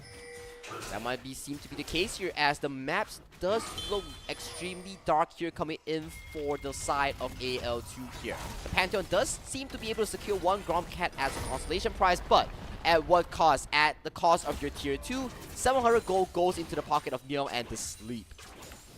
And now they're already right in front, like they've breached through. This is where we need to start to look at what are the comeback potential here for All Luck 2. But before that, Lanaya in the middle. That's going to be a big flashy move, but Lanaya still went down. Shut down though onto Xiao Daigua. But is it worth it? It's of course worth it. It's 900 gold into the pocket of the very fed Akali here. Akali already secured the Shadow Flame and the Proto Belt here, working towards that Zonya's Hourglass here. So that at least is a very good kill here coming in from the Naya, because that is flashed down onto the core member Xiao Daigua here, and that stops their Baron Temple for another minute. Okay. Very risky move, but like what you said, it's worth it. So let's see what sort of practical returns will it give Lanaya here. One of our MVPs of last week. And now, Long Ginger, also one of our MVPs last week. In fact, he got an MVP with the Rakan. So let's see if he's able to come up with something big as well. But right now, it is Mel Gaming having map control. And I believe that's what's key to Mel Gaming now. It will indeed be key here. This next Baron Nashor will be their focus here, unless they decide to play a soul and start slowly but surely waiting for that soul point Drake. The 2 minute 50 seconds that you see on your top right handle there, that will be Meow's Gaming potential way of securing even further lead. But the middle turret, as long as it's still there, as long as Mel Gaming still has it, All Luck 2, they don't have the best entrance into the jungle side of Mel Gaming. So it's going to be important for them to protect that turret. Now Z is probably going to go for the Baron together with his teammates, while the other members of All Luck 2 waiting by the side. Both sides just need information now. Control Ward does not spot the red side ward coming into the deep river here. So if you're All Luck 2, that is a very good place to be, because you at least have information of what this Baron state is. So good news for All Luck 2 fans, they still have more room to breathe as of this point, even though they're 6,000 gold behind. Okay. But they have to be aware of like if the Baron is being started by Bell Gaming. Oh, Crazy Chi and Ham7 below. Potential 1v1. Ham7 at this point, level 15. Crazy Chi is level 13. So I doubt that Crazy Chi will be the one to engage. And also, Ham7 is slowly working towards his third item already here. He's extremely fed onto this Renekton pick here. But due to the fact that Ham7 was always roaming around the map looking for all these assistants here, lots of the farm has been regenerated coming in from Crazy Chi's position here. So it's still looking potentially alright as long as Crazy Chi takes on the back end of clearing the wave. And now more vision being given towards the Baron side. So just to make sure that they know whether it's time for them to try to engage or not engage at the Baron. And looks like Ham7 decided to leave the bottom lane, which I think is fine, but maybe I would think that he's going to set up for the Baron, but he seems to be hitting the bottom again. So he's just waiting for the Baron side to be activated. Everybody goes there, and he will try to find his way into the inhibitor turret that is now open. Well, he does have the teleport here, so he has multiple ways of joining the team fights. So we gotta see what's the upcoming priority here from Meow Gaming. Is it pressuring the Baron, or is it going for this Cloud Drake to secure their soul? Well, we're waiting for the decision for both sides, right? I believe that both sides, they are now at the point where they know it's crucial and they cannot make mistakes. That's why they're still trying to read out their opponents instead of just making the moves for themselves. They're coming from Meow Gaming, even with their position, they're playing exceptionally careful to make sure that they do not make the same mistake that they did in the early game here. So they're treading the needle with extreme cautious right now. So this Cloud Drake here, if we see a contention coming from AL2, and if they fail, that will break the game extremely wide open. It's been a steady goal difference towards Meow Gaming. So right now, Z trying to open up the map, waiting for them to group together. But All Luck 2, they've learned from their previous fights is that if you see and Alista don't group together, Headbutt Pulverize can be very dangerous. And speaking about Headbutt Pulverize, Fantasy, he started it off, but the rest of them not too far away. Crazy Chi comes in as well. Fantasy is very low, but before the Ham7 will get the kill, putting himself as a legend. Fantasy will go down to sleep as well. Looks like we're gonna get kill after kill here. 2 for the side of All Luck 2. Now currently down, and Ham7 will come in as the finisher. But the double kill will still be given to Xiao Daihua. But it doesn't matter because at the end of the day, it is Meow Gaming getting the ace. 1 at the cost of 5, and right now Meow Gaming at an incredible position, pathing towards this Baron Nashor that they really need to blow the game wide open for a game 1 win here. But look at this play here. Fantasy goes for the pink ward here, but gets immediately caught up by the Headbutt Pulverize here. Xiao Daihua's position is extremely safe here, always getting the angle of doing the damage here. The sleep, although he does fall, he dished out every single pebble, every single rock that he needed to lay down the damage onto the members of AL2 before falling. And Varus Boy, Philvis here, has nowhere to run to, gets stuck by the pillar, and is forced to be taken down as well. And we have to give it to the curtain call as well. Snipe got one, so obviously that helped Meow Gaming to have a manpower advantage in that one particular fight. But it was a good, not the cleanest, they lost the sleep, but like what you said, it's okay. Trade 1 to get 5, and ace, why not? And because of that win, look at the goal difference now, 10k goal difference between Meow Gaming and All Luck 2. 30 minutes onto the clock, already a 10k manifested gold lead coming in from Meow Gaming here, as they also secured the Cloud Soul into their pockets here. Right now, Cloud Soul onto their left hand. Right hand has the Baron Nashor. The flank comes in from Ham7 onto Crazy Chi here. He does have the flash here, but the engage goes through mid. Oh, middle. Fantasy is the one that was caught. Xiao Daihua gets a rampage, but here comes the curtain call from behind, dealing the damage onto Long Ginger. Look at the amount of damage onto Long Ginger. Long Ginger down to the last stick of health. Here comes Nell. Long Ginger will not be able to escape and will be taken down. But from behind, there was an attempt by Lanaya, but Lanaya was not able to get a single kill out of that fight. And he will go down. 50 seconds on the clock, and this should be game for Meow Gaming. Meow Gaming marching in 4v2, Can Crazy Chi and Flawless find anything? But that doesn't seem to be able to. Nexus turrets have fallen. The Nexus is wide exposed. The turret goes out. Nexus goes down. Meow Gaming takes game 1 of the series. Woo! Mal Gaming, Malaysia Pro Team. But you know what? I know among our talents who voted for the other side. I'm just saying. Although it's only game 1, I'm just saying. But what a game by Mal Gaming, my goodness. I think this also falls back to our pick and ban talk that we had, right?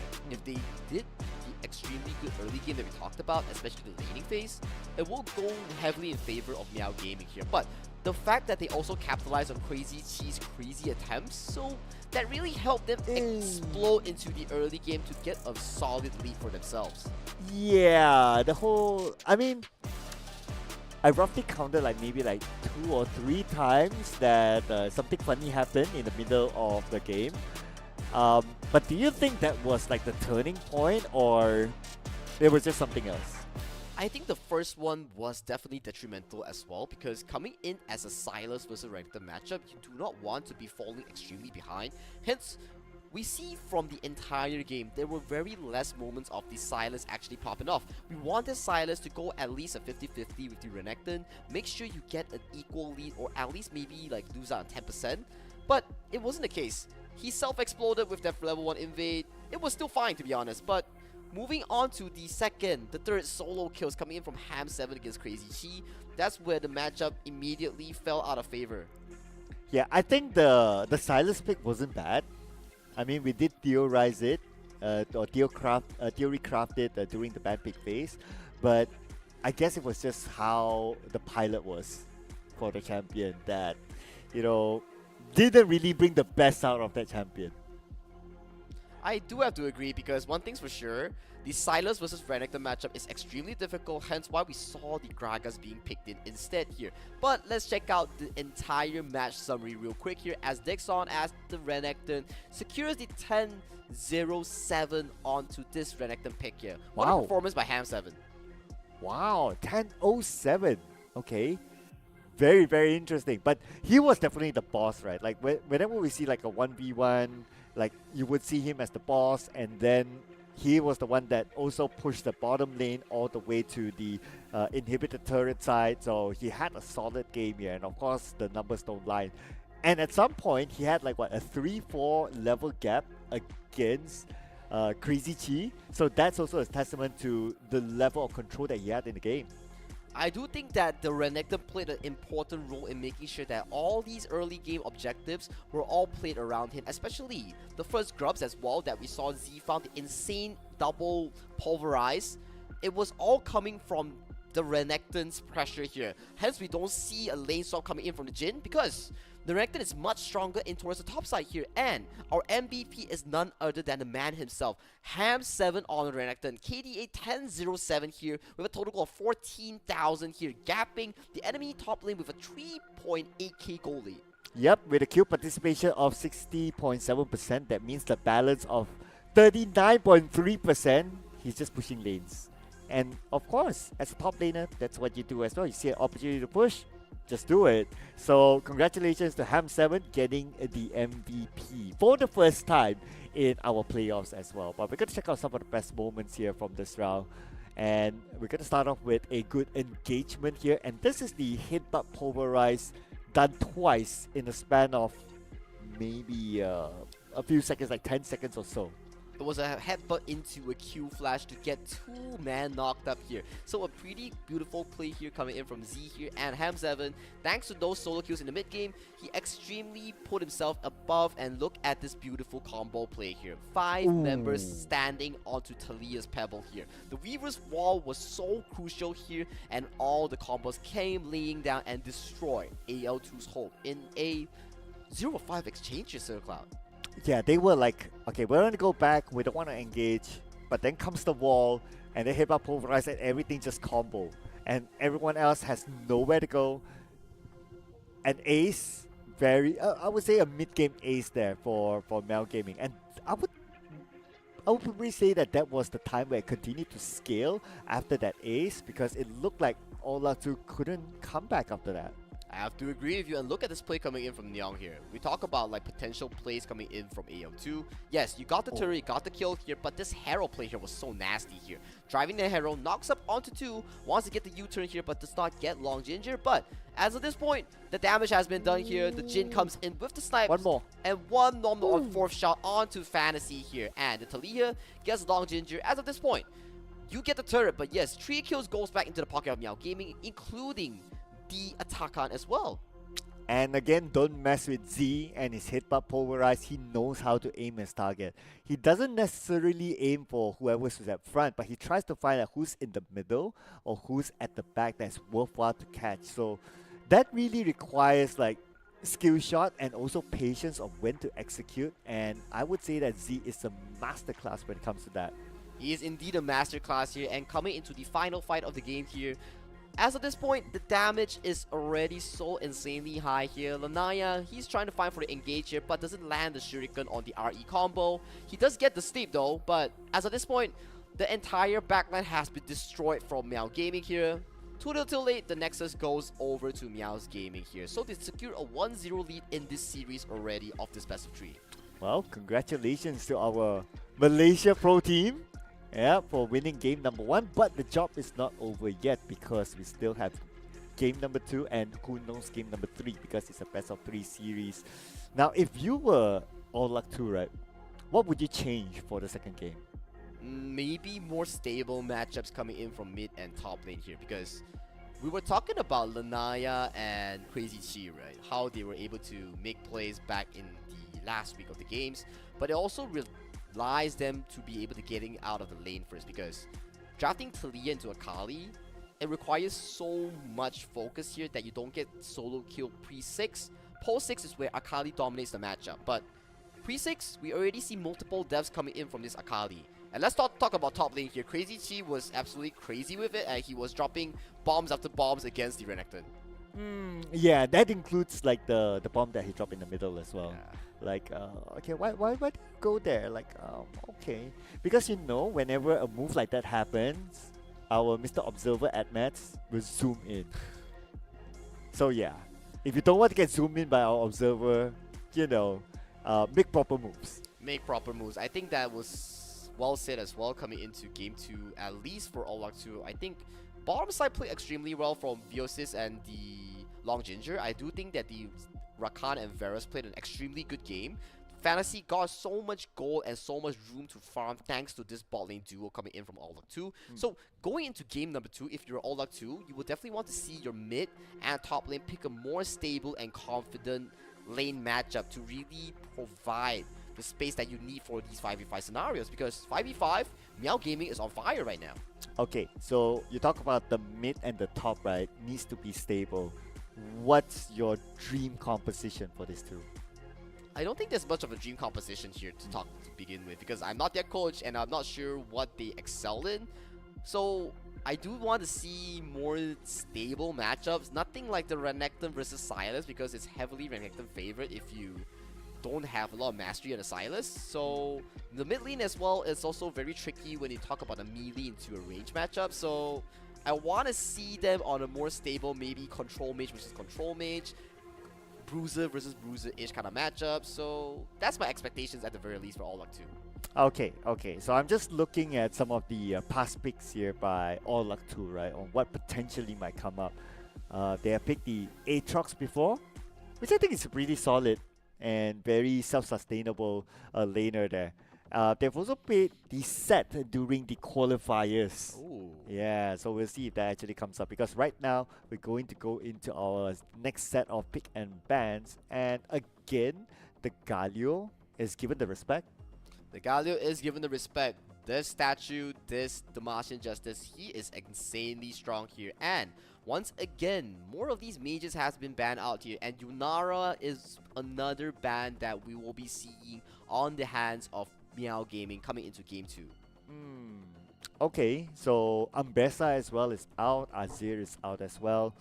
I wonder if Meow Gaming would ban the Talia. Okay, no. looks like they're not going to go that.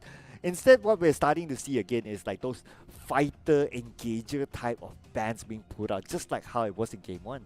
Well, Ham7 had an extremely good game in game 1 here, so the Ambessa makes sense of being an actualized ban here to really limit this player here. But the first pick will fall onto the Orianna for the sleep towards the mid lane here. Coming in from All Luck 2 here, the Talia is available like you mentioned here. Will Lanaya go for the Talia pick to really put the tempo onto the map for All Luck 2? Ooh, okay. We need to see if they actually go for it. It is open. Now they have the chance to do it. Okay. Not locked in yet. I've learned here on this show, so far it's just wait. Okay, so not yet. So a Karma and potentially Xin Zhao will be locked in for the side of AL2 here. So they're putting a lot of focus onto Fantasy's hero pool here, champion pool here, making sure that he has enough room to play into the jungle here. He dictates the early to mid game tempo here. So that is the game plan coming in from All Luck 2s. And I do like again the Orianna pick, right, for Mel Gaming. Again, Orianna is one of those champions who are very good when it comes to like those laning phase, laning sort of areas or the alleyways, I must say. So let's see if the Shockwave will be able to bring the best out of Mel Gaming. We'll have to see the Shockwave find them. Alright, so that will be the focus coming in here. But Meow Gaming, they put the priority onto Neong once again on a utility tank jungler like we saw from last game here. He had a pretty decent performance on the Trundle here, and once again securing the Skarner as an enabler and as a early game jungler to be the front line of the team here. And on the side of the top lane here, our boy Ham7 does lock in the Camille for this upcoming top lane matchup. It is an insane matchup, and you do not want to pick the Aatrox into the Camille here. And he actually did. So what are your thoughts on this? It is actually more Camille favorited, but we'll have to see how Crazy Chi really pulls it off. Maybe coming in from Yao Gaming, they already read the game plan. We have to see. I do think that the early game gives in favor of the Aatrox, the Q1, Q2, Q3, the extended reach. But going to the mid game is where the Camille is extra strong in the side lane that can really punish the Aatrox. Yeah, and if only they had the Galio for themselves, right? Then you can combo the Galio together with the Hextech Ultimatum as well. But that's not going to be the case. So the Hextech Ultimatum, I guess if they want to go for like pickoffs or team fights, it will work perfect onto Aatrox. Now I think about it. It does seem to be the case here, but both teams, they are marksman has yet to be shown onto the table yet. Hence, a lot of these bans has been targeted towards the ADC. Coming in from All Luck 2 here, they ban out the Sivir and they ban out the Kaisai here. For the side of Meow Gaming here, Yunara and Ezreal has been locked away here. So, what is the game plan here coming in from All Luck 2 here? Corki and Caitlyn seems to be the two champions that's being hovered for the side of the ADC. Okay, now that timer's up, it's going to be Caitlyn that's going to be locked in. And this is also going to be the first Caitlyn that we get in the playoffs here. Caitlyn, yeah, a very strong laner here, but she falls off extremely quick if she doesn't convert that lane-winning dominance to an actual lead here. So, what is the answer coming in from Meow Gaming here? I especially love this Senna pick because it matches the range of the Caitlyn and it has a strong scalability towards the mid to late game stages. Yeah, and with, of course, the help of Orianna, then it's going to be interesting to see if there will be a early pick-off here against the Caitlyn later on. But Mel Gaming now with the final pick. Do you think they're going to lock it in? Yep, they're going to lock it in. It will be the Senna, Tahm Kench apparently. No, it will be the Senna Nautilus here. So more engaged here coming in from Meow Gaming's bottom lane here. Finding more of these backline access, especially towards the Caitlyn and potentially the last mage pick here coming in from Nalaya in the mid lane. And I do like the Nautilus pick though. they needed a tank based on their composition. They needed somebody who can be a strong frontliner, and we did see how Z and his game sense is able to like do the headbutt pulverize. And Nautilus is not too different. You can still pull those hooks in, and it's a similar concept as well. It's a tank, so I would expect a good game here by Z. Yep, we have a double solid front line coming in from the side of Meow Gaming here. You have Nyong on the Skarner, you have Z on the Nautilus here. So lots of these engages can come from the spell kit of Meow Gaming here. The Hextech Ultimatum coming in from the Camille. Nyong coming in to capture them all with the ultimate, and Z with the Nautilus lockdown as well here. So the Nico being the last pick here coming in from AL2's bottom lane here, it means one thing. They want to make sure they break open this bot lane apart with the laning prowess here with the Nico and Caitlyn. But a worry for Outlook too is that they will be heavily dependent on maybe Aatrox to try to tank things out. Maybe Sin's out a bit, but mostly onto Aatrox, right? So here's the thing, right? So if Aatrox is busy with his lane or busy doing a top laner stuff like split pushing and all that, he might not be involved in fights as much as they would like. So who else can be the secondary tank? Maybe Sinzao, is that going to be enough? I think Xin Zhao is decently enough here because there's not a lot of melee damage that we talked about here. When Xin Zhao pops the ultimate, he doesn't receive damage out of the circle here. So Orianna and the Senna wouldn't be the primary damage dealers to take out the Xin Zhao here. So the Xin Zhao karma does make a lot of sense in making sure that the early to mid game is controlled by this two duo here, while the Caitlyn and Nico gets all the space that they need to tear down the bottom turret. Man, Nico is just such an annoying champion, right? Especially with the skill that you're able to like change your form. I think that's just so annoying, and sometimes it gets so confusing. Just looking at it, it's like, hey, I thought that was. Oh wait, wait a second, that wasn't. Oh, okay, that sort of thing. But they have to deal with it. So let's see how will they. So now we have about 2 more minutes before the game starts. Do you have a draft that you like in particular? I do think that coming in from Meow's gaming draft, their draft is exceptionally well-rounded for this game. I do like the fact that they decide to go for the Senna Nautilus to really try to halt the laning dominance coming in from the Caitlyn and Nico. And the late game insurance comes from the sleep onto this Orianna, right? And Dexon, ×7 on this Camille. It will eventually scale into this monster that the Aatrox can no longer handle. But we'll have to see how the Aatrox on Crazy Chi really wins out this early game. That will be crucial for him. Yeah, I believe the game changer here would be the Aatrox as well, right?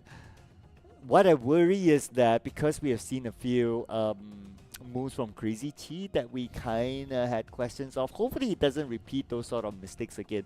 As long as he doesn't, even though if he doesn't like truly win against the one that is on his lane, it was who was on his lane again? Dixon? Ham7. Ham7. Yeah. Oh yes, Ham7. Sorry, because it was a different name down there. So if he can truly, even though if he doesn't truly win against Ham7 in this lane, he keeps it 50-50. I think that's okay. We'll have to see how strong this Camille is when it comes to the 4-1 split push, because Camille, once she gets that Sunder Sky and she starts scaling towards the second or third item here, like the Trinity Force, she's going to be scaling out of control, and that is not what the Aatrox can handle. Ooh. I'm trying to be positive here for the Aatrox, right? But, you know, based on the matchup, you seem to be heavily favoring a Ham7. I think the first 3 levels, it depends on how many of these Qs can the Aatrox actually hit to really limit the Camille's farming potential, because Camille in lane, she scales by levels and items. She's extremely weak in the early game, so we have to see how Crazy Chi plays this matchup here. But that's enough for the top lane. I think it's self-explanatory. We'll have to see how the 1v1 ends up, because both of these top laners, they love to fight. Okay, yeah. So let's talk about the overall, right? Like, do you have a draft that you like overall?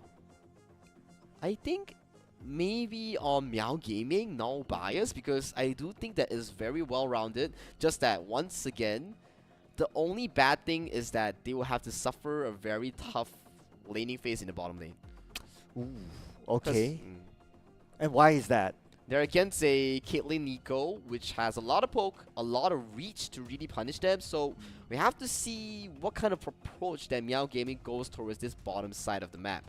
Will they find more of these ganks coming in from Nyong on this corner, or are they just gonna let it peel down slowly but surely? Because it's gonna be a grueling laning phase for them. Yeah, the Caitlyn Nico is very poke heavy, so laning phase is definitely going to be a challenge there. But do you see that they will like just lose the lane altogether? Losing is an overstatement, so we'll have to figure out once the game starts. Okay. We'll find out, because at the end of the day, it is down to execution, ladies and gentlemen. This is going to be match point for Mel Gaming as we head on to this very important matchup for All Luck 2. Well, All Luck 2. The main focus in this early game will spell one thing. Lane dominance coming in from the Caitlyn Nico and potential dives coming in from the Xin Zhao. So a very strong laning matchup here being drafted by AL2 here. Their mid and bot side looking extremely good, including top side as well coming into the early game. And big moves, jungle invasion, not really for both sides. So we're going to start off like both sides fairly respectful. But I guess based on the draft, you don't really need to think about like, okay, we need to play this game as fast as possible. Both sides, they have their own scalability. They have their own scalability, and with the recent patch changes here, Senna will be the one farming and picking up these souls. So lesser souls, but more focused on the items that she will be getting here. So at least that is one of the confusions that we have being sorted out here. And towards the top side here, Ham7 is going ham against Crazy Chi here as he gets level 2 and gets the hook shot into the auto attack here. Ooh. He has the attack speed boost. Ooh. He goes for the 1v1 here. The last hit on the Crazy Chi. Does not get it! Power shot! Oh, wait, what? What? Oh! At least he could have got it first. Well, that's the thing. The range was not enough after the flash pull away, so Crazy Chi played that crazily well here, and Ham7 went over the ham. Oh man, I'm having headache after looking at that. But those are one of those moments where it's like that split second again, like whether you get it or not. If you got it, it's okay. It's a good trade. But if you didn't get it, then it's a waste. So it was like a, in other words, high risk, high reward sort of move, I guess. It is a high risk, high reward because look at the current CS lead being held by Crazy Chi right now. Just by losing that 1v1, welcome to top lane. You lose that 1v1, you lose out the entire laning phase here. And right now, Ham7 being forced back already by Crazy Chi here as Q1 and Q2 both hits onto his face. Yep, and we're talking about level 2 versus level 3. But now at the bottom, Floris seems to be in trouble. And here comes Fantasy from the back. Okay, don't overextend. Floris able to keep a distance, but now the counter might come in. Fantasy is here. Z has to back off. But Zhao Daiguan is there to protect him. Oh, beautiful hook onto Fantasy. But it's still early for any major follow-up. Oh, the 2v3 here coming in from Xiao Daiguan and Z here, making sure that it worked here. And the sleep, managing to lock Lanaya in this place here, wins out the 1v1 into the bottom side here. And this Grom is in danger as Nyong smites it away. Oh. Fantasy dropping extremely low here. Fantasy, and here comes the flash in by Z to lock in that kill. And because he's in support, it's worth it. It's okay. It's okay indeed. He gets a kill onto the jungler. He secures the Gromp and Startle Crab for Nyong here. He went out as a boss. And right now, 1v1 goes to the top side again. Ham7 gets hit by Q2 and Q3 here. But right now, they're trading heavily between both sides. Okay, so Ham7 level 4 versus level 5 by Crazy Chi because he gave away that one kill very, very early on. So a slight gap between the two of them. So a bit of work for Ham7 to catch back up that level against Crazy Chi. That's exceptionally important right now. And look at Fantasy's position right now. He's looking to gank Ham7 onto this commute, but he doesn't have flash. If he gets caught out, it'll be extremely dangerous here. But just by that first blood here, look at how much of a CS lead the Crazy Chi amend. Oh, and Z Fantasy just push checking each other. Neo pass by. Ham7 is kind of low though. It's not at level 6 yet. But Z is managing two players, Long GJ and Fantasy. But right now, he's probably going to pay the price for it. It's 2 onto 1. I doubt he'll be able to get out of the situation. Yep, he was about to come up with the Dreads line, but it's just a little bit too late. Oh, and the flash Q comes in from Han. Long Ginger here. Ham7 going extremely low here. Are they looking for the dive? Ham7 side steps. Going. Going still. Long Ginger! Oh! Long Ginger punished for that! Overextension! Now will make sure that Ham7 stays alive. Fantasy! Tries to go in for it again! But this could be his demise, as Nell will not let him go at all. Fantasy is very, very low. 3 more hits perhaps by Nell. 1 more to go. Fantasy surely goes down. Oh no! It is a disaster! It is a disaster for AL2 here. The overcommitment onto Ham7 punishes them heavily. What can I say about this? Within the 6-minute mark, we're starting to see something very interesting. But I get it, right? It's just 1 more hit to go, and you try to get it. And to be fair, they almost got it. Yeah, they almost got it. But good news for AL2. The top lane and the ADC are winning extremely well in terms of farm here. But look at this play here. He spots out Ham7. Ham7 does not get hit down by the explosive seed here. He sidesteps away from the first W from the Xin Zhao. Long Ginger gets hit by the turret shot, gets immediately evaporated here, and Fantasy wants to go for the W snipe here, but Ham7 with the Fantasy feat sidesteps once again here, and Fantasy, it's all just a fantasy. You won't get a kill here, and you will be punished. Dude, the sidestep by Ham7, that was just marvelous there, not gonna lie there. That was the biggest highlight of this fight at the top. And of course, Neong had to be there. If Neong wasn't there, it's going to be a totally different story. But you also got to give it to Neong as well for providing that level of support. By the bottom right here, it's going to be a 3v2. Zelda Guai is still there. Look at the damage output of the Flowbiz. But because C is still there as the frontliner, they cannot go all in. But the top and bot laners of AL2, as we mentioned just now, are doing extremely well in terms of CSing and winning out the lane here. Both of them holding 1 kill each, making sure that they win in terms of the goal lead here in the early game. Alright, we're back onto 3 against 3 with the goal difference not too far. I think too, only about like 200. Ham7 and Crazy Chi. Ham7 is still 1 level behind the Crazy Chi. Still has that little bit of an advantage thanks to the early game. But we're seeing a rotation at the top. They might potentially want to go for Ham7 or maybe into the jungle directly. Well, it does seem to be that the focus will be going on to the grubs that has been spawned towards the top side.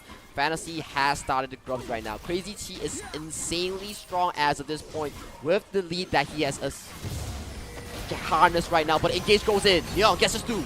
Oh, look at Ham7 as well. He does have the Hextech Ultimatum, and he might come in anytime soon. Now flashes away to safety after taking all that damage. After taking it out, Crazy Chi is in trouble as Ham7 will send it back to his base. C tries to flash away to safety, but unfortunately will still go down. And Lanaya is left all alone between Ham7 and the Sleep. Blast Cone, but look at the flash by the Sleep to avoid that final hit. Who could have taken down?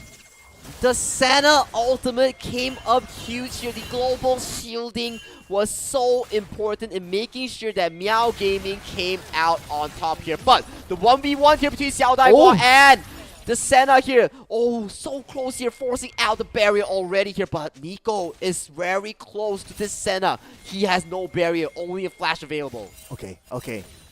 Long Ginger might go in. If Xiao Daihua moves anywhere further forward, then surely Long Ginger will come. But not sure if he has the information. Okay, Z passes by. Now he knows that Long Ginger is there, so Zhao Daihua will play a little bit safer. He will indeed play a little bit more safer here. The top side, I think, out of that kill, they have equalized in terms of the goal lead between these 2 top laners here. Hook doesn't connect here, but Root lands onto the Caitlyn here. Dredge Line available in a few more seconds here, coming in from the Nautilus. Oh, that was so close. If only Z got him. The Philbis might be a goner. Now Ham7 and Crazy Chi. Still 1 level difference between the 2 of them. Damage onto Ham7. Ham7 has to be extra careful there, but underneath the turret, he should be fine. The play the steel caps definitely brings in a lot of value against the Camille here. And right now, due to the early game mishap of the first blood here, already double the CS for the Aatrox against the Camille in this lane. That is crazy lead. And still a 1v1 box out there. But okay, when it comes to taking the objective, this dragon will be taken without the challenge by All Luck 2. So All Luck 2, they're going to let this one go. Dragon locked in. Mel Gaming secures the first. And Young is extremely fed onto this Garner here. 204, 100% KP, already finishing up that hard steal already so early on towards this game here. This Garner is extremely tanky. And right now, we're talking about Ham 7 as well versus Crazy Chi. One of the key matchups that you mentioned earlier on, but we'll revisit that later because right now, Xiao Daigua has to defend this turret all alone. Nobody else is close by. But we switch over to the top and we see inside the bush, Crazy Chi is there. Damage onto the sleep, but oh, look at the back damage here, but no! And that's Crazy Chi down. Fantasy is very low. Double kill given to the sleep.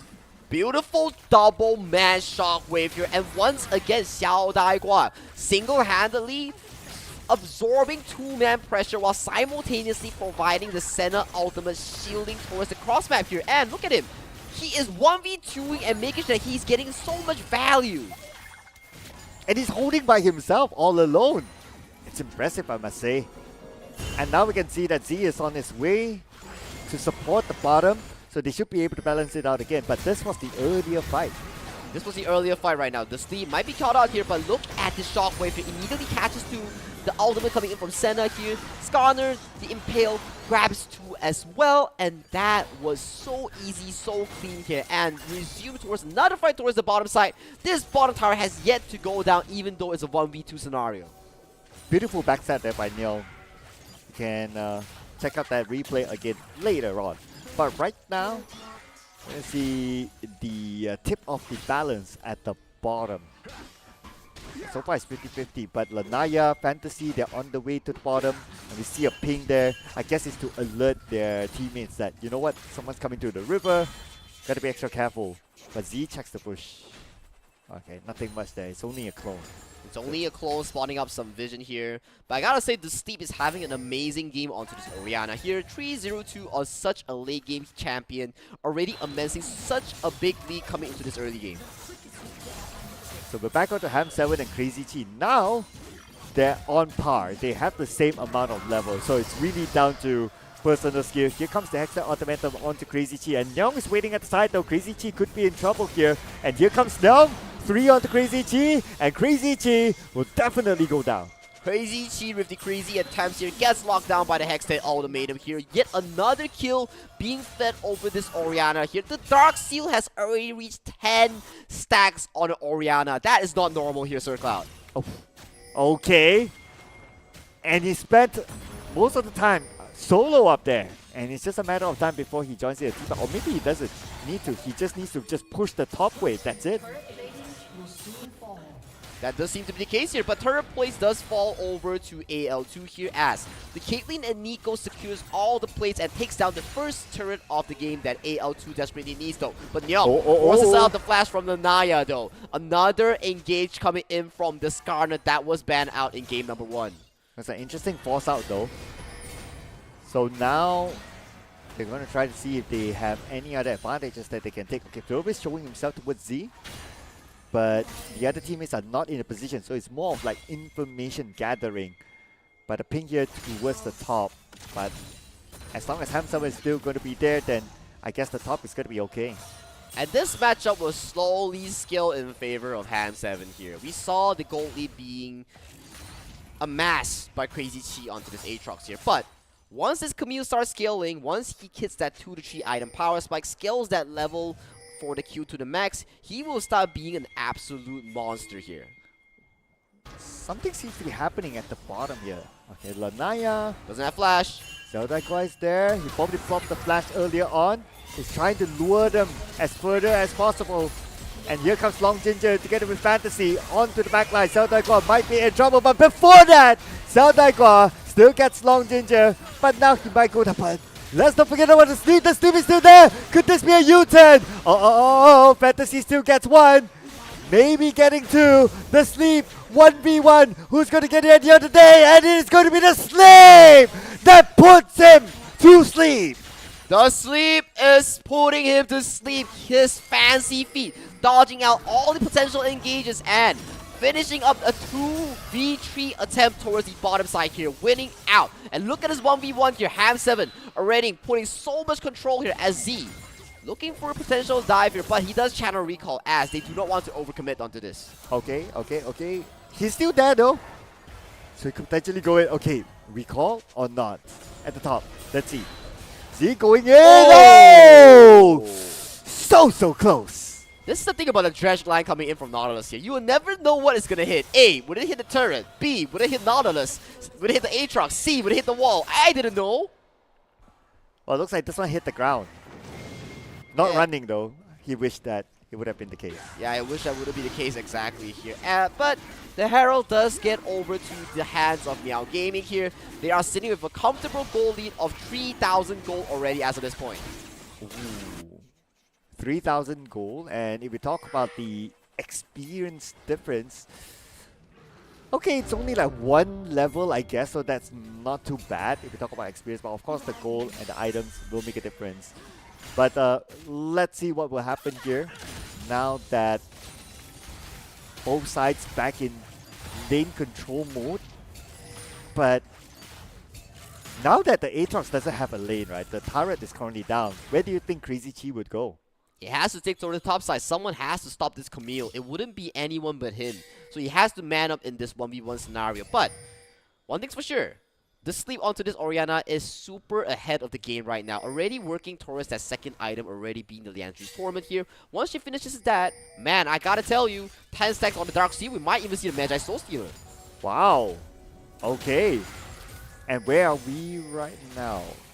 Okay, I'm just looking at the overall stats, right? So Orianna 603, still a perfect game. Neong 307, also having a good game so far. Looks like Mel Gaming, they are still in control, but all luck too, they have to try to find a way to break the momentum of players like the Sleep and Neong. If they can get those big bounties, that is one of their ways that they're coming back to the game here. But we still have yet to see a beautiful Pop Blossom coming in from Long Ginger to really get the big engages on the key carries here. But if they even do get it, do they have enough damage to take him down? Yeah, at this point, I'm not too sure. It's also because of the gold gap. It's also because of a certain level of experience or leveling gap as well. So maybe they need to focus on getting the farm in. But the farm is so far away, and the scalability coming in from Meow Gaming is so darn good here.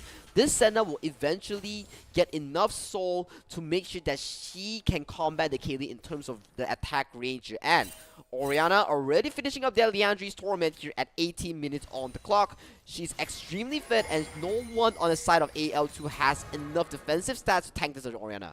Ah man, sounds like it's pretty hard for All Luck 2, but what do you think would be the comeback condition here for All Luck 2? They need to get the Steve's Bounty. They need to get the Steve's Bounty. But it's going to be a difficult task. But if they can manage to get an insane Pop Blossom with Long Ginger, that'll make the case here. But Shockwave lands onto Lanaya here. Lanaya has to flash it, but doesn't manage to get away. Another kill falls over to the Steep here as he is godlike onto the Rift. A perfect godlike so far. 703 for the Sleep. And not only that, like I noticed the top lane is being shoved fairly far until Ham7 decided to like, okay, let's pull it back because it might be an overextension for him. But he's in absolute dominant control of the top lane on his own. Exactly the case, right? The Camille has already scaled to a point where she can match the Aatrox and win out the 1v1 as of this point now. She's already level 13, maxing out the skill 1, maxing out the skill 2 or skill 3 potentially, but at this point of the game, the Camille is having a field day and can at 1v1 anytime against the Aatrox here. Only the Aatrox can 1v1 against the Camille here, but it will fall in favor of Ham7's Camille. Oh, so it's hard for him to engage 1v1. He has to like at least make it a 2v1 or maybe a 3v1 ideally. But if you commit all that onto one lane, if you get it, arguably might be okay. But if you don't, because we know Camille can move swiftly out of a battle or out of a fight, then you're just going to waste that rotation onto one champion that you couldn't even get anything. So that's the thing about AL2 right now. They're scratching their hair. They need to find a perfect opening here. But another opening towards the mid lane here will be Meow Gaming, utilizing their Herald to put enough pressure to tear down the turret here. And look at the 1v coming in the bottom side. Lanaya does get to go out, links up the Camille, making sure that she gets an escape path. And for Meow Gaming, they were not able to get the mid turret, but that's okay. They're not in a desperate move. They're still in control of the situation. Probably going to try to get the Aatrox, but the Aatrox left the lane. They have to be careful of their back right now. Okay, potential backstep here, but nah, they decided not to. They decided not to. Long Ginger is longing for division game here. Z is being caught out here. Dredge trying to walk away. Does not get the hook here. But the grass here, the tri-bush here is being secluded here. And the hook lands on the Long Ginger here. A lot of the damage being dealt up by the Otacon here. 4v4 strong. Aatrox TP's in from the back. Okay, Fantasy engages on the Z. Here comes Crazy Chi as well from the back. No risk at C. Tank is currently down. But they continue to fight on though. But look at the engagement here by All Luck 2. They should be able to win this and shut down finally onto the sleep. He himself put the sleep. Now underneath the turret, it's not going to be a problem for them to get that ace for themselves. All Luck 2 slowly but surely climbing back. They're back onto the board. Crazy Chi with the crazy Aatrox flank. Finds them all.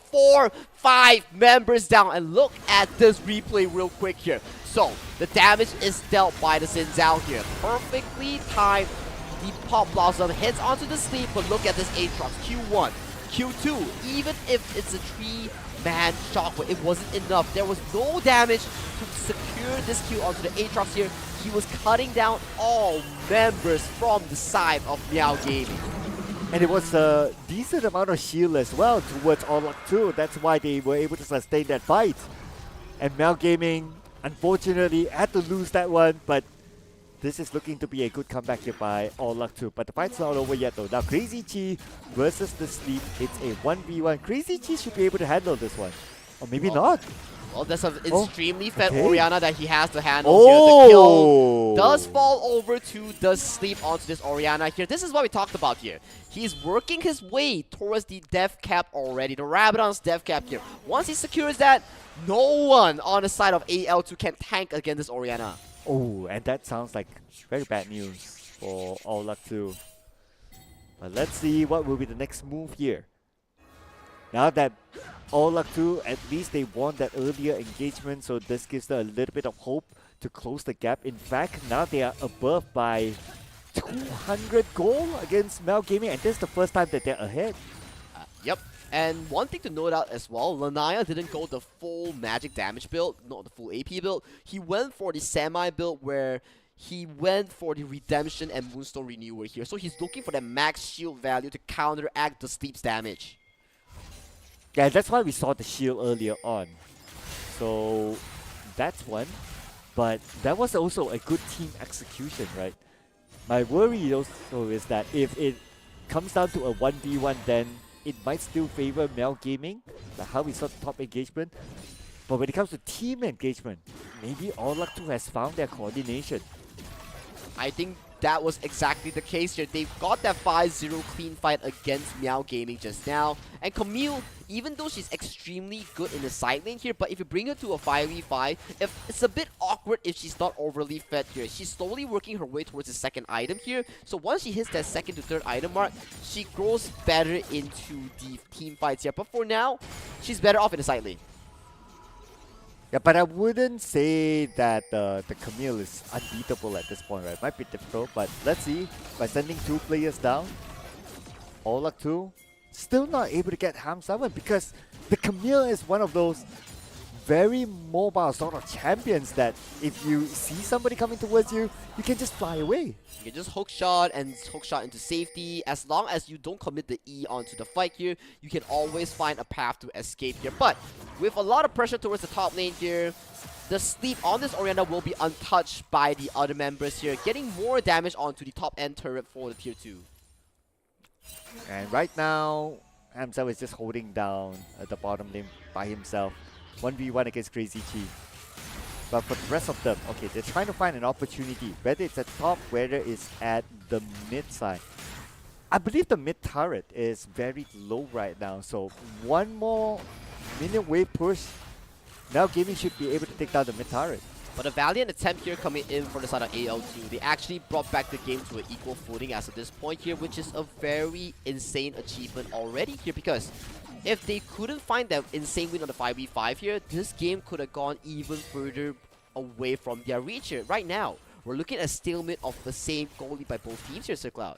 Yeah, at 25 minutes. So that means one good fight, I wouldn't say it could potentially end the game, but it could be a significant push by that one side who could really try to take out as many inhibitor turrets as possible with just one good fight at this point. We need to see the flanking angle coming in from Crazy Chi once again. If the sleep does fall, that will spell danger for the side of Meow Gaming here, because I do believe the sleep is the primary damage dealer and burst damage that Meow Gaming needs to take down the likes of Crazy Chi and Floivis on this forever scaling Caitlyn that's already hit 3 items. Oh yeah, they haven't given too much attention to the Caitlyn, it seems. And the longer they wait, obviously as a marksman, the Caitlyn can scale into the late game, so it could be very dangerous, especially if he has like Crazy Chi able to tank in front and open up the space for him to get free hits. But Z right now checking the bush. Okay, sees Fantasy on the other side. But it's only Fantasy. They don't have information on where every other member of All Luck 2 is at. That's correct, and the clone does fell into place to spot up some vision here. Both teams are trying to fight for the vision that's gonna be spawning for the Mountain Dragons here.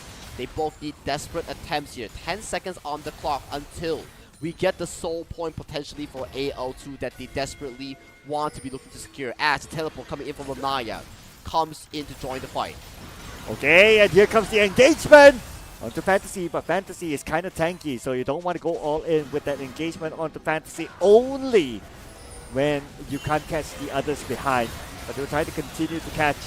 And Fantasy is still going to be the main target. Ham7 seems to be in trouble. Philwis will get Ham7. And this is going to be All Luck 2. Luck might be on their side, but the comeback here might just happen. All Luck 2 3v2 at this point. Trying to get Xiao Daigua. But some of them shift their attention towards Neo. But it's now a 50-50 split. Neo 50%. But Xiao Daigua could be the bigger target. And Xiao Daigua might go down. One last hit. Crazy Chi not going to go in for it. They're going to go for objectives instead.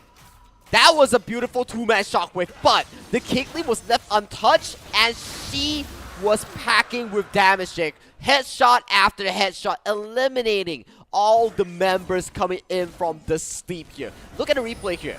We got the Skarner Impale here. Hook lands onto 2. Camille goes in but does not manage to land the Hextech Ultimate here. But this Impale into the shockwave combo was great from Meow Gaming, but look at Florbis here. The headshot into another headshot, taking down all these key members here coming in from Meow Gaming.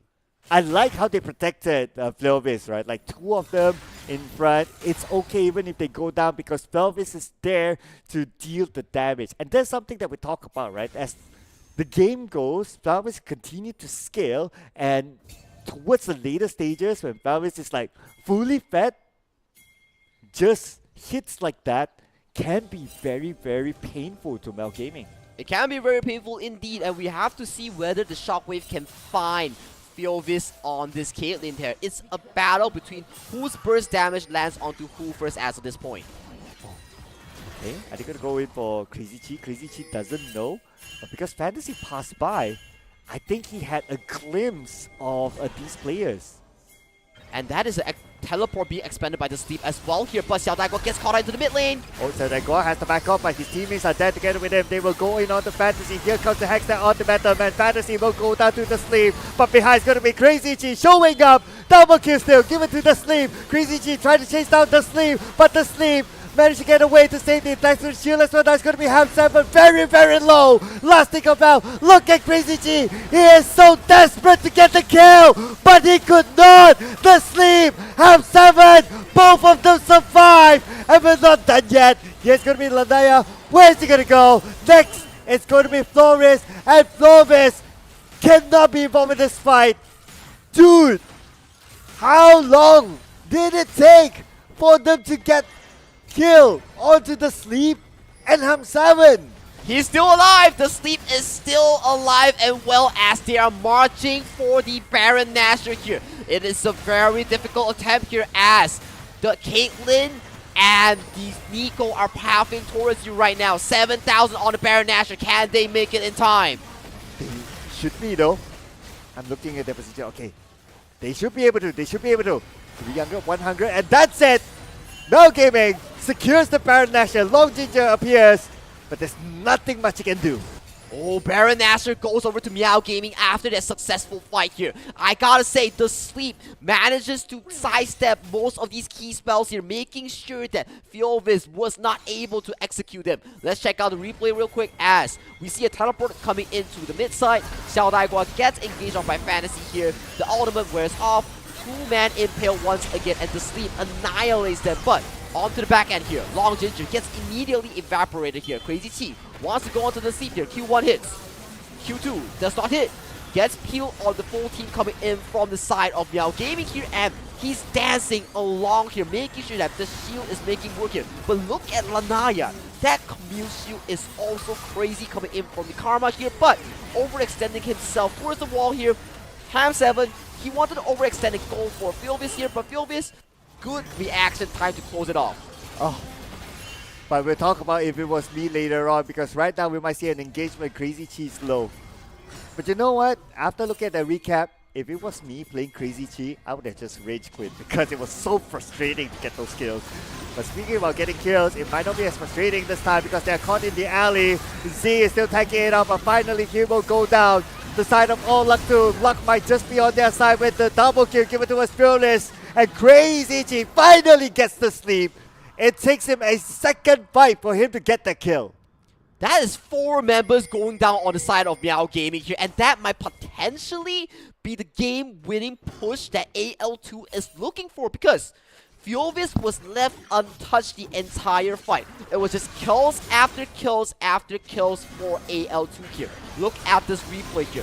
Camille TP yet to be popped here. Everybody goes in for the kill here. No one is touching Fiovis here. Fiovis going for the free hits here. No engage at all. As of this point, Ham7 1v4 into the backline here. Gets immediately evaporated as we jump back to the live as the base is in shambles. Will there be enough time though? I think that's enough time. That's enough time. Yeah, that's enough time for the other members of Mel Gaming to come back up, but they lose so much at the bottom lane. Oh, what a back and forth game coming in from both teams here. As of this point, if you are Meow Gaming, the Sleep has to survive, and potentially you might want to commit your Senna into building a shield breaker here. Dude, I'm so scared right now. A Serpent Fang. They do go either way. Look at this, the Sleep is there. Are they gonna go all in and commit? Looks like the answer is gonna be no for now. I mean, it could potentially be just only one fight and that's it, and the game could end for either side. The game could potentially end for either side here, but the soul has been secured by the side of AL2 here. I believe it's a Mountain Soul, and it just further benefits them from getting so much healing and so much shielding, especially from the Karma that we see on your minimap. But when it comes to All Luck 2, they're way better in securing objectives, but when it comes to fights and getting the kills, it is Mel Gaming. So in a long run, normally a team that is able to secure lots of objectives, they would win the game. So All Luck 2 might just have that luck. It's not about luck if it's all about skill gameplay here, because Fiovis onto this Caitlyn, he is having an exceptional day on this champion because he was left untouched for majority of these fights, and right now he is showing us proof of why you should never let a Caitlyn go rampant. And they just did though, but they have to find a way to get to the backline, right? So, but they do have options if you think about it. Like Ham7 can go for the backline, but because All Luck 2, they are also aware of that potential weakness in them. If they don't protect the Caitlyn, they could lose a fight. So we can see that the bodyguards are really putting priority into just helping the Caitlyn to stay safe. And the question mark is being here, who can really break through Lanaya's shield here? Who on the side of Meow Gaming can purchase that Serpent Fang that they desperately need to reduce the shielding effect coming in from this Karma? Because this Karma with the Mountain Drake, that is a lot of shield. Ooh. And it really depends on team execution now, right? Like one wrong move, it could just be gone. And that's why we can see that both sides, they are really taking their time. And so far now that we are in 35 minutes, I believe that this is around the mark where we can almost declare, if not already declare, that this is the longest game in the playoff. I do agree with you so as well, because I do think that this might be the potential longest game we had so far in Titans Cup. So right now, I do see a serrated dirt being secured by Xiao Daigua, so potentially he's working towards that key item known as Serpent Fang to reduce all the shielding coming in from Flovis helper known as Lanaya. Oh man, it's just so hard to tell, right? Like who's going to win this one? Like both sides really locked in, including Ham7 and Crazy Chi now still locked in with each other at the bottom.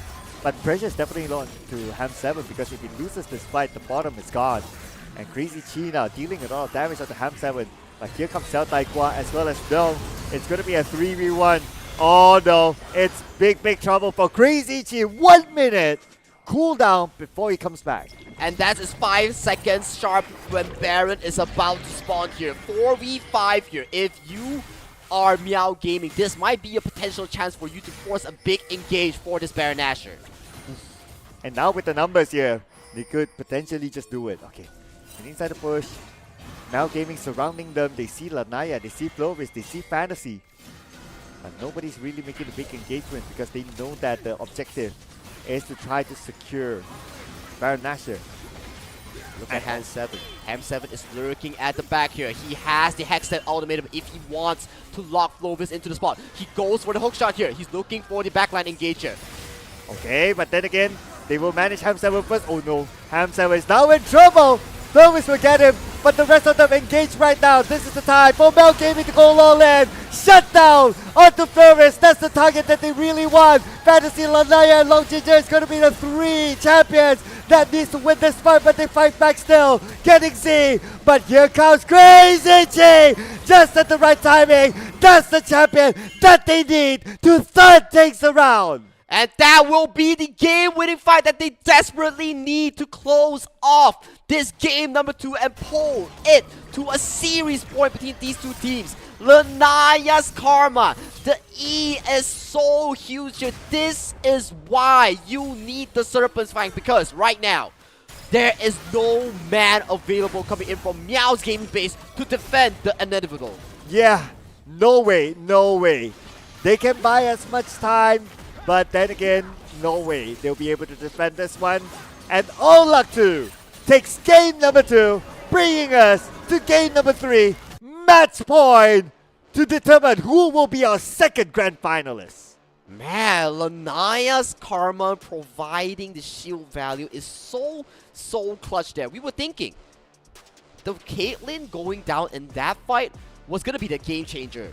But there was no healing reduction. There was no shielding reduction coming in from the side of Meow Gaming there. The Xin Zhao was literally unstoppable for the entirety of the fight until the respawn of the Aatrox there. Mind you, that was a 4v5.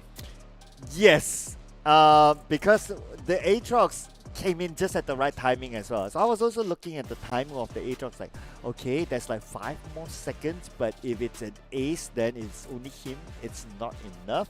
But somehow they held on until the Aatrox respawned, and then the Aatrox came, and then the rest was just history. It was indeed just history here. Hence, ladies and gentlemen, that's why it's so important to buy healing reduction and shielding reduction. So keep that in mind in your next upcoming ranked games. Yep, always consider all that as well, especially if you're going to play the long game like this, right? But that brings us to game number 3. That means the champion pool is going to wind down even further. As of this point, if we look at the current champion pools, so we have default 5 bans each on each side. And because we've already played 10 champions out of 2 games, so there's 15 champions going to be banned due to Fearless Draft. Oh man, that is super duper scary, right? But before we go on to that, we're going to check out some of these stats here. So look at the numbers for Caitlyn. 12, 2, 4. Wow, he actually only died twice. you gotta give it to his teammates to have protected him in all those fights. I gotta say, we were talking about this Caitlyn being one of the late game insurance of the side of All Luck 2. He really showed up and he proved to us why this pick cannot be left untouched. And he had an amazing game so far on this late game power pick here. And let's check out the goalie real quick, because this entire game, I gotta say, it was going back and forth between these two teams in control of whoever is holding on to the goalie. Yeah, I would say it's very close, right, between the two. And there was even at some point at the 20th minute mark where they equalized each other. So honestly, towards the end, even though we talk about like 30 minutes onwards, like one fight, if it was a good one by Mel Gaming, then they could have won it. All Luck 2, same for them as well, and that was obviously what happened earlier on. But is it obvious for us to select this MVP? I guess so, ladies and gentlemen. It's going to be the Caitlyn, played by Fearless. Philvilles on to this Caitlyn, 12-2-4 here with a kill participation of 69% and a 30,000 total damage here. This Caitlyn, every time he was left untouched, he would go rampant and he would tear everyone on the side of Meow Gaming. I still think that he needs to share this MVP with his teammates. I agree. Yeah, for blocking opponents from coming towards him and all that. I mean, typical marksman, right? You always need people to try to just be your bodyguard. And I think this is the key turning point, right? Meow Gaming has a 5,000 gold lead here, but even with a 3-man shockwave onto the back of AL2, because of the Karma shield, look at the amount of shielding provided by the Karma here. The Crazy Chi, no healing reduction, no shielding reduction. This Aatrox goes rampant and slaps everybody in the face. And this is another fight where it was started by Mel Gaming, but because of the protection, look at Fury's and his position, right? You will have like 2 players in front of him just being that shield. Just protect the president. Just protect the president, make sure that the president is safe, and he gets the triple kill here, securing his team one step forward to the gold lead here for the Dragon here. And this fight was engaged by Fantasy here, and this was won out by Meow Gaming thanks to the sleep to be able to dodge out all these crucial engages here. And onto the top side here of Yovis, this time there was no team to protect him and he was chunked out immediately. But look at the shield value only by Lanaya here. Where was the shield reduction here out of the entirety of the 40-minute game that we have here? Look at the amount of shield. Yeah, as much as Crazy Chi tried to get the sleep and Ham 7, actually, if you kind of look at this replay again, Mel Gaming had the same issue of trying to get the kill on the Crazy Chi. Like, it took so much. And like what you said, right, it's because of the shield by Lanaya. And look at this last fight, right? The side of Meow Gaming immediately annihilated Fiovis from contention here, but due to Lanaya's ability to stack the heal, and there was no healing reduction here, this Xin Zhao was unable to go down. So much shielding, and the Senna was unable to take down this Senna at all, and as of this point, all the damage was gone out of the case there. There was no Oriana, there was no Senna, and everyone was left to dry. Game 2 goes over to All Luck 2. Yep, and Malaysia Pro team will need to find another win again in the next round. So let's see if they are able to, because right now, okay, if you just join us for whatever reason, ladies and gentlemen, we are currently at a 1-1 state. So it is match point for either side. Looking at the 2 games that we have seen so far, like, what's your overall thought? Like, who do you think has that little bit more edge based on overall gameplay?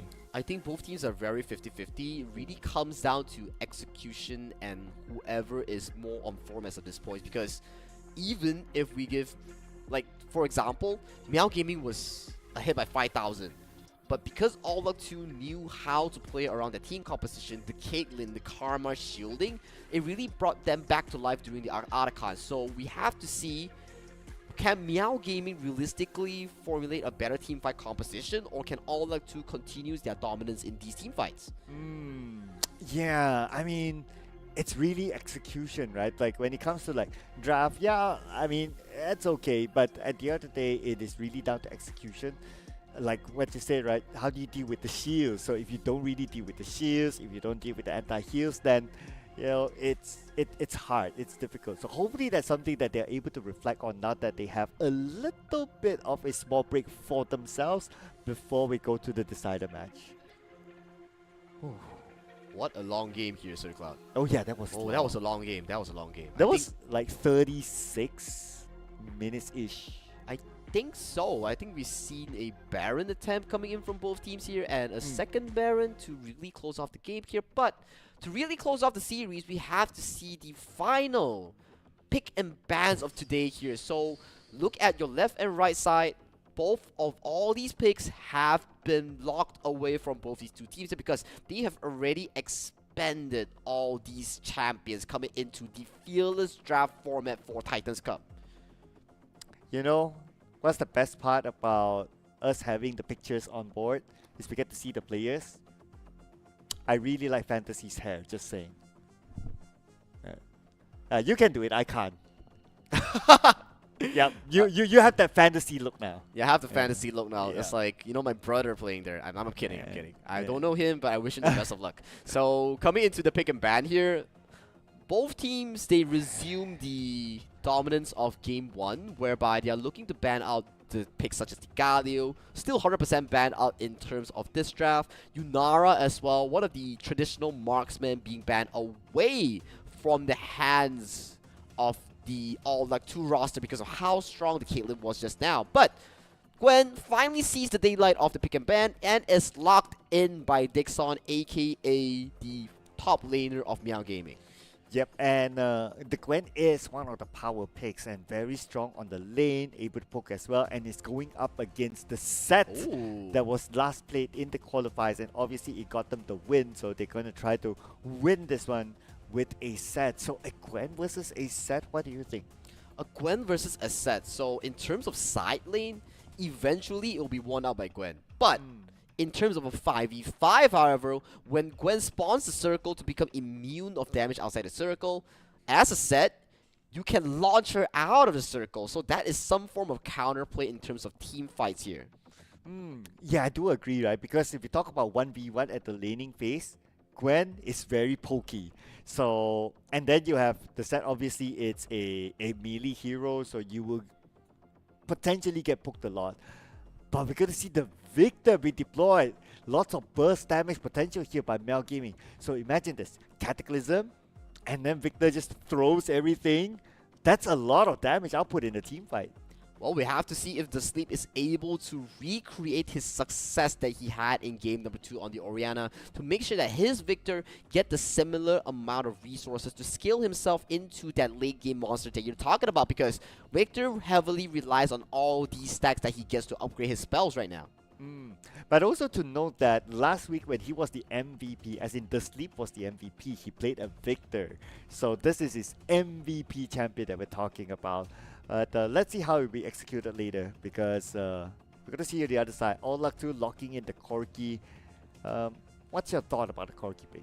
I think it's a very solid pick into this patch here. It's one of those champions that have a solid laning phase and a very steep power curve. Where once you hit the Trinity Force, you start ramping in terms of damage and like they have no issue in terms of wave clear and farming from afar. So if let's say your support wants to ditch you and go to roam for the grubs, want to roam for the cross map plays, Corki is very self-sufficient in making sure that he plays alone. Yes, and he's also able to escape if any potential engages by the river as well. So very self-sustainable, allows whoever who's going to play the support role to be able to open up the map a little bit more. But now checking out some of the bans here. So Zaya is out, Severe is out, Nocturne is out. Final ban, it is Vi. Yeah. Oh, Vi is out. Vi was being hovered by Mel Gaming earlier on, but they decided to ban it for themselves, which is okay because they already had the Jarvan. Yep, they have the Jarvan 4, but there's very little champions that you can lock for the Jarvan 4. Corki has the Valkyrie, can escape from the Jet Cataclysm, and also Fantasy is slightly hovering towards that Ivern. So more shielding and healing for the team off the side of All Luck 2 here. So they must be thinking of like, okay, if you guys made the same mistake as before of not dealing with our shields, then, well, we'll take advantage of the situation. Well, you will be punished once, but you won't be punished twice here. And that will be the Ezreal potentially that you were mentioning about. and it's still being hovered around here, so it potentially might go over to the MF, but we'll see as the timer pops. It will be the Misfortune being locked in for the side of Xiao Daigua as the ADC for Meow Gaming. I was half disappointed. I wish we would have seen the Ezreal, but yeah, it's okay, it's okay. Misfortune today was used earlier in another series and it brought them the win, so let's see what sort of Misfortune will come out with.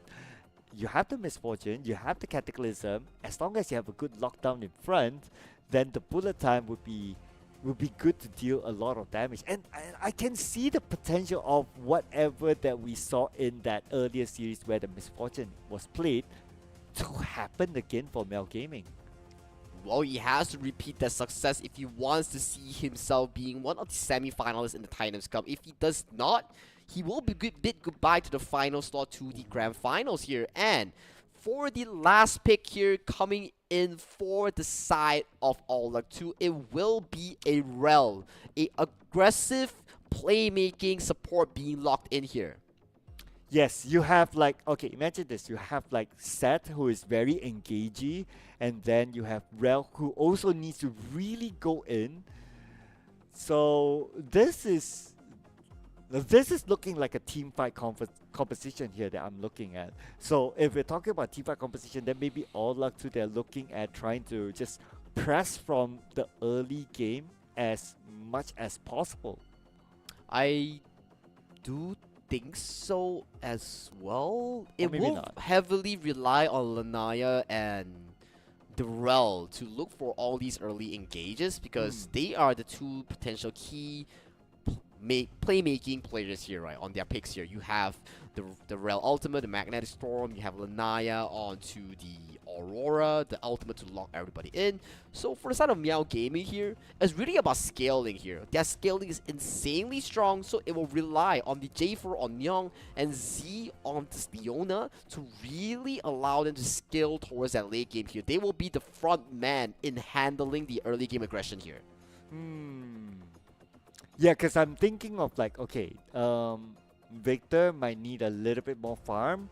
MF might need a little bit more farm as well. So when it comes to early game potential, I would probably give it to All Luck 2, having the early game advantage in terms of like rotating and trying to get pickups. So that's what I'm looking at. Okay, they want to try to play a little bit of a faster paced game as compared to Mel Gaming. They might be thinking the long game. They might be thinking of like, if this game goes another 30 minutes, 35 minutes, or maybe a record-breaking 40 minutes, we are ready for it. Yeah, we will be ready for it, and we will be heading to the game shortly in about 2 minutes here. So, expectations coming in from Meow Gaming here, they will need to pull on the bricks here. They will have to make sure that the tri-carry here being the MF, Victor, and Gwen, these three get to scale into a later stages of the game. 2 to 3 items, that's where they dictate the game pace. On the side of All Luck 2 here, the first item, the first objective will be the key difference maker for them because that's where they're extremely strong in team fights. Okay, so since this is the decider match, right, between the two, who do you think has the upper hand? Both teams have the upper hand here. Oh man, it really depends. Don't give me the 50-50, come on! It's really not the 50-50 here, Sir Cloud, but even like in terms of laning phase, for example, everyone is really equal here. Even for the mid lane, the Sleep versus the Naya, although it does go in favor of Aurora in the laning phase, but it still comes down to execution of the player's mechanics. So I can't really give you a solid answer here. Okay, I'm gonna switch the question, right? Alright. So you pick in your prediction Mel Gaming. You too. Yep, me too. Would you change your prediction now? Nah, I don't think so. I just think that Meow Gaming really needs to consider buying the Serpent's Fang or the healing reduction some way or somehow because they're clearly not respecting the power of shielding. Okay. if they had that, then you would say that, okay, they would be able to win it. But if they don't, then yeah. Maybe? Yeah. Okay. But with the fact that you're not changing your answer, I'll take it as like you are confident that Mel Gaming will win this. Now you're just putting words in my mouth. No, but it's okay. I'm just making sense, right? I'm just, it's the it's what the theory of elimination. Yeah. Eliminating the the possibilities, yeah. But still, deep down in me, I do think it's a 50-50. So Okay. both teams have the proper team compositions, enablers, engages, late game potential to really see who wins. But you talk about me, but are you changing your predictions here? Hey, they are Malaysia Pro Team. I'm sticking with the Malaysia Pro Team, okay? I mean, think about this, right? How many teams would dare to put in their logo a sentence like Malaysia Pro Team? That's Not your a lot, answer. not a lot, yeah. That's your Yeah, answer. yeah, that's my your answer, okay, Yeah, okay. there So- you go. You so gotta next- give it confidence. So next time, if you're on broadcast and you're on the professional tournament and you want Sir Cloud's vote, put your name as a professional team, and Yes. he will be supporting you. But all jokes aside, Meow Gaming versus All Luck 2, this is the final game for both of these two well-fought teams here. They have made it all the way from the open qualifiers to the top 72, and right now they are at the last doorstep. You win, you go to the grand finals. You lose, you go to the third, fourth placer. Oh man, I mean, if you have to play the third, fourth placer, it's actually a very sad match to play. It's like, oh, okay, we're just playing this for like who gets a little bit more money. A little bit more money, and then you look at the grand finalists, they are playing for a shot to the LCP qualifiers. So the stakes are insanely like high and low. Like, you know, like your grand finals, you're fighting for a shot to a pro scene. You are third, fourth, you're fighting for a shot of a few hundred ringgit. So, you know, get what I mean? You know? Yeah. Yeah. Yeah, and then you get to like see all your other maybe we can call them friends, right? Maybe they might know each other in real life. Who knows? Being a League of Legends community, like you get to see your other friends like playing. It's like, like I'll support at the sideline. Okay, like you guys, jiayo, you know. Yeah, you guys got it. Don't worry about it. But we will be heading to a small technical pause for the brief moment here. We will be figuring out what sort of issue that we have. But let's talk a bit more on both these two teams, right? We've been talking about Meow Gaming here. So far in all these two games that we've seen so far, they have had a very decent early to mid game here where they always secure the lead here. Just that Game 2, when they really got that lead, they fumbled extremely hard at the Arakan there, so that's something for them to revisit too here. For All Luck 2, however, we've seen for a fact that they can play this mid to late game hurdle team composition in a very well-fashioned way here, so that is where they really pay dividends in. And Crazy Chi, that game on the Aatrox, he played extremely well. Oh yeah, that Aatrox was insane. It was a very different laning phase for him as compared to game number 1 for sure. And it was also because like he got that the first blood at the top, right? Very, very confidently at the underneath the turret, and that gave him that little bit of a gap. And you only need like a 1 level gap in a 1v1, and it's good enough. And top lane is one of the most volatile lanes. If you give a 1 kill, you mess up the entire wave situation. You tend to lose out about like 20 to 30 CS due to that one misplay that you did here. It also falls back to our conversation back into the game 2 draft, right? You were asking, oh, what does it take for All Luck 2 to come back into game number 2? Stable lanes. And that is what they secured for Lanaya and also Crazy Chi. They got the stable lane and they managed to pull the game back to an even 1-1. Yep. So that's very important, right? Like the laning phase is so crucial as well. It could kind of dictate the way of how things goes and how difficult it is for a team to want to make that one comeback. Gotta give it to the Aatrox, but it's still not an easy game for them. If not, it would have been it would have dragged to like 37 minutes or so, which arguably is one of the longest, right? One of the longest, yeah. Man, it's been a long day. We are tired, the viewers are tired, but the players are exceptionally pumped up because it's the elimination match. So we talk about winning conditions, we talk about mental fortitude here, we talk about the Fearless draft here coming in for both of these two teams here. So Fearless draft is exceptionally interesting because it really challenges solo queue or solo rank players to upgrade their pool if they ever want a shot towards competitive. Oh yeah, absolutely, right. But now that we're talking about like, okay, we're heading towards the finals, it's going to be that one slot into the wildcards. like from what you've seen overall so far, like, are any of these teams prepared for the wildcards? You want the real answer or the fake answer? I want the soggy answer. What is even the soggy answer? Yeah, that means how real that you can be. We are still a growing region. Okay.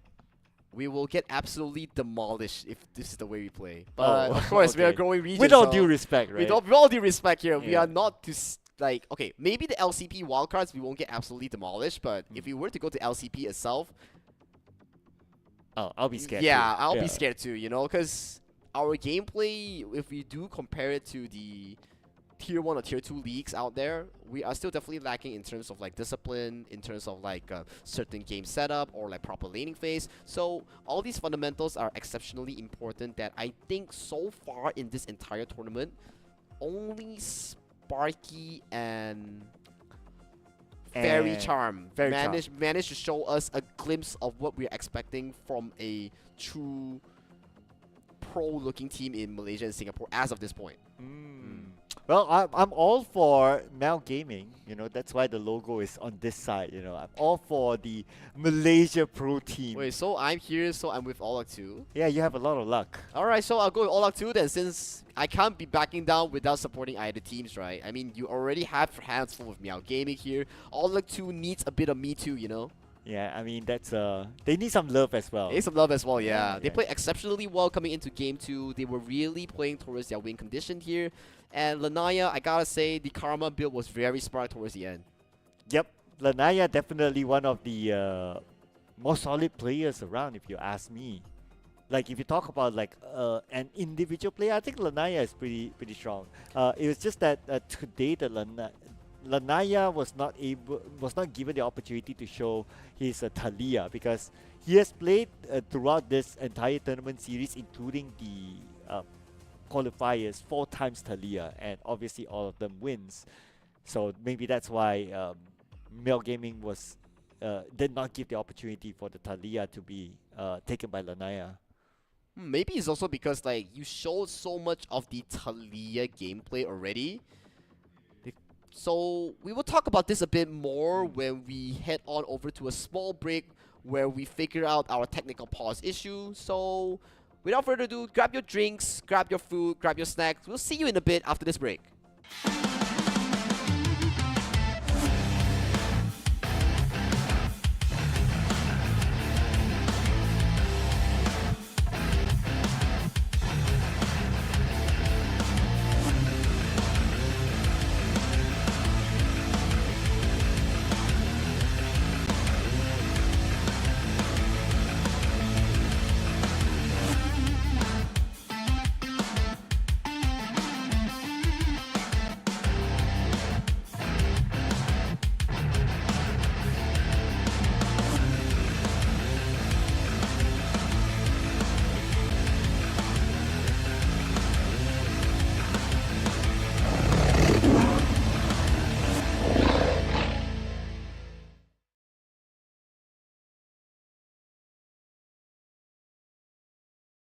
The human body was built to move. Not trapped at a desk in one singular posture for 12 hours a day. It's time your chair evolved. This is Secret Lab Titan Evo. Ergonomically engineered for you, gamers, hybrid workers, artists, backing your every move. The time has come to prune the tree.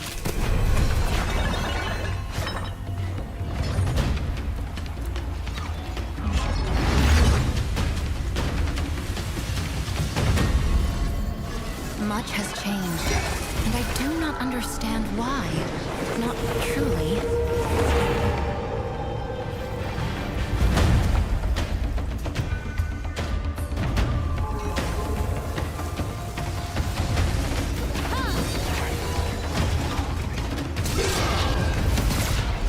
Set upon them.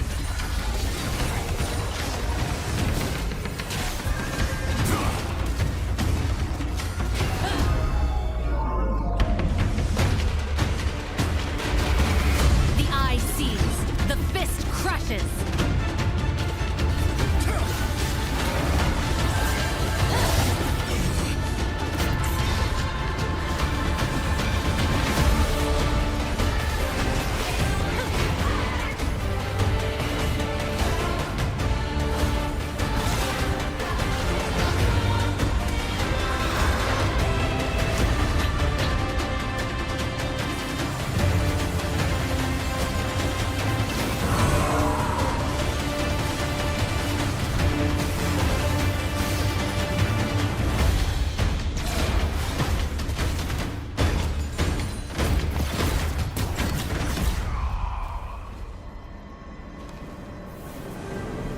I mustn't take a single breath for granted.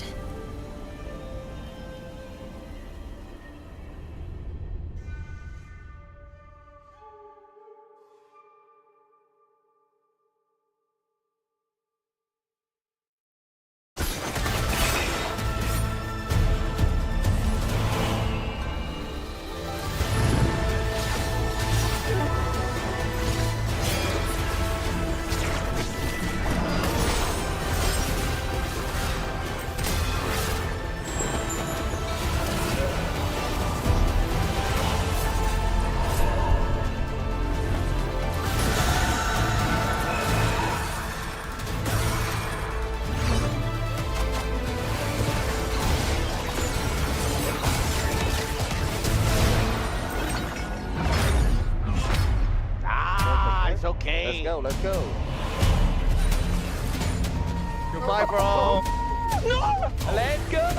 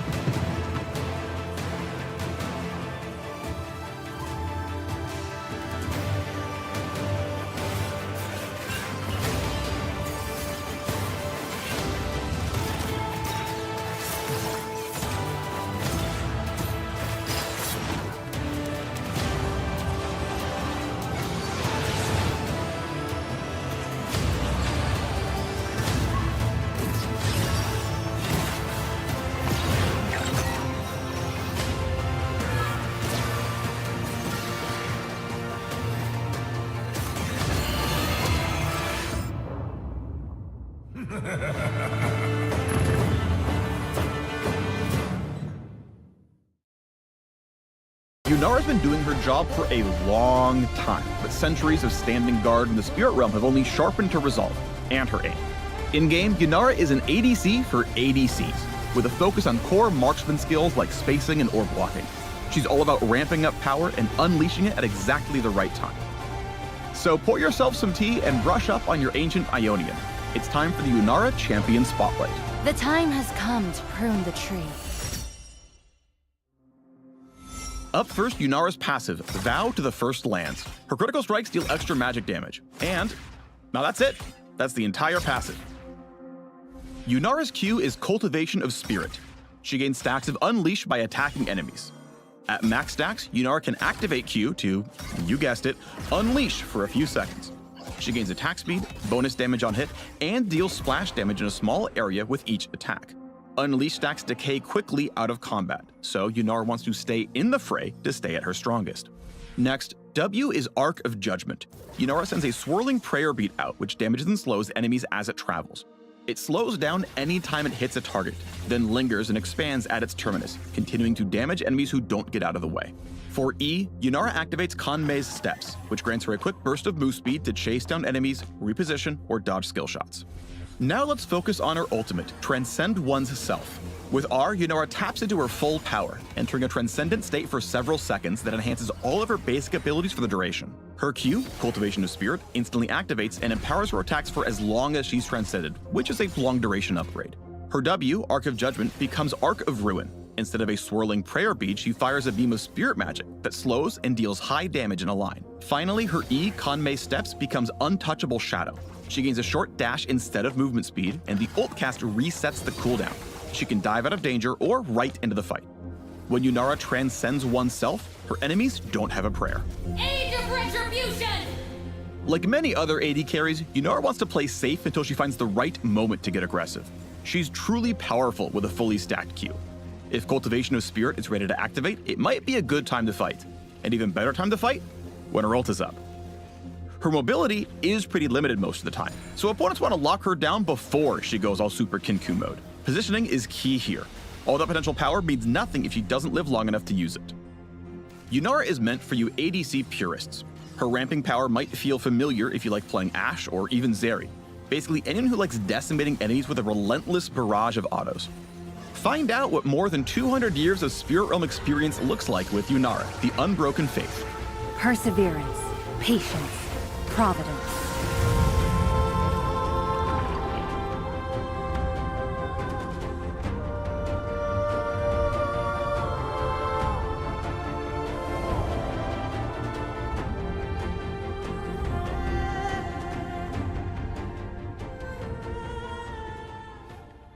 The human body was built to move. Not trapped at a desk in one singular posture for 12 hours a day. It's time your chair evolved. This is Secret Lab Titan Evo. Ergonomically engineered for you, gamers, hybrid workers, artists, backing your every move.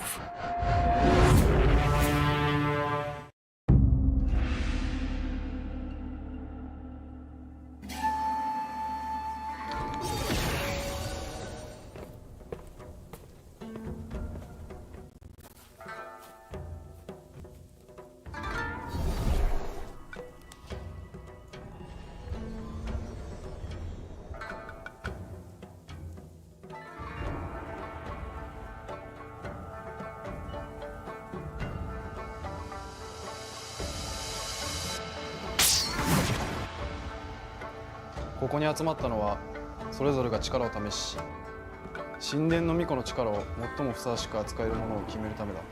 では前置きはこの辺にして商談を始めよう。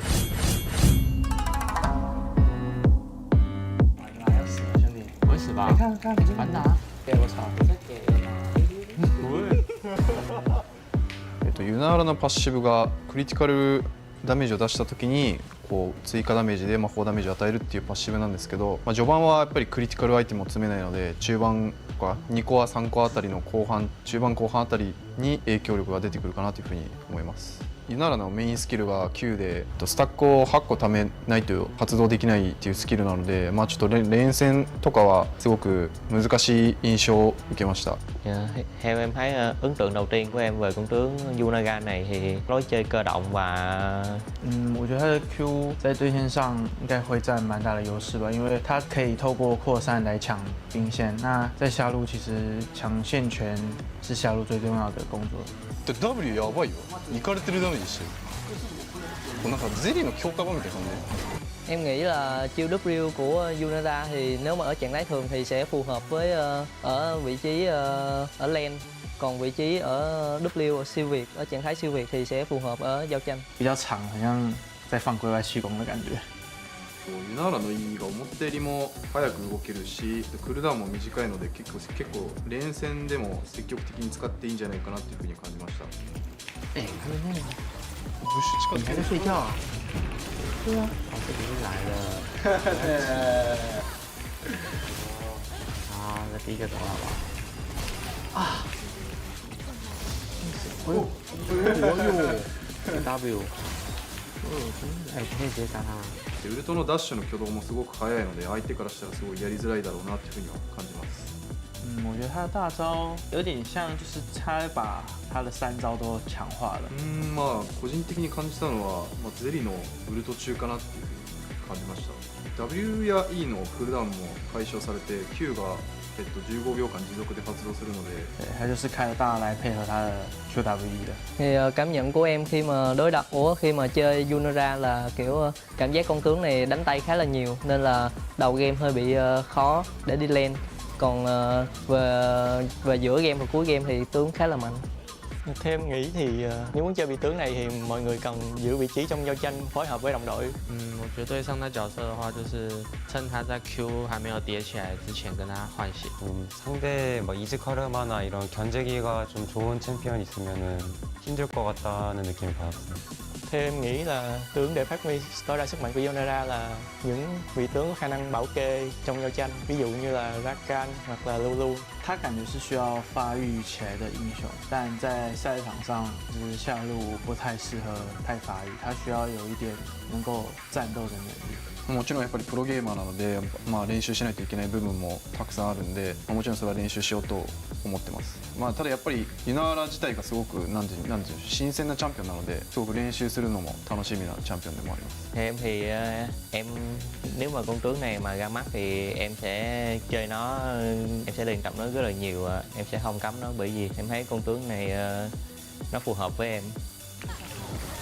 开他开大了。 俺应该必须都我懂，我应该中了，完全放过呀。僕じゃねえし。哇，安真 OP。Victory! やばい、遅刻遅刻遅刻。またかよ、マブルに怒られる。間に合った。あー、嘘、終わってるじゃん。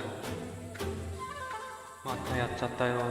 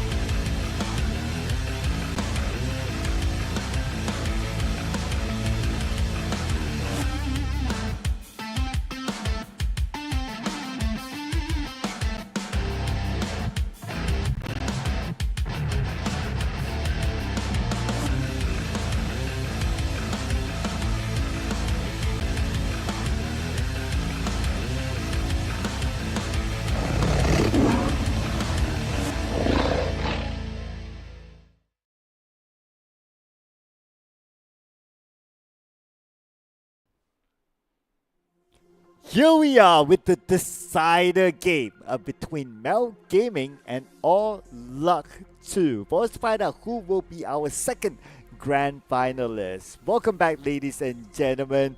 My name is Circlad together with Sagi, and this is the Titans Cup, and we'll continue straight into the game. And straight over here, Gwen gets taken down. Ham7 overextends here and gets taken out by Crazy T on the set here. So AL2, 1 minute strong, already up and strong available onto the board as of this point.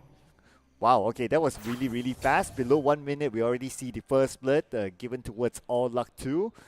And the fact that they took out Ham7, so that means Crazy T will have a good lane on paper. Yeah, he will have a good lane on paper, but he cannot be playing overly aggressive here because his Summoner Spell Flash is currently on cooldown. So that is something to worry about as well here. So this laning phase 2v2 between Xiao Daigua Z and Flovis and Long Ginger will be the final time we see them in Summoner's Rift. So I was also processing the part where you talked about like, for All Luck 2, they have shields on their side. And Mel Gaming, one of the things that did not give them the win was that they did not bring, or they did not buy any anti-heal or anti-shield. So perhaps it's something that they need to reflect on, and let's see, we will observe as well if it's something that they fix in this round. Well, that is something they have to figure out, because if they do not figure out, they do not have a next set to figure out if they do not set themselves 1 foot towards the grand finals, right? So right now we see the set punishing the early game lead that he has against the Gwen here. So As a Gwen, missing out most of the last hit here is pretty painful here, but it still equalizes the lane. Right in the middle. Ooh. Flag and drag here forces Close. the flash away from the Aurora here. So the tax has been paid by Lanaya.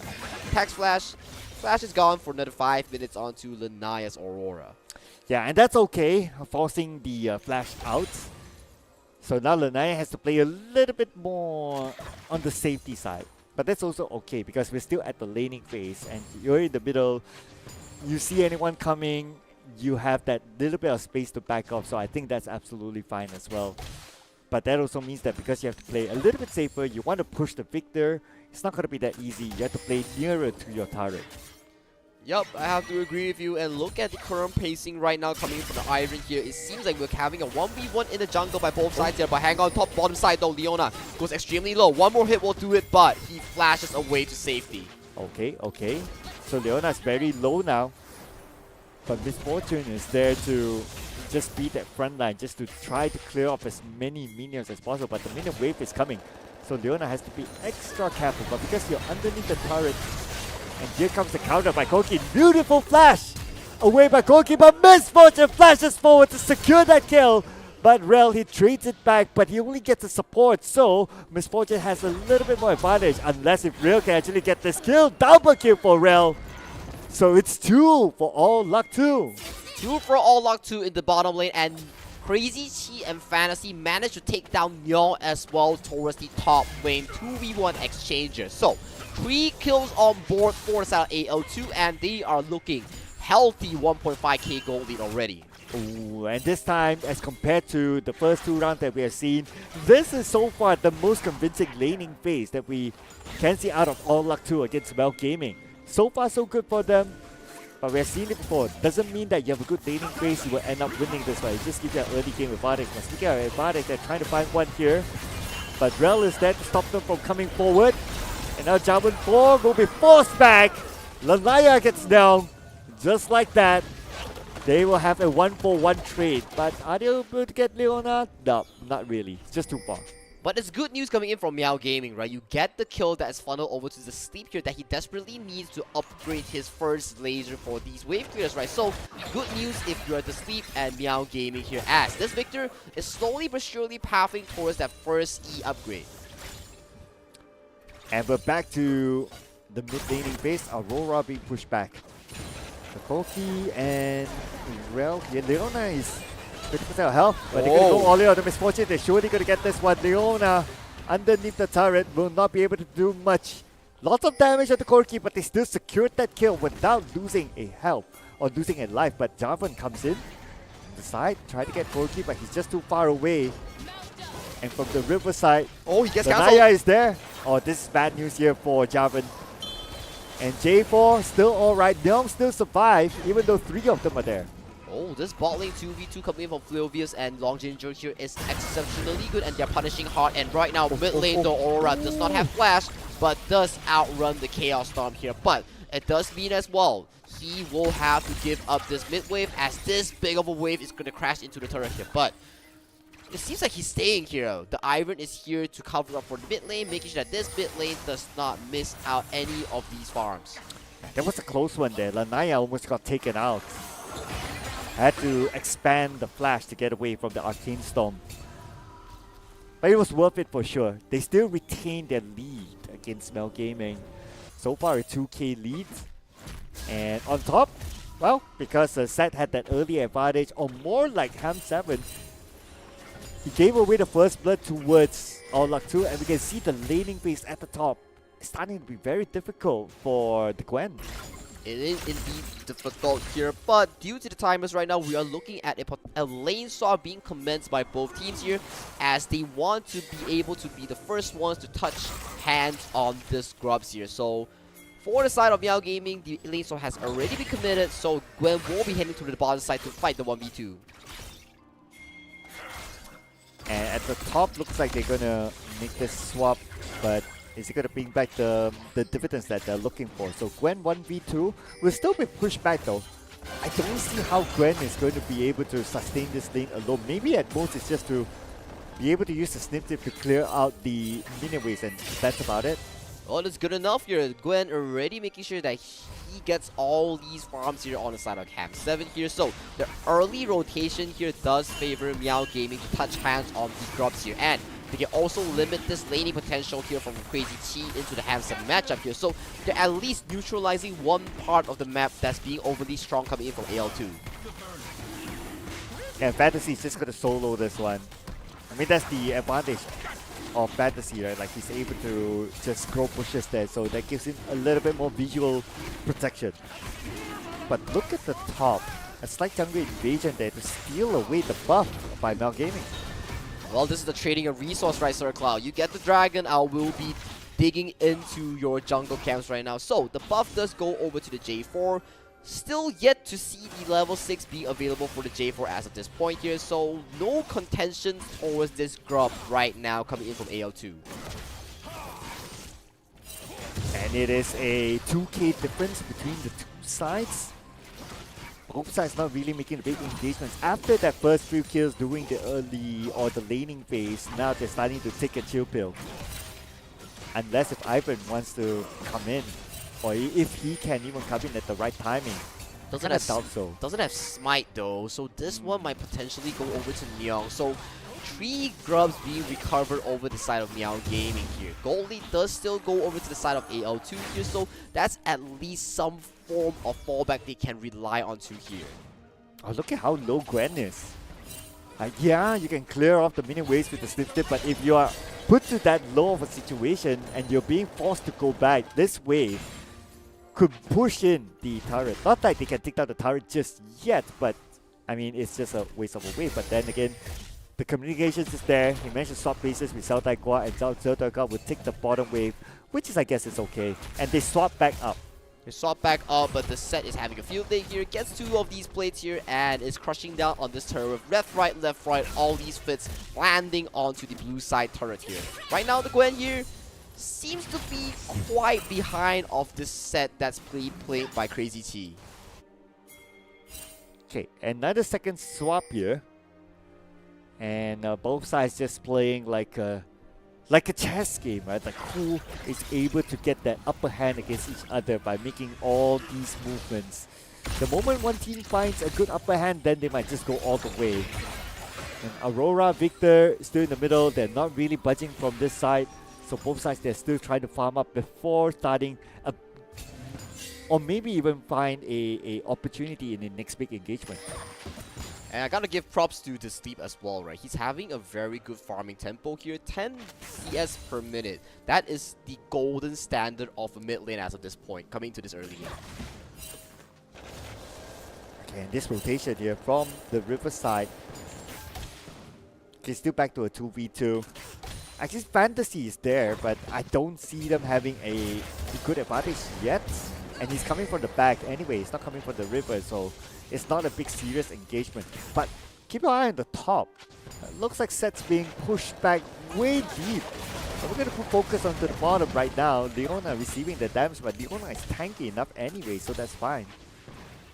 Well, that does seem pretty good right now. Ivan is hovering towards the bottom side here. They want to fight for the 3v3 control towards this bottom lane, making sure that this Corki gets even more fed and gets even more plating that he deserves into his pocket right now. This lead will grow further and further for both teams here. On the side of the set, he has already completed the strike breaker here, looking for more of these fights here. And the flash has been forced out by the Jarvan 4 on Leon.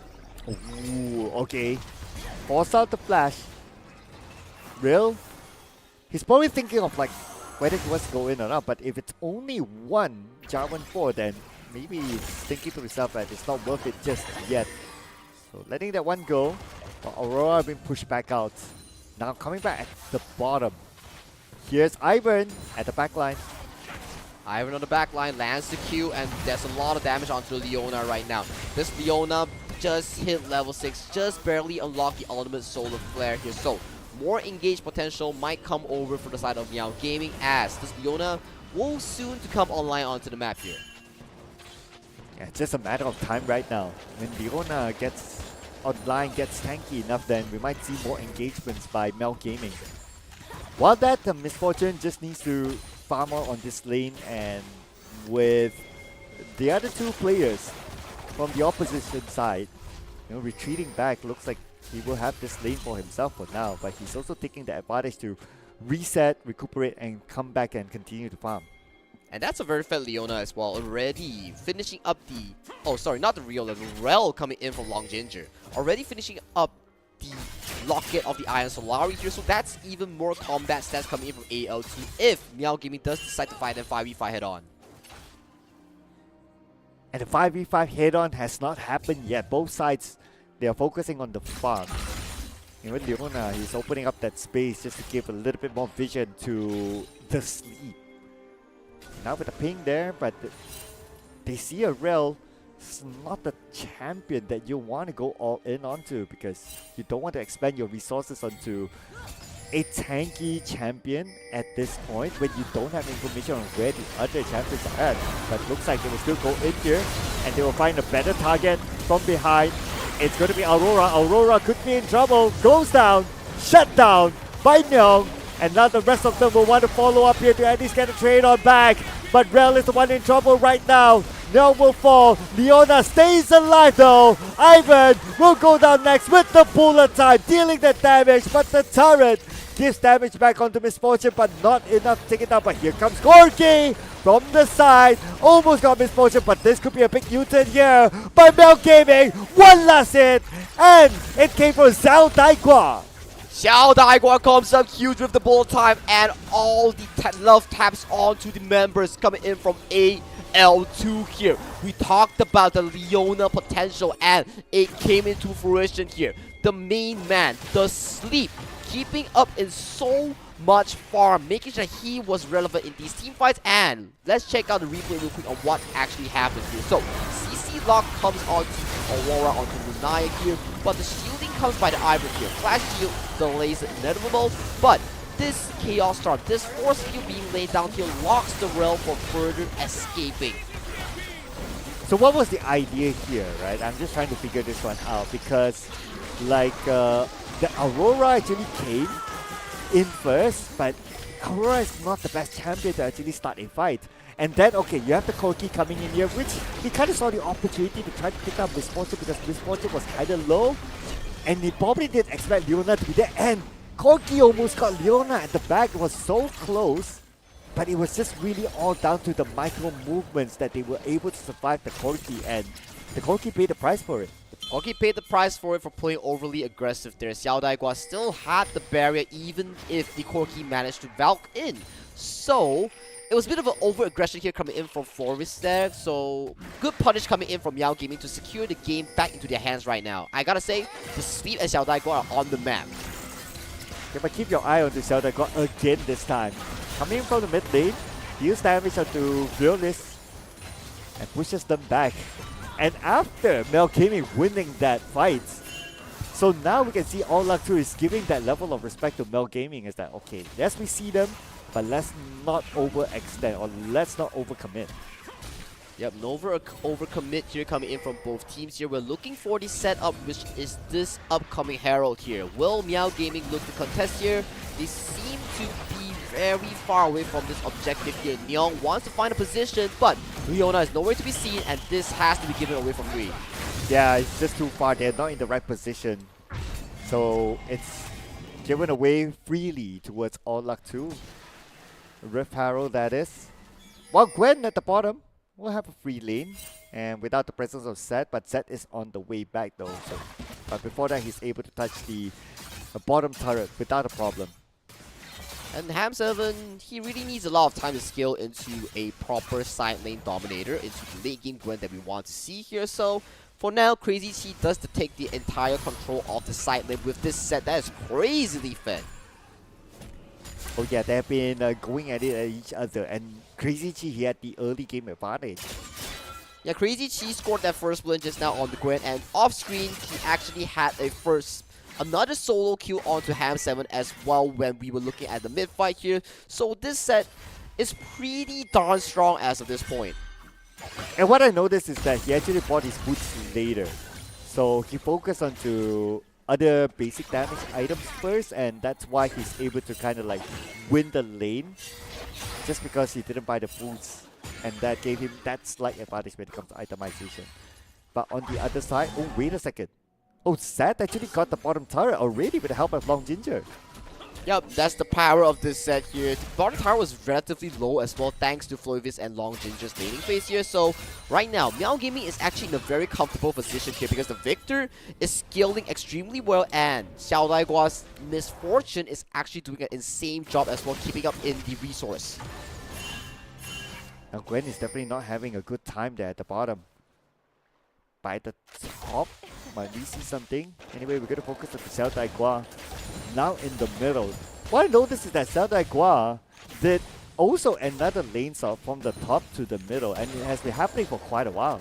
Yep, this is the standard rotations here coming in from both teams here. Eventually, the first lane swap happens towards the Grubs. Once the Grubs has been secured, you want to swap your dual lane back to the bottom side so you can look at the Drakes here, because usually the solo laners are the ones who hold the TP, hence they can always assist from any side lane available if there's a fight happening cross map. So, Naya in front of the sheep. And looks like both sides just poking at each other. The next big move that could potentially happen might be at the middle. As all up to their gathering. Okay, they see Z, but Z is not going to be the main target. They might poke Z, but they won't overcommit onto it. You don't want to overcommit on a tank ever. And there's no members ready to pick on the fight coming in from AL2 and Meow Gaming as well. Corki had to take on the recall. If you do happen to fight there, you will see immediate 2 TPs coming in from Meow Gaming to assist the Leona. Potential rotation to the bottom, but maybe not even so, because Crazy Chi decides to go back. I'm going to leave that lane for now. But we can see that the other members of All Luck 2 in the middle, they're trying to gain as much ground as possible. Mid Trio is the name of the game for both these two teams here, Cloud. And once if they secure this, they might move themselves towards the river to secure more of this vision on this Mountain Drake that is going to be spawning soon. And this Mountain Drake will be the sole point that AL2 is looking to secure to advance this game to a faster tempo. Yeah, they're already pinging towards that side now.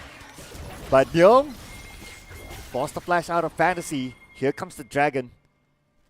Long Ginger, he has the vision. Myung and Z in front of him. Fantasy makes a showing as well. So who's going to start it? Okay, Long Ginger kinda started it. Just to see if he can draw the members of Mel Gaming towards the Dragon, but not yet. Not yet indeed. This is going to be a Dragon Dance from both these two teams here. Ham7 is looking for the recall here, but decides to cancel it right now. Dragon, Mountain Dragon, third Dragon for AL2 has been started right now. How does Meow Gaming want to approach this team fight? How are they going to start things off?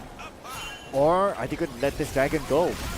I mean, they're being zoned back right now. Just look at this. They don't really have an entry point. Okay, they might find an entry point right now. Now it's going to be crucial time for them to go in. The Dragon is really low at this point. But the re-engagement by All Luck 2 is going to happen first. Dog is pretty low, but Crazy Chi is on the killing spree. Managed to come in just in time to get the kill. The Sleep is now in trouble. He's going the opposite way. He has nowhere to go, nowhere to exit, and the double kill will fall in the hands of Fearless. Make that a triple kill as well, and an entire team ace to All Luck 2.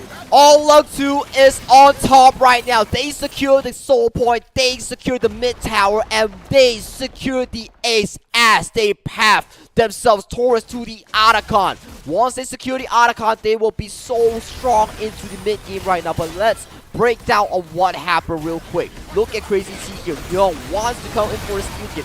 Immediately gets evaporated as the entire backline gets jumped in by the Aura, gets jumped in by the Chaos Storm, by the Rel.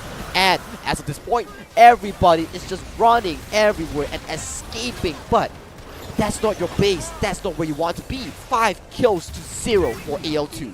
Yeah, and I really like the zoning that AL2 did, right? It's like they not only zoned like the entire squad, but they try to break them out. And the moment Mel Gaming, they scatter around, that's where you know that it's just gone case for them. Like they scatter out, they're like one player running a different path. So it becomes easy for All Luck 2 to just pick one by one out. Yup. And all AL2, through our conversation just now, they did drop Crazy T in the side lane there, though that is a bit of a retribution kill coming in from Meow Gaming and friends. So we have to see in this early game, in this mid game currently, AL2 holding on that 5,000 gold lead. Can Meow Gaming find a crucial wombo combo to bring them back into the game? Oh man, it's not only the 5,000 gold lead, right? Look at this, 4 dragons. 3. Oh, 3 3 dragons. yeah. 3 dragons. So they have everything right now. So Meow Gaming, this is going to be quite a tall order for them. And on top of that, level difference is starting to show. Level difference starting to show. Crazy Chi, even though he was kind of crazy in game number 1, gotta say, game number 2 and game number 3, he is really the key difference maker in making sure that they are playing around how well this man is playing in these team fights. Oh man, this is starting to be a real tough mission here for Meow Gaming. And you still have those late scalers like a Corki that is a very strong late scaler. Yeah, you do have the MF, but arguably Corki is potentially a bigger or stronger late scaler that is more independent. And now at the bottom lane, we have Crazy Chi against Ham7. Not a 1v1, but it could be a 4v1. Ham7 is in trouble right now. All in onto Ham7 underneath his own turret. It's just a matter of buying time. And there you go, Ham7 goes out. Ham7 goes down, but look at the backline here. Lanaya goes for the engage onto the backline here, but gets engaged on by the flag and drag here. Gets taken down by the speed, and now it's a 4v4 into the front line here. Will there be a re-engage coming in from Nyong's Cataclysm? Are they going to continue to engage here? Okay, we have the Sleep and Nyong. Z is behind though. But it's going to take him quite a while for him to arrive. Okay, looks like a re-engagement is happening here by all luck too. But bullet time did not hit! Did not hit much! Oh, this is bad Xiao Daiguan. Unfortunately, the bullet time was in boo-boo time. Once again, Crazy Chi gets the perfect engage and re-engages onto the 2 core members, the Sleep and Nyong. Gets knocked into place here, and right now, one more thing that's being knocked out will be the tier 2 tower as they win the fight and they are marching towards the next upcoming Dragon and Baron Nashor. And Ham7 came back to see a broken turret and went down in front of his eyes, sadly. 4 of his teammates all gone. If only, right? If only, Sagi, that bullet time hit nice and clean, maybe they could have won. Well, let's check back on what really happened real quick. So, to start the fight, we see Ham7 being surrounded by 4 members coming in from the side of AL2. So, for Crazy Chi, it's like, okay, enough talks, let's bring you out first. And the re-engage coming in. Lanaya wants to go for the engage here, but gets flanked and dragged by the J4. Gets taken down immediately because he has no flash prior to the fight yet. And this one was what we talked about. Crazy Chi gets a 2-man engage here. Chaos Storm lands one, but the bullet time is just not on the proper edge that he's looking for. So many members being stunned by the gravity field, but no bullet time landing onto them. And I do believe Baron Nashor has spawned onto the map, and Soul Dragon, the Dragon Souls as well, is spawned onto the map as well as of this point. Ah, man. Now that we get to see the replay again, and that bullet time, it's heartbreaking. It could potentially be game changer if you actually hit that bullet time just nice. But, just like me and my ex, life have to go on. Life has to go on. Mistakes do happen. It is what you want and how you treat all these mistakes here. But Meow Gaming, that might be a too serious of a mistake to be playing around here. And on the flip side, Z gets taken down by Lanaya, and Neo gets taken out by Crazy Chi. He's not over yet. He's still wanting more. He wants to go and have 7 as well. Long Ginger, will you go in? Magnet Storm pull both of them out? Okay, that would be insane if that's done though, but I guess not. He's going to save that one for later. And plus, they're not in a position for him to just use one Magnet Storm to pull both out. And they won't have enough burst damage anyway.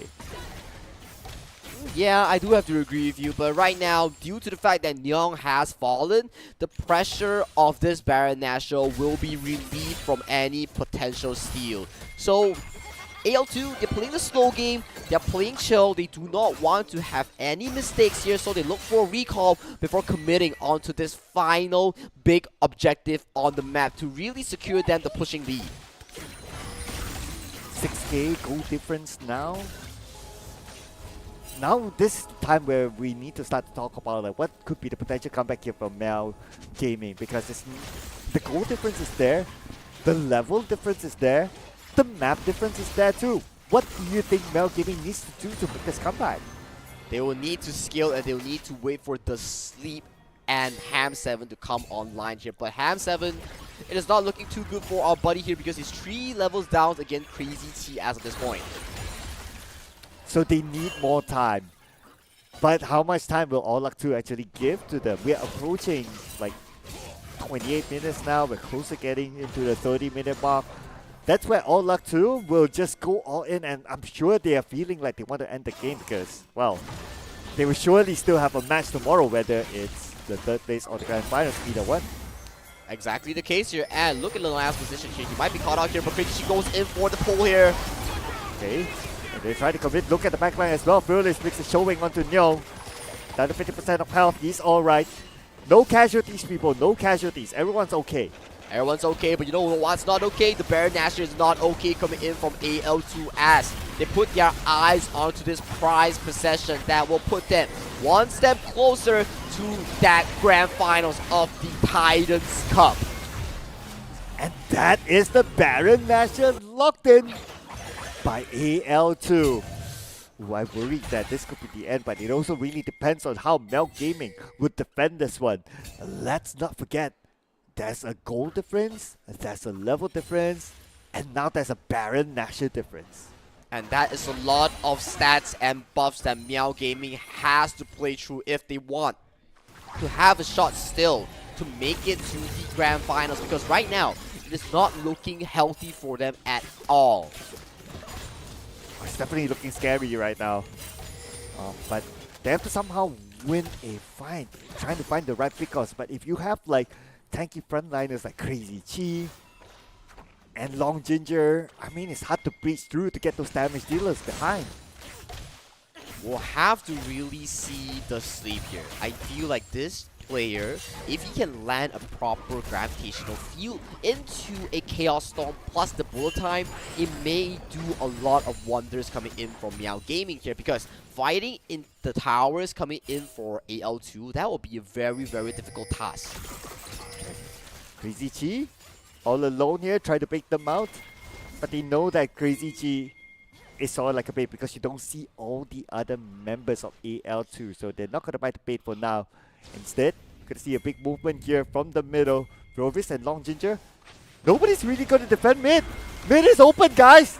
Mid is open. Mid is open and Crazy T is open for this teleport as well as he face checks into 3 members of Meow Gaming. Okay. He goes for the engage. Oh, here we go. Getting 3 players out of Meow Gaming. And finally, they get the Sleep as their first opponent. But Crazy Chi is now pretty low. He will be the next one to fall. 1-for-1 trade. Zay is low as well. It's probably going to be a 1-for-1 trade, but from the side, Vilvis with the damage output, giving him a double kill. The Gwen as well secures another one. Xiaotai got one last here to Long Ginger. Long Ginger!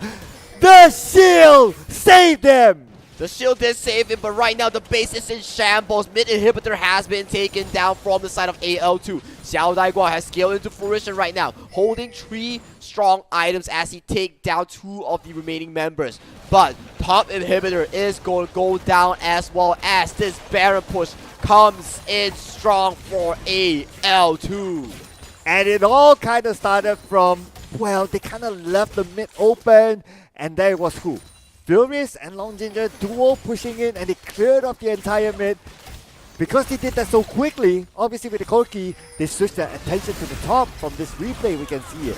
And look at the sentry, just face tanking 3 members coming in from Meow Gaming here, single-handedly eliminating the Victor out of the man. Look at that damage coming in from the W here, immediately smashing the Victor into Oblivion here. And as of this point, a beautiful Cataclysm comes in from the Jarvan here, locking the Ivan in the Cataclysm with the bullet time here, bleeding most of the members here. And you can see how much damage that Xiao Daiguo actually does on this MF here. He has a BT, he has the IE, plus the Serpent's Fang as well. So he's hitting extremely hard as of this point. Look, Sagi, it is a matter of fact. Corki is not the longest range marksman. But the fact that with that short range from the side, he's still able to dish free damage. Everybody just forgot about the Corki, even though he's that close. I don't think they forgot about it, Corky. If you have a crazy set on Crazy Chi in front of you, you might not have time to worry about a Corky, right, Sir Cloud? But the one thing they have to worry about right now will be this Elder Drake that is being started up super fast by AL2. And this seems that there's no potential contention here coming in from the side of Meow Gaming. As right now, AL2 secure another big objective. But on towards the top side though, Ham7 did manage to secure 2 consecutive towers. I'm not a fan of ginger in my food, and I'm sure neither of the members of Meow Gaming.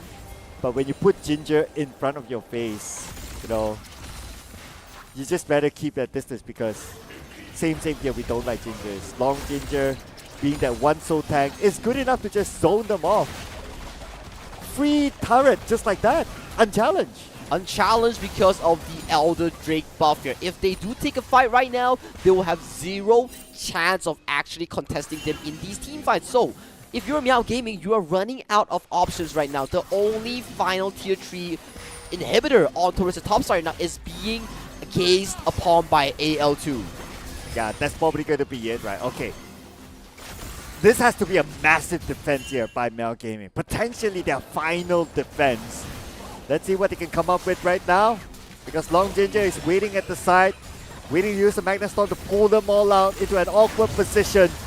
They're looking for their next target. And here comes Crazy Chi! Cataclysm from the back as well. AL2 going all in. Gets the sleep. And this should be an ace. One more to go. But they don't need that ace. They just need to end the game. Oh, Luck 2 does not need luck as they find their win into the Grand Finals. Crazy Chi with the crazy showstopper on the set to stop this show. It is the All Luck 2 show, and All Luck 2 is your second Grand Finalist of League of Legends Titans Cup Malaysia and Singapore. Well, All Luck 2, and this is a reverse sweep. They lost game number 1, they won game 2, and obviously now they win game number 3 to bring themselves into the Grand Finals and a chance to play in the wildcards. That is the key goal coming in from AL2 here. The 2 doesn't stand for luck, it stands for the 2 and 1 for this series. The 2 and 1? Yeah, the 2 and 1. The 2 and 1. Okay. They're saying that they get the 2. Okay. Yeah. Right. I like that. But tomorrow they need more than the 2. Oh, they need more than the 2. It's a best of 5 playing the Fearless Draft. You're going to be banned, I think, about 25 champions? If we go all the way to 5 games, right?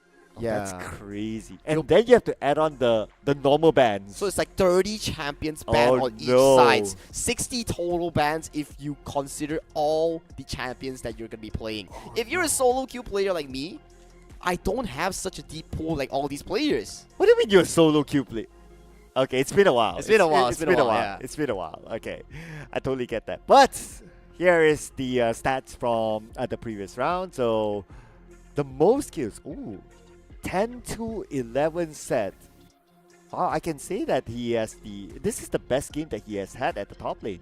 I have to agree with you. The Aatrox was an insanely good showing as a full team here. But if you want to talk about an ego pick here, you want to talk about an individual gameplay here, Crazy Chi in this game number 3 really stood up.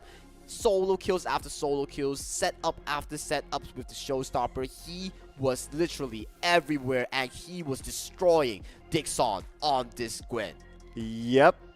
So him versus the Gwen. At first I thought that, okay, maybe Gwen would super poke him with the snip. But because I think because they ganged up together on the Gwen very early on to get that first blood, and Crazy Chi just didn't let go of his lead from there, which you gotta give props to him as well. I have to agree with you. One thing's for sure, coming into the game number 3, we definitely have to award the MVP of this series, of this game. It has to be Crazy Chi. He didn't have the best of the game 1. He was getting sussed out for the poor performance on the Silas here, but coming to game 2, a solid Aatrox. Game 3, an insanely good set being portrayed by us, 10 to 11 KDA. Man, what a masterclass. Oh, absolutely right. But he also has to give a tribute to his teammates for giving him the first blood help against the Gwen earlier on. But let's check out some of the best moments here. And starting from the middle. So this fight was kind of interesting. Like for Mel Gaming, they went front and then they had to turn back to get these other few kills. And at the very early stage, it kind of looked like Mel Gaming was okay. They were okay, and they were fighting back from a 2,000-3,000 deficit here, finding all these crucial kills on the members of AL2 here. So they found an insanely good comeback here. But this was the fight that I want to crown Crazy Chief for. Neon wants to steal for the soul point here. He showstoppers to the back, pulls all the members here, and look at the immediate follow-up here coming in from Lanaya and Long Ginger here. Immediately putting all the spells on the battlefield, leaving no members of Meow Gaming left out to dry. Oh, and the chase back here, that was crazy, right? They went all the way in, and by that time you kind of know that, oh, that one player of Mel Gaming is actually heading the opposite side.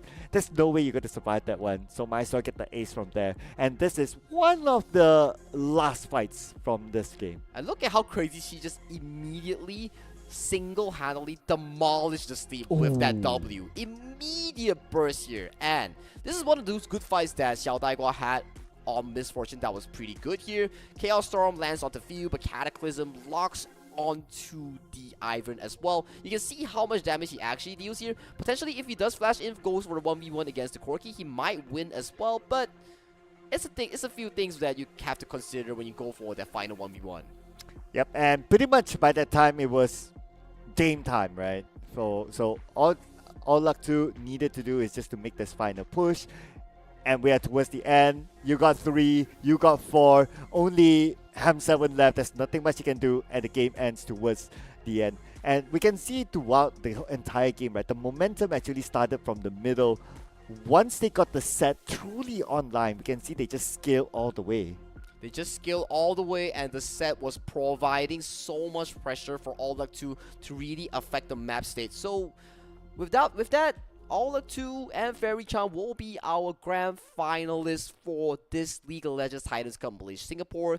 For the third place match, we will be seeing the losers of today's semi-finalists, which is Sparky and Meow Gaming, play out a best of 3 to decide who is the third place of this tournament.